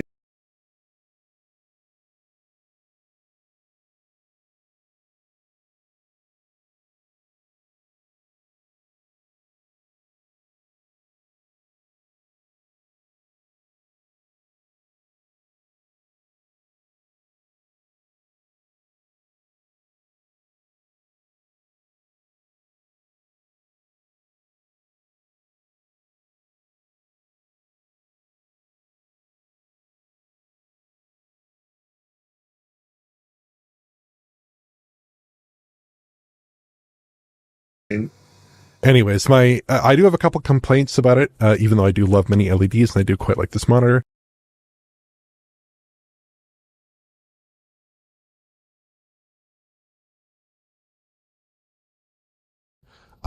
I think the local dimming could be more aggressive. So you get some elevated blacks in a lot of content, and it kind of looks more like an edge lit VA panel in terms of contrast than a display with over 1,000 dimming zones. Because when you watch movies, like the black bars sometimes don't fade to full dark there. They're actually a little bit gray, which is a little bit odd. I think what they're trying to do is they're trying to prevent blooming behavior, right? And it's true that there's not much blooming on the panel. The control is quite good there. But as a kind of compromise, you only actually get a very deep, pure black with no backlight glow in very dark scenes. So let's say you have like a loading screen that's pure black, except for an interface element in the corner, that's going to look perfectly good, right? But if you have like a semi-dark scene in a game like The Last of Us, where you're in relative darkness but not complete darkness, you'll actually get a little bit of that backlight glow in there, which I'm not a big fan of. And most mini LED panels do not have such conservative backlight control there. But it is quite a nice monitor overall. It even comes with a remote, which is fantastic. I've never had a monitor come with a remote before. That's quite a cool thing to control it more like a TV. There are some better values, but if you're specifically looking for a flat 32-inch mini LED monitor with high brightness, this is the best option out there. And I'm not suggesting this is the best option for anyone, because I do like my bright displays. We have very different approaches between myself and John. I think for me, having as much brightness as I can get and having that level of brightness control is really important for me to get like a good, bold HDR impact and for me to get the brightness that I do want in SDR gaming as well. I hate ABL in bright scenes. I want that consistent luminance. For now, I'm sticking with mini LED, but I could totally see, in the near future, in the next few years, switching to OLED, actually, because there have been big improvements in OLED panels on the TV side of things. Like when you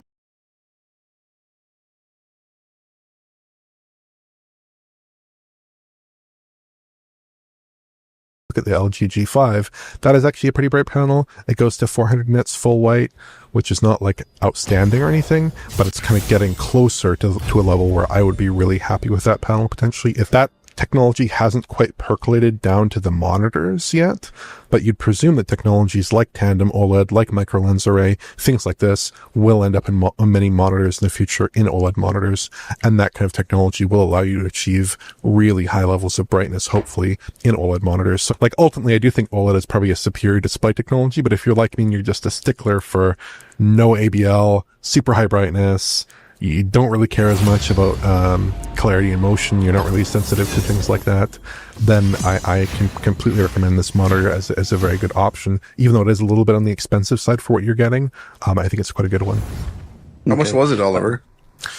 In Canadian dollars, it was $1,500, which is like 1,000 American dollars. Okay. Yep. Yeah, that seems to be the MSRP. I suppose the sort of side benefit of having a monitor that's so bright it could actually kill all bacteria in front of you would be a good thing to have as well. Thinking of that, Oliver, have you ever used the Atomos products? So I use these for capture, like the Shogun 7, for instance, that I have here goes up to 3,000 nits, and that's obviously meant for monitoring, Well, chat. It's about time we coach the GOAT. We are gonna coach a guy named Andy. This guy, I wouldn't say faker of Dota, but he's a big deal there. He's a big deal. Valve made an actual entire video because of a play he did, bro. He's a legend. He won the equivalent of Worlds in 2011, got second place twice in a row. He started playing League of Legends, and I noticed that, and I know Dandy because when I played Dota, I watched a lot of him, and now I get to coach him on the best game called League of Legends. So that's gonna be fun. I'm gonna call him now. Hello? Yo, what's up? Nice to meet you, bro. I'm Max, Drutut Przychodzień. You can call me Dandy or Daniel, up to you. I'll just call you Dandy, you can call me Drutut. Hello, did you sleep well? Yeah, I woke up at 3 p.m, imagine that. That's okay, nice. All League of Legends. I was playing until 4 or 5 a.m, couldn't get to sleep, was thinking about the game, was thinking about this coaching. My viewers told me, oh my god, Drutut, the best PMA, chill dude ever, very nice and angel, and I'm like, oh, okay, nice. Yeah, a very nice and Angel, that I can assure you. I watched your gameplay yesterday of Pantheon a bit, and I already know what I want to tell you, so let's just do it. You queue up a game, screen share, and I will try to instruct you. I will not like talk over much, I will just like, you know, give you tips, and then if there's something really like blunder happening, I will let you know. I already have experience like coaching people, so should be no problem. Sure. This is my first time. I never got coached, so it's gonna be quite an experience. I'm up for it. Shortly, I can tell you that I do not know much about the game yet. I did play the game in 2011 a little bit, and after that I didn't play it for a very, very long time. So for me, it's like a completely new game. Yeah, you would think that like, you know, two MOBAs they would be similar, but League and Dota play like nothing alike. Like I used to think the same. I actually have like 500 hours on my new account on Dota, and I had like 600 on the old ones. I have like 1k hours of Dota basically clocked in. When I first started playing Dota, I was like, oh, okay, bro, I just gotta learn like abilities of heroes and like what they do, and it's gonna be like pretty easy. But the fact that every character has turn rate, I cannot deal with it. Like you cannot kite. You know what kiting is? Yeah, of course. Yeah. Well, some characters have faster turn rate in Dota, some are slower. They are actually not all the same. For example, Pangolier in Dota, like the hero that rolls like Ramos, he'll have no turn rate. Dandy, you don't need to explain in League terms. I know every single Dota character, bro. Okay. Well, 1,000 hours is a good time. Yeah, I guess you can know everything. Because me, for example, I do not know 80% characters in League right now. Like, I'm completely clueless. If you have any question about any League character, I'll gladly just, like, I can even give you a Dota term for every like, character in this game. Yeah, in Dota it's much easier because, like, even when you're, like, queuing for a game, right, you can go to the Heroes tab and just choose a character and demo them while waiting for the game. That's, like, insane. Like, this is what I would want in League. Like, client in this game, I don't know if you experienced the issues with it yet, but it's actually horrid. Like, the client in this game, the amount of times it, like, forced me to just, like, leave a lobby, Crash didn't allow me to pick my character, it's too many times. Dude, I experienced that. I got 12 hours ban for not picking a champion. In what rank are you right now, exactly? Did you get, like, a rank yet, or...? I think I'm in silver. That's yeah, fine. I got bronze and I won a few games, I got silver. The thing you wanna, like, always think about in League is that it's a team game, and some people will tell you, like, play for your team, or some people will tell you, play for yourself. I think how I climbed, especially on jungle, it's like a 70-30 split. 70% play for yourself, but don't just like flat out ignore your team. The jungle role is like, there is no role like this in Dota at all. Like, it's a very unique role. It is very, very important about being efficient, like doing camps in correct order, knowing your champions full clear, how to clear, like when to go for a gank, when to go for an objective. It's like very important. Remember, if you don't clear efficiently, there will be game. If you like fuck up a blue buff, right, and it resets, you know, when it like resets and it like gains a bit of health back. If you lose like 4 seconds on a clear, those 4 seconds could be the difference between you being on bot lane in time and getting a triple kill, or your bot getting double killed. Like, it's a huge difference. So it's really important that if you're learning jungle, that you know how to like clear on every character you play. You already played a good amount of Pantheon, and I saw like that you actually clear like pretty decently, like you kite your camps. Like, who told you that, by the way? Because you don't do that in Dota, right? I mean, chat told me, like, on the first games, when I, like, literally started, they said I need to kite creeps. And then I watched some YouTube about Nidalee, and then that's it. Like, I just started doing it on every champion. You're gonna start top side. I will explain why. You're gonna do your blue first. Okay, see, this is important. Go to the bush, like, to your right, next to the river. You wanna see, like, every start of the game, you wanna sit in this bush, in case enemy, like, invades, or try to get vision. So do I put early ward often, or I save it a little bit? Because you could do it, like, go at, like, 110 on the clock, go and ward his raptors, you probably won't get punished. Yeah, nice. Good, and now you just go clear a blue buff. You don't really want to get invaded, because if they kill you and they take over your top side, it's very hard, especially as a beginner, to know what to do. And what you're gonna do is smite instantly the blue buff, by the way. It doesn't matter when you smite, but for Pantheon, you really wanna get it to the threshold, because your Q deals execute damage. Okay, this is like a really important thing, but like auto and then Q, right? When your auto attack is on cooldown, it's gonna make your clear way faster. So like, auto Q now, yes, and do that every time you have Q. Okay, walk to the Gromp, your Q is gonna kill it. At around 200 HP, you can just like, you know... No, get the blue, okay. Okay, I don't wanna stress you out, just clear as you want. all good, don't worry. Like, press tab right now when you're going to Wolves. Okay, no, tab, okay. So you see he has 8 camps, right? This is very important for tracking. This is bread and butter knowledge for jungle. Every camp is 4 CS on the scoreboard. So now that you saw Yi on Raptors and he has 8, that means he did red into Raptors. So he's not he full ignored clearing. the top camp. Yeah. So it will be faster bottom. Yeah. Okay. Okay, just do Raptors and then do Crags, okay? This is the way of the full clear, because you think to do red here, right? Not red? No. Go do Crags. Okay, this is the logic why. Okay, so you start on the blue buff, right? So the timer for respawn is already ticking down. Now you wanna walk to your red. Kite to your red. So the logic is that when you do blue buff first, the respawn timer is already ticking.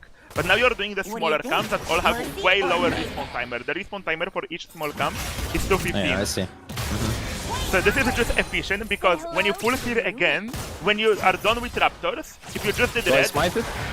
No, you do this and then you wanna go look for a gank mid. After the gank mid, you do go top crab because he is on bottom crab and you don't really have prior. Yeah, you can see him now. Okay, he did crab. Okay, so just gank her, and then doesn't matter, just chunking her is fine. Okay, that's fine. This is fine. Just take some pressure off Veigar. Now you just do crab, and then you look top lane. If there is an opportunity, you go there. If no, you just recall. This one you can smite. Okay, look top. Is there something happening? I don't think that's gonna happen. He's full HP, yeah. This is how you jungle, and this is like the safest way to jungle, okay? Because you're just clearing your camp, you're looking around on lanes, and if there is a gank opportunity, you just take it, right? But this is like, there will be games where just ganking of cooldown is good, because you're just getting kills, you have like 20 kills, you're killing everyone, you're like legit Thanos. But there will be also games where you gank, you don't get anything, and then you're just kinda behind. So clearing like this is the most efficient way to just be ahead in League of Legends as a jungler. So this is another thing I wanted to say, but I didn't really get a chance to. The reason why you're passing bot and not top is because you have Riven into Malphite, which is a counter pick. She cannot really play that matchup, and even if you help her, that's not gonna win you the game. Meanwhile, on bot lane, you have Misfortune Rel. Rel is what we call an engaged support, right? There is certain types of supports. Poe, engage, you can see, you should tap to see his CS every time. 40. Okay, so he still didn't do crack, basically. I think if he face checks you, you can contest him. Just don't run at him like brainless. To your bot lane. Just wait in this brush. Okay, you can run at Nami here. Yeah, you kill Nami, Okay, no, go on, focus mastery. Okay, slow, E. Q again. Good job. Don't chase, Akali is coming. Go back. I'm washing. Yeah. Just walk back. No, she used ulti, right? No. So I need to wait for another jump. Okay, she did another jump, I can go, right? Yes. But I think you die anyway. No way. I'm immortal. Okay, recall.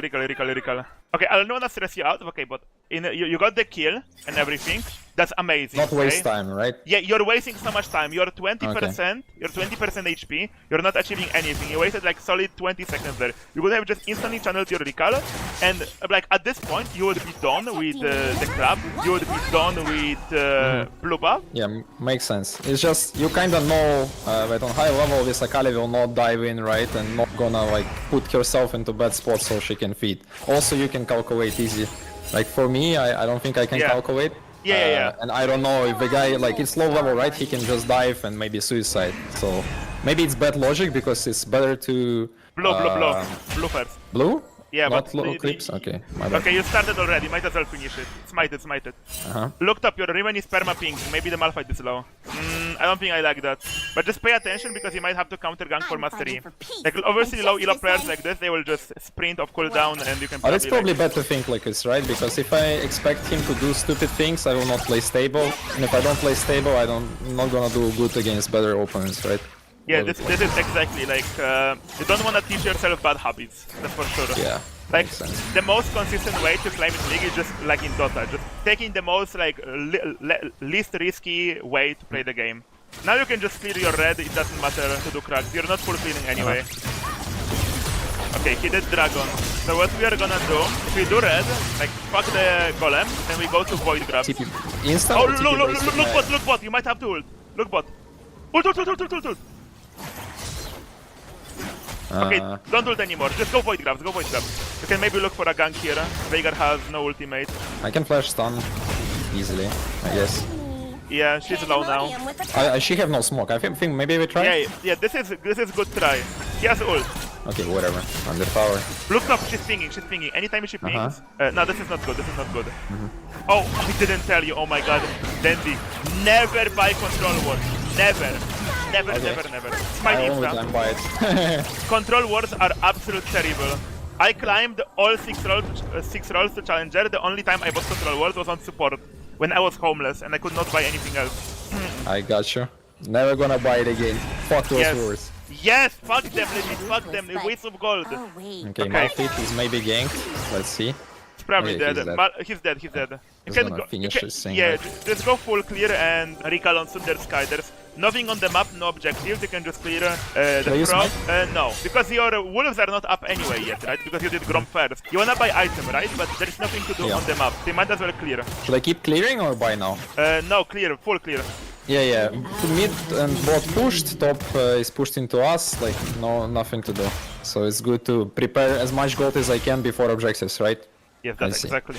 Because what my chat told me is good to TP base after 1k gold every time. They are wrong, very wrong then. I see. Oh, bronze chat, what can you do? Never listen to your chat, never. Okay, walk me. This is easiest ult ever. You hit those, Dandy. Yeah, just ult her. Yeah, no problem. Yeah, go. Let's go. Why not? No smoke, you flash worst case. Nice, good job. Thank you. Yeah, okay, go crab. Crab is spawning top side. No. Okay. Always look where your camps are. That's very important. Okay. You are doing... So you wanna gank around your camps? Yes. You can look to fuck around with the Malphite for now because it's not spawned yet. You're wasting time. You could just go to this bush, control ward. Okay, look, she's fighting. Okay, go crab. Leave her a control ward in this bush. It is like a gift, you're like, oh, look at you go, I'm not ganking you entire game, have this, smite. I have 2 smites now, Yeah. Or, like, when you have 2 you can use. You need to, like, this is a habit you need to learn. Whenever you're clearing a camp and, like, your abilities are on cooldown and you don't have to use them, you should be, like, looking. Okay. No, you should be looking at the lane phase. The easier way to do it is pressing F1 or F2 keys on your keyboard, yes. I personally don't use them, but maybe you like them because you have, like, you know, probably decent APM because of Dota. Not really. I'm a lazy Dota player. There is a fight on bot. Can you go look at Mastery? Okay, press tab. How many comes does he have? 100, okay. 100. Okay, we really want this Drake, but your teammates died. Honestly, like, I would just, like, do those raptors and run bot, because something is happening there. Okay. Yeah, just run ASAP. Yeah, just run and Ezreal is gonna in. No, don't pop vision plan, because now they know. Maybe Nami will face check you. Sit in the bush. Kill her! Do you think Okay, I walk can? back now. Dragon is low, maybe I steal it? No, you should go do your red now. I was eager. If you went on that Nami earlier, you will probably have killed her. Because, like, when you know what face check is? Yeah, of course. Okay, now after this, go on golems and then keep looking bot for an ult. Whenever your ult is of cooldown, you probably wanna use it. Oh, yeah, like right now. Go, send it, Daddy, fucking kill them all! Oh no. Go on me. Easy. Yes, fucking kill them all, nice! Murder them! Okay, go steal his Grom, there's no way it's up. He did Drake first. Okay, it's not up. Okay, recall. Yeah, clear. Oh, 300 gold away. Should I wait sometimes if I'm very close to an item? 50 gold if it's like really insane power spike, 20 gold if it's fine. What now? Herald, yeah. You're going Cleaver because, listen, you don't know characters yet, but you have Riven and Misfortune. Those two are physical, and they have a character called Malphite. This one stacks a lot of armor, like a lot. So Cleaver is just like such high value, but I think this build is much better than the one you're doing, because you're doing Yomus, right? Yomus is fine, but it doesn't make you tankier, and being tanky in this game is very broken. Okay, Mastery is dead, so what you're gonna do is you do this Herald. After you're done heralding, you go to his jungle, on his Raptors, you take them, and then you just wait there and probably kill him when he comes. Okay, take the Herald, take the eye. Sometimes I forget to take it, by the way. Yeah. You run to his Raptors, it should kill you a bit. It's up in 3 seconds. Remember, you don't have Sweeper, you have the eye, so don't summon it by accident. Okay, don't use your ability. Here, right? Yeah, you wait here, he'll probably come and die. Don't W him, let him walk in, auto-attack, then W. For Not maximum. Q first? No. You auto-attack, then W instantly. Maximize. Yeah, look at this big team. Oh. You win this anyway. Q, E. Good job, nice. And I will just recall for cleaver. You have empowered league. Just recall instantly. Don't go to the bush. Just Okay. look bot, like fuck clearing now. You're so strong, you're so standard. Just go ult bot. Just play like a psychopath. You see people, just go there. I'm psychopath. I love it. Oh, Kali. Yeah, you kill her. Oppa. She will ult away. You're fine. Not that you need this. You don't need the flash. Your oh, I'm fucking there's so much shit. I forgot to explain. The pads give you like bonuses after you get 40 stacks on them. The blue one gives you movement speed. Like you walk into a bush, you will see your movement speed will get like a burst. Like So I could catch him? Yeah, easily. Like look, boom, 500 movement speed. Like this is what we do. The red one. I just chase her. Okay. Yeah, the red one gives you slow on the first auto attack. It's like charged up, and then the red one just gives you. I mean, blue one. Fuck, I'm colorblind. Sorry, I'm not. I'm kidding. The green one gives you a shield, and the flash So is when do I very. use my Eye of Herald? For a tier 2 tower. So I would. mid is mid. Yeah, mid is fine. You can ride it as well. Yeah, but the thing is, you have silver teammates, but you can go crash it. Right. Ride it. Where are we crashing tower? Oi, yeah. I knew this was gonna happen. I didn't do anything. Okay, there's some fighting there. Yeah, no smoke. She has no ult. Okay, sweeper. Do you know where she's going? Nice. Yeah. Okay. You can smite enemies, by the way. Oh, yeah. This smite is also slow. Okay. Every smite slows. Every single slows. Drake in 5. I guess I go Drake, right? Yeah. Yeah, so this is how you like play jungle. This is how I claimed. Like just full clearing, and then like when you see a play, you just do it. I guess you have ult. No, you have. I told you have ult. Go look mid. Oh yeah. Okay. Oh, we ult here on the Ezreal. I feel like or you can walk. Don't wanna dive tower. Nah, the towers are not that strong. You're so tanky. I can? You can take a few tower shots, but not now. If you ulted there instantly, yeah. I would have ulted previously. Ping Veigar off. Ping him away. Like, go back. Yeah, this one. Spam him. Because Malphite is behind him. Okay, now we ult Ezreal. Go ult Ezreal. Yeah, this is a good prediction. Boom, right on his head. He's slowed. Just chase him. Oh, oh yeah, there is no tower. My bad. Oh, he flashed? Yeah, he flashed. Okay. Yeah, just take this wave and recall. Or you could take his top side, it depends. Getting movement speed. Yeah, pinging your teammates is very important because in this game, sadly, we don't have voice chat, so... Oh, you killed that. There is a ward there, though. You can solo this bastard. Oh, no, it's Malphite, okay. It's gonna take too long. I will take that, you have Maybe spike. I should get out, right? Or we take objective. No, you have too much gold spended a bit. Objective would be nice, but your team is on bot side, and your DPS at champion is really low. Like, right now, it's not important to full tier anymore because, like, you guys are just so ahead, so it's more about just making sure you don't lose your lead, and just extending it as much as you can. But yes, spam ping is very important. Like, the ping I shown you, like, legit pinging, like, 4 times on someone, it's not toxic, it's legit just letting them know, yo, you're about to get fucked. Just fuck off, please. Fuck, hard. Yeah, very, like, they're about to get touched. Oh, boss, look, go run there, fuck this camp. Oh, 3 kills. Yes, chase the Akali. And she's gonna go NMF. You chase her. Don't flash. I think you don't need to. Yeah, you're not catching her. Don't flash. Okay. Yeah, not enough damage, right? Yeah, this character is very slippery. It's like impossible to catch. You can take enemy red, I guess. You can go to the push to your right and probably cheese mastery again. Oh, not anymore, you're spotted. Take raptors and run. They're spawning in like 5 seconds. Most people use a jungle timer. There's like apps like Blitz or Professor and they show you how much for a camp to respawn like exactly in like seconds. It's not. Isn't it cheating? No, it's not cheating. Why because it's not cheating? because you can technically count it in your head, so you're just having a machine do it for you. Okay, now we recall, we got Gage, you're legit Thanos, bro. You can probably just run at them and kill them all. Like you're 6-0-1, right? You have 7 KD, it's not that high, but you're just so fed, right? Because of clearing efficiency. Like, bro, look how fucking homeless this mastery is. It's crazy. Homeless. 0-9 guy. Legit, when you're in range, just instantly send it on Nami because she has no escape because it's flash. Oh yeah, like right here. Trying to read? Just send it. Bro, just send ult, please, just press it. Okay. Like complete psychopath. Nice, and go on Nami. You're not gonna die. Just buy space for your team. Yeah, just keep bashing her. What is Akali doing? Flash on her, flash. I wanted Akali, but I yeah, and end game.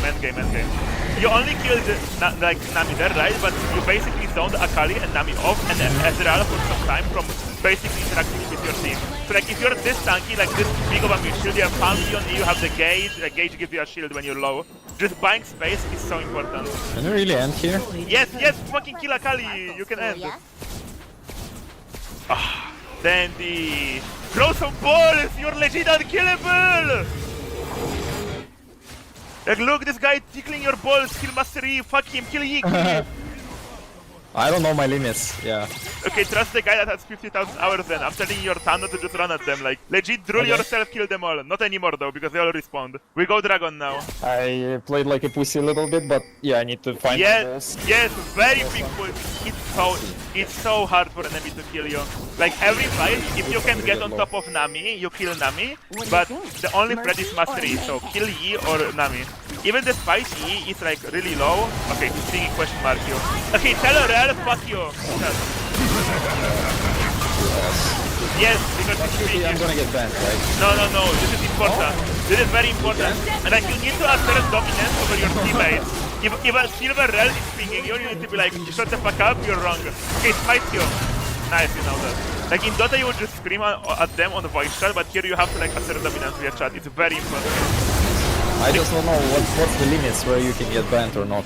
As long as you don't type to them for them to like harm themselves, like you know, in an extreme way, or say Aslur, you're fine. So I can say fuck you and it's okay. Yeah, ult Nami, bro. I'm repeating myself at this point. Like I told you, anytime you have ult, complete psychopath gameplay. Like boom, she's dead. Wow, okay, she can play the game. Yeah, just run mid, you have Baron, you end. Just a bit hard to predict where she's gonna run, right? It's pretty random. I mean, as long as you ult behind her, right? If she goes like, you know, to dodge it, like in Are we front, diving this guy? just take tower. This guy can like tickle your balls at best. Oh no! I'm taking so much damage! Oh no, guys! Oh, you almost broke my stack. Yes, fuck him up. And amazing, GG, clean game. Easy. Legit zero struggle. Okay, the things that you need to do more, I'm not gonna go over replay. What I'm gonna do now is gonna stream to you how to clear on Pantheon, because there are a lot of small things that you gotta do. Like, as I told you before, like, clearing is the number one thing in this game. Like, look, this is how you clear, right? The buff spawns, I instantly smite, auto-Q, smite already to drop because I wanna do it. Again, I don't Q instantly, I let auto-attack. Okay, now I sit here because it's the aggro. Okay, start walking already.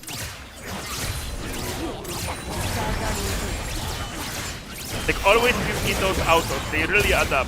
I don't know if on the Pantheon jungle it's more efficient to use empowered W or empowered Q. That's something I would leave to spear shots. Okay, here I wanna align my Q to hit all of them. Start kiting, hit them all. So like, you know, those like picking those autos, you cleared at like 330, so let's see how fast I do mine. Okay, another pointing Q. Here on Raptors is important, you walk up here and kill them, so your pet already starts attacking them. I will use single target, W probably deals more damage. Don't care about it chasing me here. Here again, like don't wait for the auto, like I want my pet to start doing damage to them as fast as possible.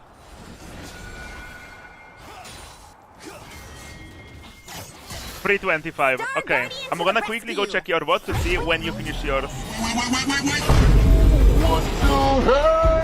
Oh my god, bro. Yours was 340. Oi. That's 15 seconds. So like getting this clear done is very important because the crab spawned at 330, right? So I did my clear and I can probably go contest versus like fast team junglers. The amount of difference it's gonna make in your games is just like so big.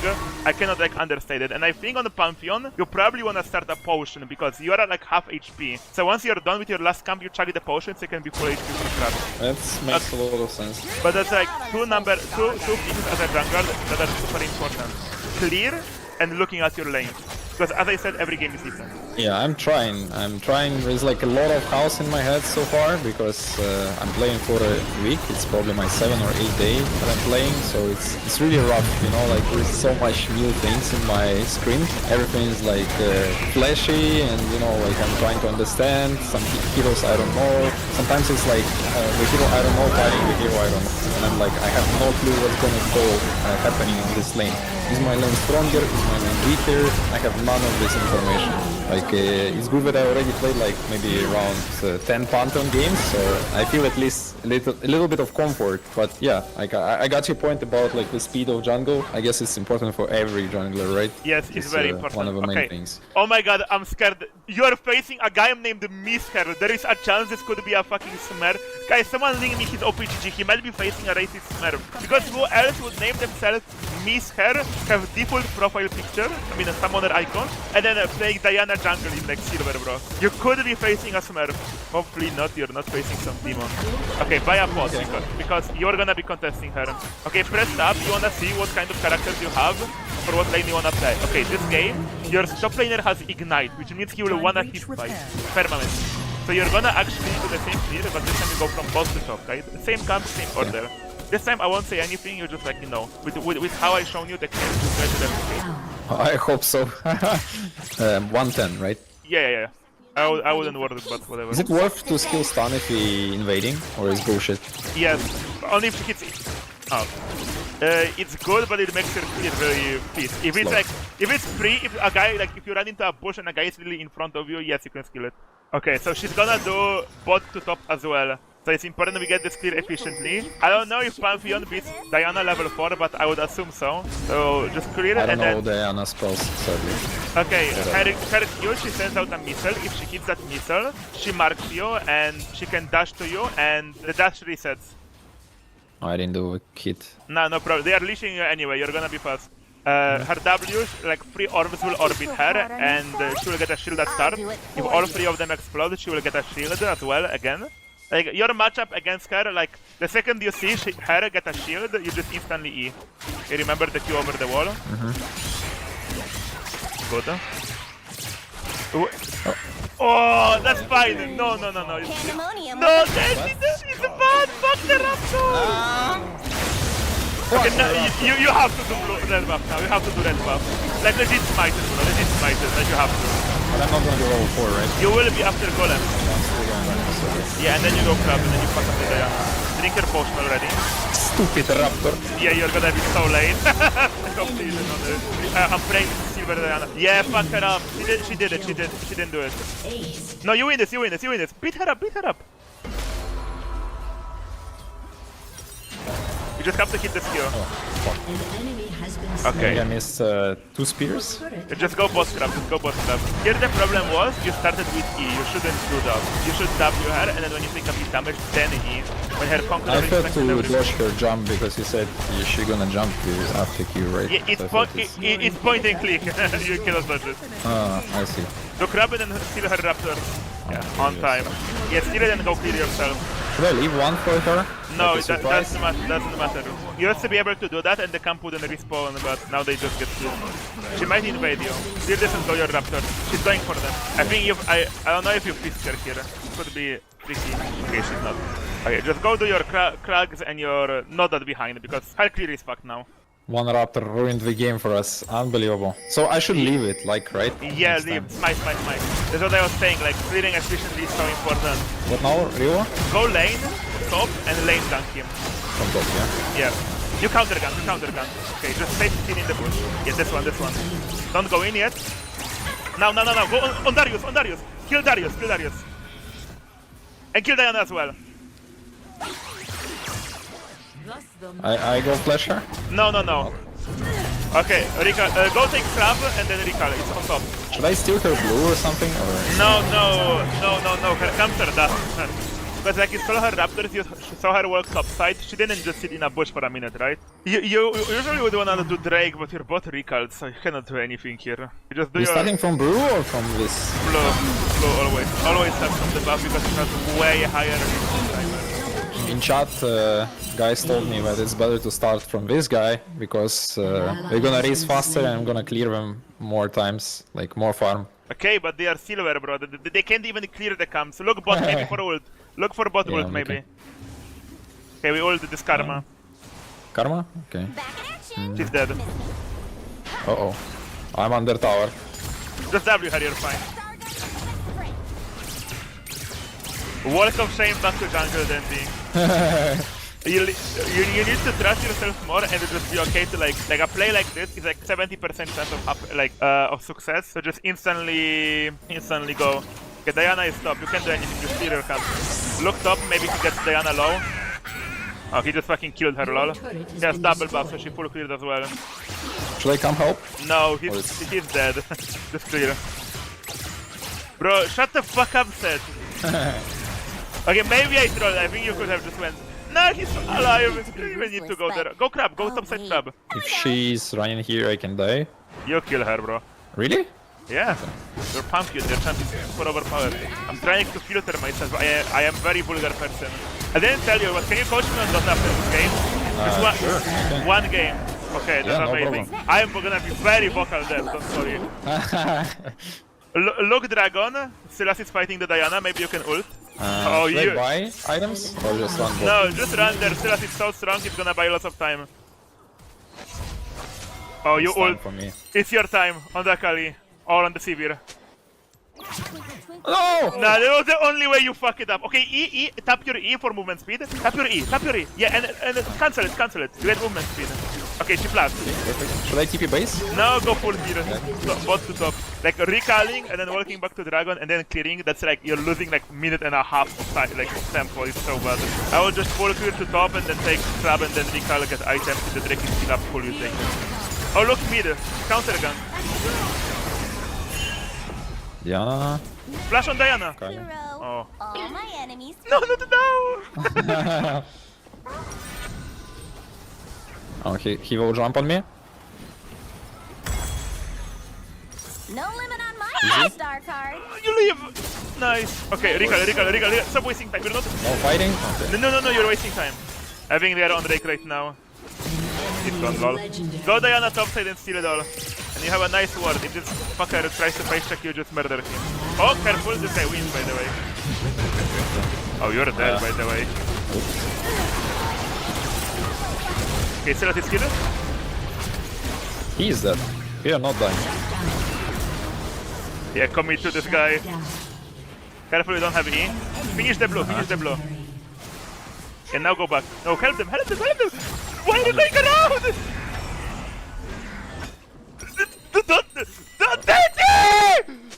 Run? Kill Akali! Kill her! Stun her at least! Nice. Easy. Oi. No, not here. Okay, we got it. It's easy. Come here, Diana. Bamble. Take her drum, take her wolf. Baited them into disaster.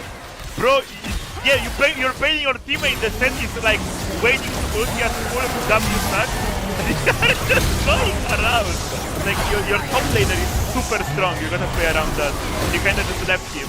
You fuck her up. W her. Thunder Sky. Yes. And run. This is teleport. I don't fucking know what this is. Okay, easy. Yeah, nice. Good job. Okay, you have ult, you know what to do. You don't need to. Yeah. Let's go.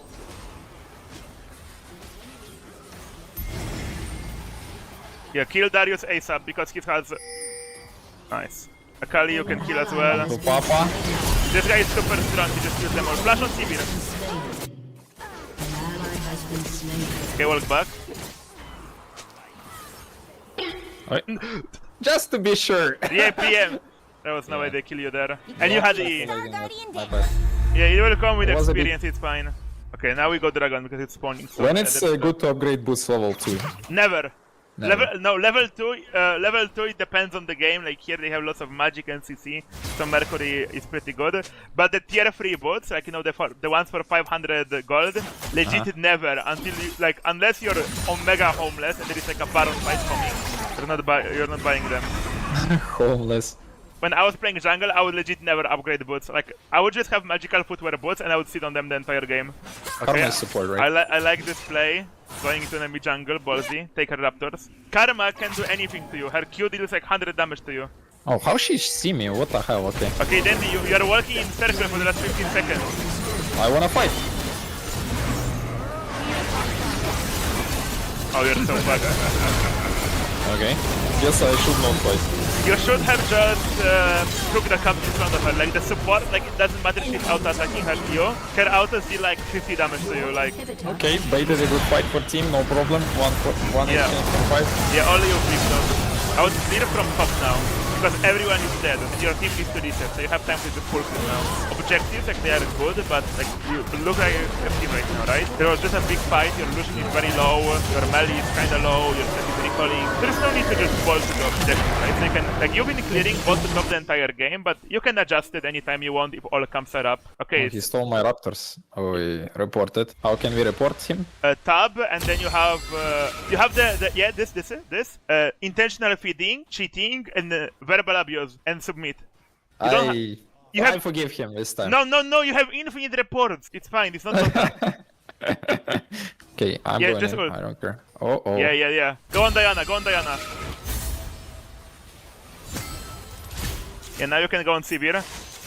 Oh, you didn't solve it. Oh, now on you didn't solve Karma. it too. And now Easy you go solo. Atakana. Go alt chat, and question mark. Okay. Nice. Now enemy is demoralized. Go Atakan. Can I do a lot of like question marks? Is this or it's? Yeah, it's fine. This is like the most broken flame. Like whenever you survive on like 1 HP and you kill someone, you can type nice try in all chat. I guarantee you they will like there is like good chance they will just go AFK.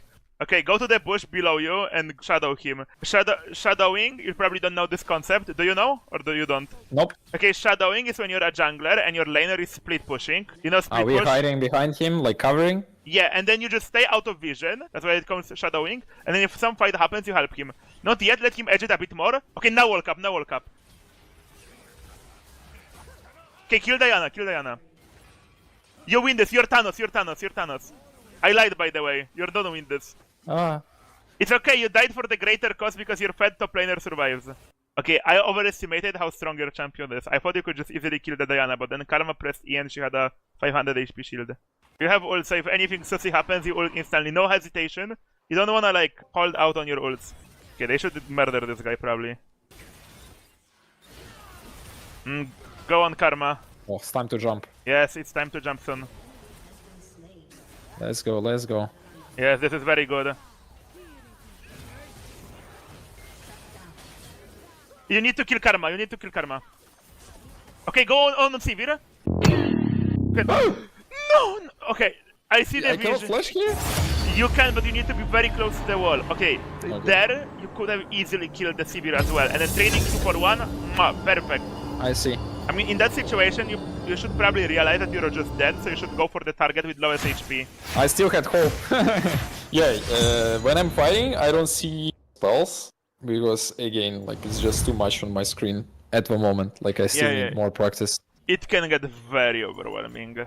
Okay, now go top. Like, fuck this Gromp, tempo is important. Like, you gotta think about it, like, sure, full clearing efficiently is important early, but will 80 gold make a difference now? Not really. To your left. There is a guy as well. Nice. You can chase. Draven out. Start queuing the air so to get 5 stacks. Oh, never mind, you have to help her. Wait. Okay, nice. Oh, I could see her, right? So I failed, kinda. Ult in. Okay. Tank the tower for him. No, tank one more hit for him. Nice. Ace, easy. Okay. Easy for us. Okay, look. When you have your E, I want. This is, you need this, by the way. Okay, walk away. They end the game anyway without you. Just when you have 5 stacks and you really need movement speed, just click EE. And look, you get movement. A lot of it. I never cancel it. I should start canceling it. Yeah. Like EE on Pantheon is important. Sure, you lose a lot of damage and you lose your defensive, but if you just need movement speed, it's important. Okay, kinda clean game. I will show you a replay of this game because I wanna kinda go over it. I mean, just one thing. Okay, my game looks a bit different because I have a lot of custom skins, as you can see. Like your top laner is Senator Armstrong, your 8... What the fuck is that? Because... Wait, do you play like this? Yes! Yes. Really? Okay. Okay, here you should be leading like the charge when you're invading, because when you like walk into her in this brush, right, this one, you just instantly control W level, you W her, and then your other characters have CC, they chain, she's just dead, right? A kill this early, it doesn't really matter, like 300 gold is 300 gold, yes, but it won't really help anyone, but it's a nice thing to get. So I wouldn't really flip invades much, I would rather just like, you know, stick to full clears. And now the incident here, okay? No, god damn, no, la policía. Okay, so you fuck up this one Raptor. You didn't tap Q, you edged it a bit too hard. Like, you will get the level 4 anyway. Then it's perfectly fine. Like, this happens. Yeah, I didn't know if we're gonna rest, you know, like I felt that he's gonna stay there forever. Nah, they die. But you would rather lose a second to make sure they are all dead rather than have them reset like this. So here you use the Q, and I told you not to clear, so you lose your empower. So I need to have 5 charges, right? Yeah, so here you should just Q the air, just keep Qing the air, so you have 5 stacks. And okay, so what you do here is you do a really big blunder. So she dashes on you, right? You instantly E.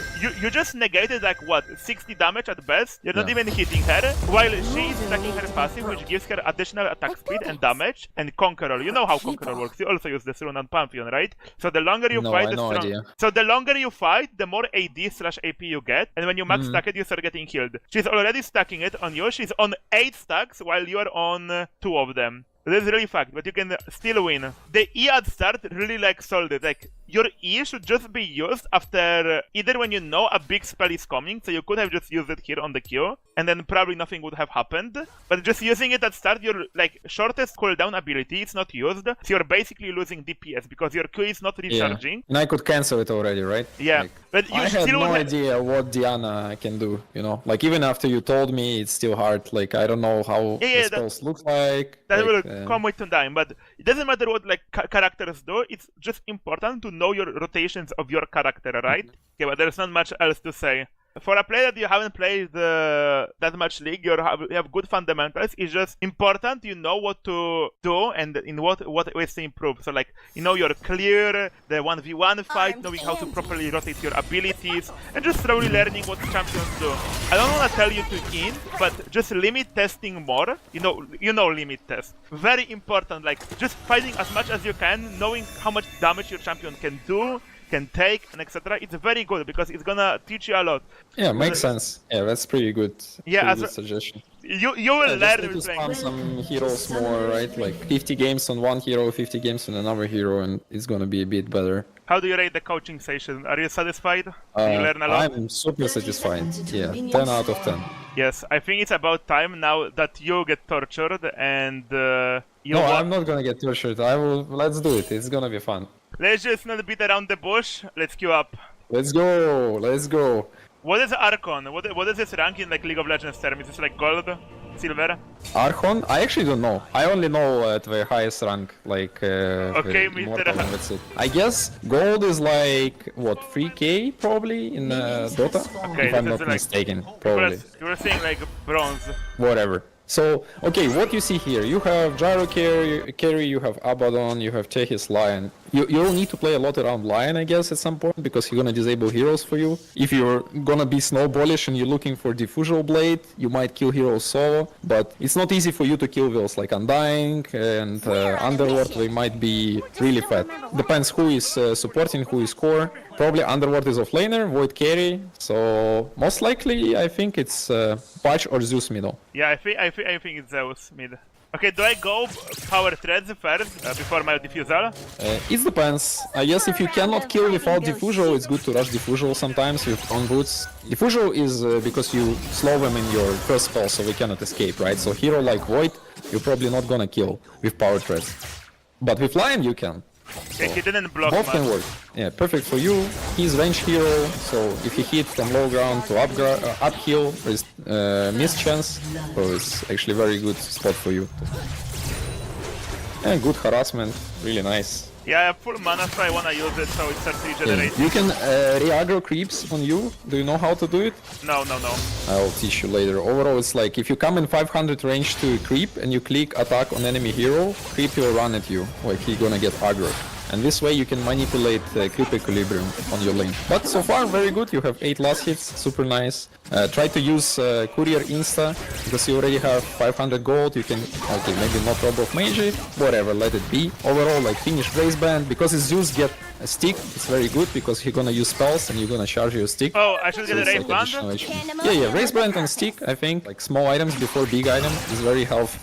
In League, I think rushing like big item is super big, but in Dota, like having a lot of like small items actually gonna give you like good early game, you know, so you can get to those like big items very easily. I haven't played in so long. Yeah, no worries. I didn't pay attention. You have map on right, like in League, pretty cool. I have opposite, right? Yeah. so the problem is usually mid lane is about resources, and you are not playing with bottles. You will play with bottles. Yeah, so I hate bottle. You don't want to exchange way too much, so you want to have only very healthy changes on your lane.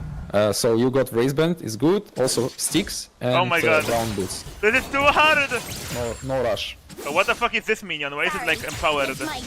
Flag creeps, they give extra vision to creep wave, and they give you bonus gold if you last hit one. So you wanna kinda try to secure, this is like a siege creep in League, yeah, canon. Giving you 90 gold, you know, it's same thing, like it's giving you low, so you wanna try to last hit right. So you play for active room now, if you take it and don't give to Zeus, it's gonna be amazing, because he have bottle. Okay, 6 minutes. So it's 50-50, right or left? You can go where he and try to outclick, and when it's big chance that you secure 100%.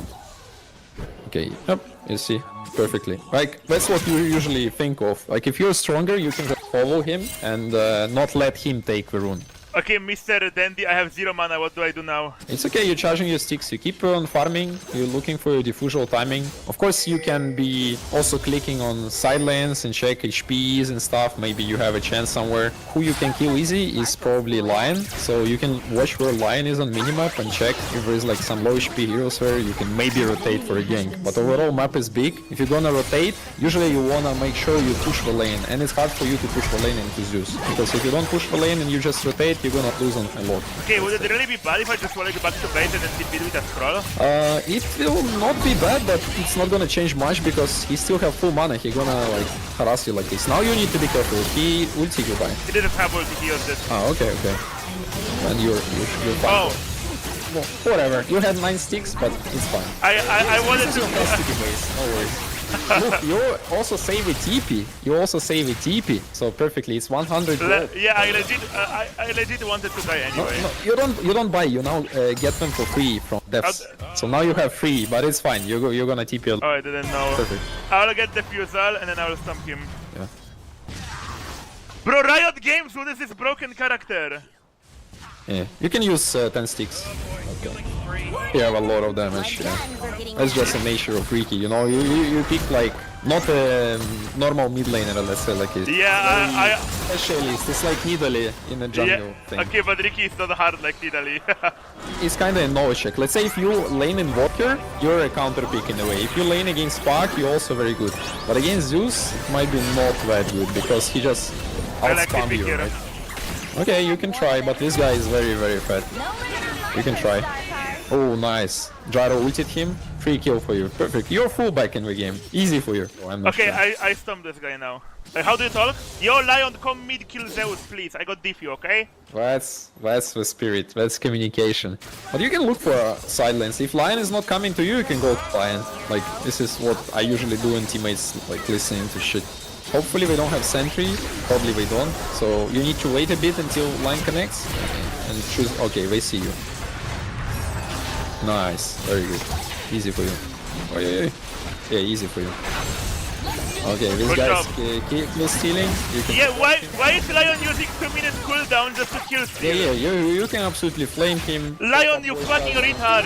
Don't click ult, 2-minute cooldown complete.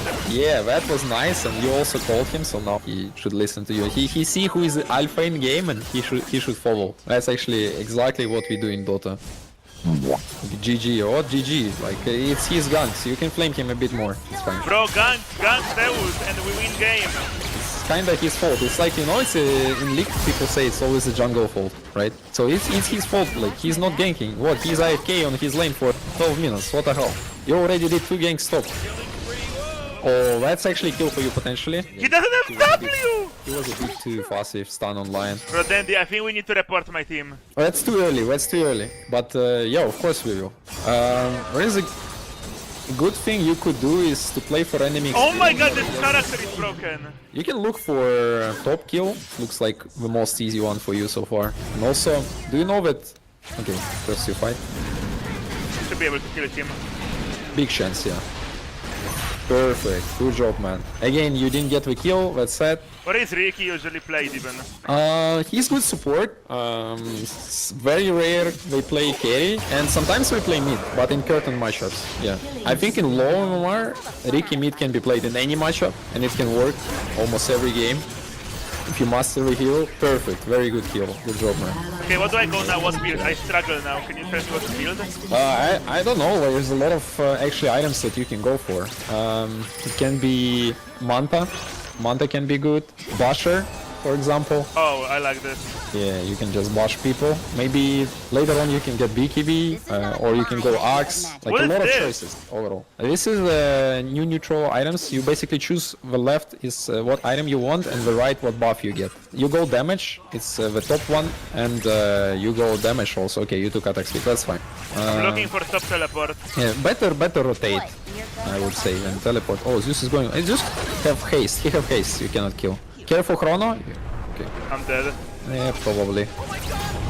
It's fine. They wasted Chrono. It's kind of good that you know about it. Okay, but this You can play Abaddon very hero aggressively. is broken. He's like a bruiser hero, but he cannot kill Oh, they're anyone. gonna deny tower. Oh, we got it. Catapult get it. Okay, so far the game is not looking very good. Nah, we but will come everything back. can change. Yeah, if you're looking at drafts, I would say that if you keep exchanging, then Radiant draft gonna be stronger. It's just easier to use. So you need to try to snowball. That's actually very good kill. Big chance, yeah.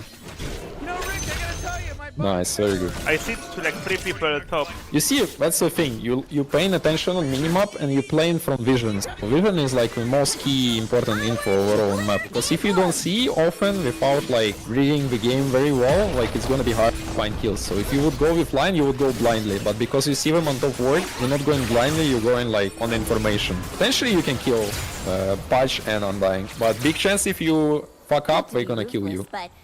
Okay, they see you, you're on sentry. Careful hook. I got this. Okay, he's not hooking, very good. This guy can die, maybe. Patch have ulti, watch out. Okay, way pussy out. Dude, you scared all of them with one Ricky. I fucked up like this with Nocturne ulti the other day. Lion That's very kill. sad. Easy, good job. Now, Broken character! He's two-shotting me, Dandy! you almost dodged it with your third spell, by the way. You were Yeah. about to cast it. But you're forgetting a bit about sticks and Yeah, Fairy Fire. I never use it. So once again, you need to be very like, try to be clean. They have sentry here, as you can see. You can just use first spell. As faster you push, as faster you move away, as less they see you on minimap, as better for you, because we're gonna feel pressured or afraid. Okay, that's ballsy, but you can do it. He's very low mana. Very nice. Actually, poke jump. Oh! Easy! Yo, Lion, you piece of shit! I'm higher level than Zeus now. Come on, ping him. Okay, it's good to keep on trying to get some kills on your hero and keep Yeah, snowballing for kills. that's how I play. Just keep running around. From farming creeps on Ricky, you are not really... You're not gonna outfarm other heroes. Like, it's his weakness. You know, some heroes are flash farmers, some are not. I think Ricky is one of those heroes who is like assassin. The way you keep on, like, reach and snowballing is like, you need to find kills. It looks like they group up. Underworld is bad target for you. Zeus is good, but if Void behind, you're in trouble. Void behind, yeah. You might need to run out. We're fine. Okay, maybe we are not fine. Overall this game, I think the way you want to play is to split them up. It's hard to make people listen. Okay. You have children.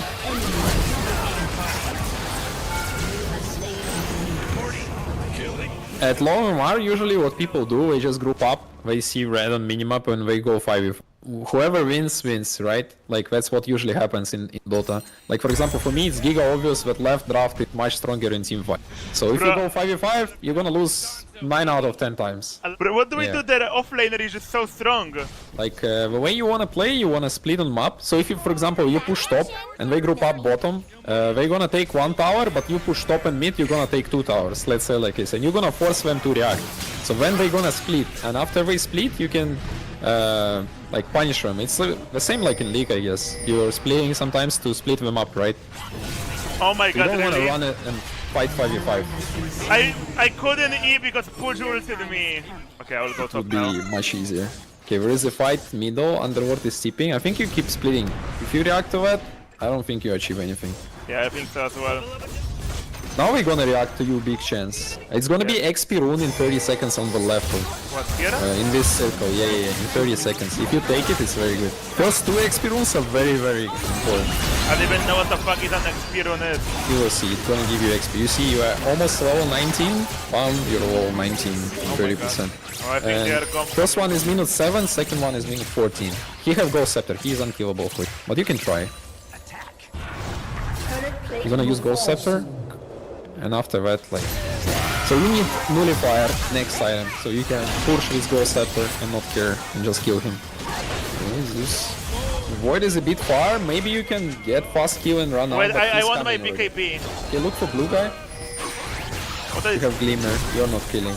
I did this. Whatever, it's fine. I mean, your team just feed for no reasons out of positions. Nothing you can do about it. Nice team noob fight. You guys noob. Like, if you're gonna split, you can maybe catch someone, but you will run into enemy vision, big chance. Right now you might be on vision. I am on vision. Okay, he lost it. Crazy guy. I think he still has chrono. I'm not sure actually. He's probably looking for you with the chrono, by the way, on Void. Okay. You have no BKB, so if you smoke screen him... Okay, he wasted chrono, it's very good for you. Use your sticks. Look for Void maybe on the right. He's deep. Void on the right. I don't know what Now the you need to fuck run is out. happening. It's fine. You need to go away from Tomb. Tomb is killing you. Nice. And if you escape, it's perfect. I can't. Oh. I'm bypacking. Zeus no mana. You probably still have Ghost Scepter. Okay, here maybe. He has Glimmer. If you burn his mana, maybe he will not use. He have a lot on. Okay, no mana for Glimmer. You can kill. Perfect. Very good. Bro, I had this like voice clip I could play of a baby crying. I would just play that shit to Lion. I don't think I have it anymore. It's like Dota Plus. Lion, your mom magma. That's the Korean flame. That's some Korean big flame. You have a big chance of winning because really Faceless is drifting by not back BKB. Oppa. Easy. What do we do now? Push mid? Honestly, I think pushing into Chrono is still risky. I would go for Rosh. Any objective is good. Go For Rosh, Mentor. Now you can maybe fight. You can kill this Void, big chance. Nice, you man fight with Basher. That's very good that you didn't panic. And you have a sentry here too. Perfect, man. Very good. Towers are usually not worth it because, of course, you take them with free, but you never take creeps to take towers because even if you make like mega creeps, you can still lose the game because what matters is like killing Throne. Taking objectives like Tormentor and Roshan is usually very valuable. What the fuck is a Tormentor? Tormentor is in the corner of map, bottom or top. Right What now, does it it's give free shard and gold for team. So it's like 2.5k gold objective. I wanna play with my Lion. Yo Lion, you might be a disgusting degenerate, but let's play together. That's a good call. Oh, something happening here. Yeah, it's time to connect. You don't want to let your carry gyro die for nothing, so look for Void if you can. Yeah, Void, you see him, you can try. Good luck. I hope you can do it. Nice. Okay, now it's free fight for you. I cannot fight you. Remember, Zeus can, he have arcane rune, so watch out. Okay, we should probably do an objective now, no? Yeah, kinda, but Where? Zeus is alive. Roshan, top tip. Where is Roshan? Where exactly? It's close, between top and mid lane. Between top and mid lane. Oh, it's Yeah, here. here. Go Roshan.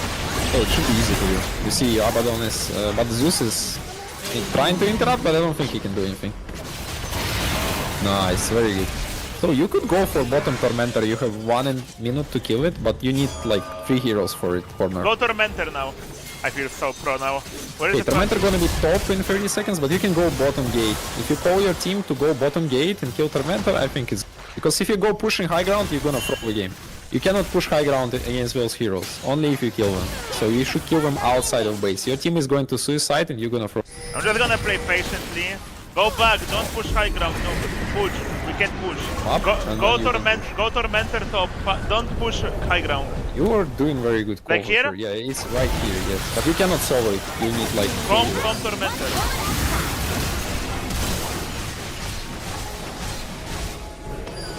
That was fast, what the fuck? And what does it give besides that?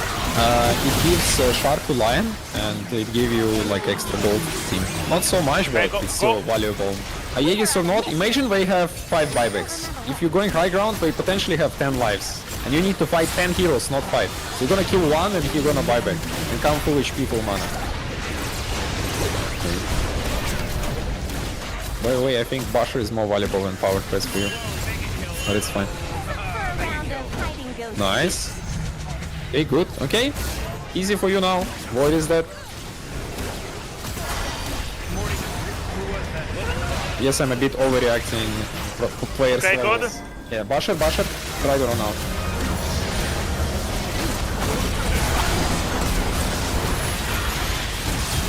I can't. It's fine. Yeah, good enemies not having buybacks. Again, it's a gamble. So you see, you're throwing on high ground. Yeah, I can see what you are telling. This is one of the kryptonites of all players on all levels in every bracket. Bro, my chat is like so stunlocked by the fact that this is a 2-minute death timer. Like, this is not normal in League. Power limit testing. So why don't we have this in League? My teammate disconnected, you can just pause the game. And unlucky. Bro, we need Lion back. Can we like control his character? Yeah, you can, but it's gonna be complicated, I guess. Yeah. You better wait for you. Oh, my gyro died. Oh? They're throwing on high ground again! Bro, don't go high ground, our Lion AFK. My entire team is dead. Good luck to you, man! That's Dota, man. Enjoy. Oh, Pudge is alone. And Zeus. Maybe you look for mines, like you're on your vision. If they separate, you can try maybe Pudge. Oh, he dusted you. Okay, that's a problem. Oh, yeah. I tried something that they have sentries everywhere. Bro, we're gonna lose because our Lion AFK and they keep throwing high ground. Oh, he's not wasting. You're doomed. We are fucked, bro.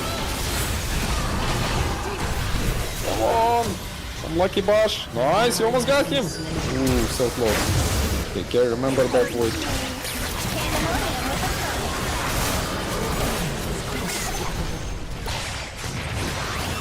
Thank you, Abaddon. Oh, no chrono, now you feel much better. And remember you have nullifier and big. Don't forget to click on when you're gonna go in for someone. Oh my god, the Lion, you disgusting swine! Bro, how unlucky we're gonna lose because of an AFK probably. Yeah, unfortunate. I think this game was in your pocket. You can do what, like, if you see some... Oh. Nice. Okay. It's not working. I'm dead. GG's. I tried. Oh, it was a really good game. You will win at some point before you told on high ground top. This is the problem with Dota. You just get a bot. Like in a league, you have Baron, right? And it's really easy to push. Here you don't have this. Yeah, it's very hard to push in Dota. No, you took pretty... yeah, like I said, like the hero is not strongest one, let's say, not the meta one. So yeah. That's why the game is also not so easy, I guess. Now then, I need you to teach me how to report. Okay, I know. Okay, you put... Yeah, report on a flag. And let's go. 3, 2, 3. Yeah, this is good. Enjoy your performance. Well, Dandy, I was my first Dota game in 2 years and my last game of Dota in 2 years. You played pretty well, I should say. For not playing for 2 years, you played like a king. It looks like you played before for sure. Like you know a lot of stuff. I was really fun talking to you. It was really fun coaching. Hope you can climb to at least Diamond in League now. Thank you. I will try. It's a lot of fun. I think you can get high rank. Like you can probably get by the end of the year. I think you can get like Emerald. Okay, well, thank you. It was very nice talking to you. Yeah, thank you so much. Let's keep in touch. Maybe we figure something out. Yeah, sure. Yeah, that will be another Dota angle. Okay. Okay. No problem.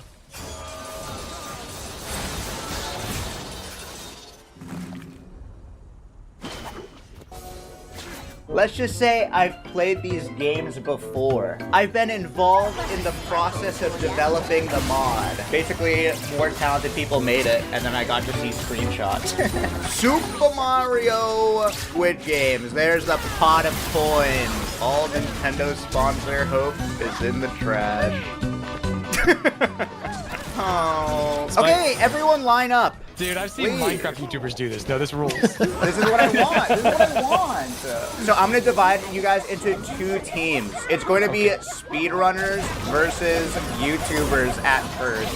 Okay? Hell yeah. So How are the YouTubers gonna stop us speedrunners? Oh, everyone's gonna be whining. Please go to the left-hand side. Simply, Suigi, Liam, Squeaks, Atrioc. Okay, on the right-hand side, please go, you know who you are. Okay, first game is red light, green light. If you move when it's red, you die. Okay. I think it's gonna be above Toad Toad, will though. say it. We're so.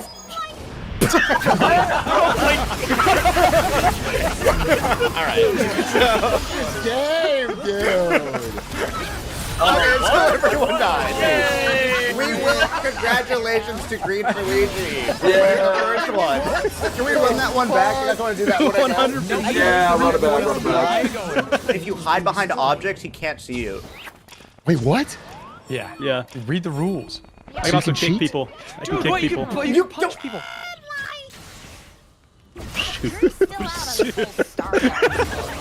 That's so creepy, the boy. Turn around! Bro! Hello. Go, it's Jesus. Oh! Who died? Can I punch Ludwig and move him? Me. Let's go, Liam! Hey, my team. Hey. Who's on my team? I forgot. Weeks. Practiced 40 hours last night. Ready to go. Ew, he's so creepy. What the f was that?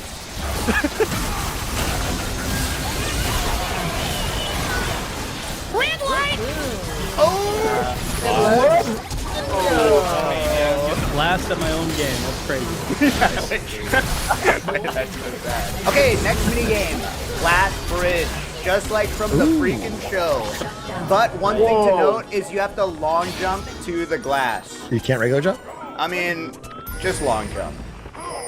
Okay. Yeah, why did you say it like that? What the f? Oh, he's Oh my god. Dude, how do I make it over there? It looks... Oh my god, you almost missed. Oh my gosh. It is hard to hit these jumps. Alright, Lud, go ahead, be a leader. No, I'm the, there are more speedrunners than YouTubers. I'm the only speedrunner on here. 5-3. What? Woohoo! Oh no! I killed myself. What the?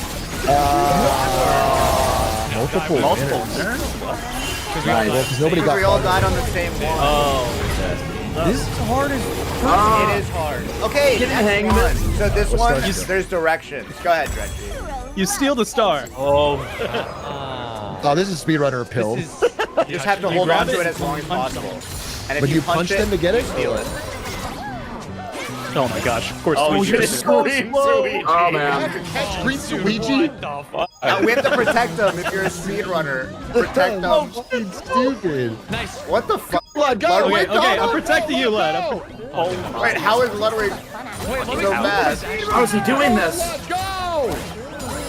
They're fucking on everything, man. Oh, nice. Okay. Damn, I got you. Where your body? We're on team. Stance is on your left. Yeah. He's admin, he's cheating! he's doing it. Yeah, just go on, Liam, go. You're good, Liam. You're safe. You're safe. I'm cutting him off. Dude, I don't even know where he is. I can't. You're safe. You're safe. No one can go up there. I'm protecting. Oh, he's knocking us off. Okay, using the Rosalina's. No! Okay. You got stolen by your own team. No, Drenchy is the YouTube. Oh, he's on YouTube. Okay. Not for long, buddy. Hold it, Oh hold my it, god, hold he's... it. Wait, Get that, what? Nice, go. Dude, Rosalina sucks for this. Oh my gosh. Woohoo! Yeah, yes, nice. Just chill. This is not mine. Outplayed? No way. Who has it? I got it. No. Oh, let's go. Oh, please go. Run. Protect me. Wait, is Squeaks on our team? I'm a speedrunner. Oh! I am. Oh, my bad. Give me that. All right, who on my team needs it? Sweetie is not on my team, man. Dude, Sweetie's so fast. I tried. I see. It's fine. We gotta keep everyone alive on Team Speedrunner, so it's good to like circulate it between all of us. So like, who needs it on Team Speedrunner? Okay, this one's actually unwinnable for the future. All right, who needs it? Who needs No, it? but I mean, if it's like I need it. Where you at, man? I need it. Sweetie, I need it. Otherwise I die. I'm about to die. Come here. Oh. Wait, I'm gonna get eliminated. I'm gonna get eliminated too. you got this. Drenchy, come back. Drenchy, come back. Oh, no, I died. Only 3 points. Drenchy, come back. Oh no. 10 seconds, Drenchy. Oh, what a move. Oh. I can't. All right, so No way. Me and Sweetie. 10 seconds. Oh, just the goat and Drenchy. It's the goat and Sweetie. That's what I always say. I think I auto win, right? Yeah, you win. It's 10 seconds. Oh, it's over. Did you stay in the middle? Aura farm. Aura farm. Yes, sir. Oh, shit. Oh my god. See, Team YouTube won. Oh, we did pretty good. Yeah, we did great. I mean, there's 3 of us. Yeah, second, third, Yeah. fourth. Yeah, Take not that. We're doing great. Okay, next game is another one from the show. It's called a Mingle. This is the new one. This is the new one. They're gonna say And the an curse amount allowing of users to have to go to a room with a specified number of players. Oh, I have to count the number of players. Okay. All right, Team YouTube, come over to me. Come over to me. Oh yeah. Oh yeah, smart. We're the Make sure speedrunner. we're Liam. All the Partner numbers. up. What are we doing? I don't know. We're looking for 4. Go into the room when they say a number. You have to stay on the character. Watch the show, Adria? Season 2, no. Oh, you Oh my gosh, Simply's Simply's messing us up. You have to go in the room. So am I trying to go into a room with 7 people or 4? We're gonna find Depends out. on what it says. I see. The music's fire. Get out of here. Yeah. Yeah, A-Truck landed outside for a bit. If you stand outside, you lose a little bit of health. 1 player. Only 1 person per room. Wait. Oh, it's 1 per room? Oh, we're Okay, living. Don't go for mine. Lock the door, lock the door. How do we lock the door? Oh. Any dyers? No, he didn't. I can't believe I survived. Did we all live? I think we did. Yes, I think everyone's alive. Wait, where do you see the number? On the left. Yeah, where do you see the number? That is kind of cool. Where it says mingle, right? Oh, sorry. So you aren't listening to the number then. That's great because you guys won't shut up. Yeah, seriously.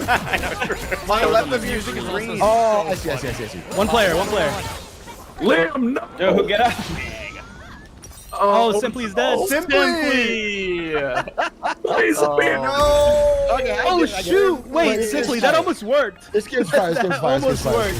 So it might say like 4, right? You have to find a room with other people. Yeah. Yeah. You have to find a room with You have to cooperate with your enemies sometimes. This game's fire. I'm ready. This is fire. Sweet, you got me, right? Sweetie, you got me? Wait, partner up, Sans. No, he's tricking me! Right here, 1 yellow. I'm safe, I'm safe. No way! No! No! Oh, I'm gonna kill you, I'll kill you. Wait, has it been 1? Oh my god! Yes, by luck, it's been 1. By luck. Okay. Damn, only 3 left. Oh, shit. We can guarantee It's Stans, help me here. Help me here. Help me here. Guys, wait, we can... Listen, we don't have to end like this. There's honor. There's honor, remember? No. It's working. Wait. We both died. 2 players, Squeaks, let's kill him. Oh, man. Wait. I wanted to survive, alright? Because if we all die, don't we just win though, Drenchy? No. Because 2 versus Same amount of points. Alright, Drenchy, good luck. So, Wait, so how does is this it work? gonna be 1 door? Probably 1 door. Yeah, I would imagine. So it's just kind of luck. No, it's Skill. intuition. Well, We'll decide if it's luck in a second. One. Where is it? Come on, it was luck at the end. Let me in, please. You're gonna let me die like this? Ringa, ringa, ring. Okay, we could win this. We can win this. We can win. Yeah, we can win this for sure. Okay, next game. Yeah. Lights out. Oh gosh. Stay alive. Stay alive. Stay alive? Kill each other. You get points for hitting someone, but why would you ever do that? Simply, I swear this hat is good. This hat is pissing me off. Oh yeah. And the names disappear, so you're gonna have to remember what your teammates look like. Wait, can we hunt now? Yeah, you can. So hunt. we shouldn't kill our Whole teammates, time. right? No. I'm Blue Mario I'm not telling. with great glove.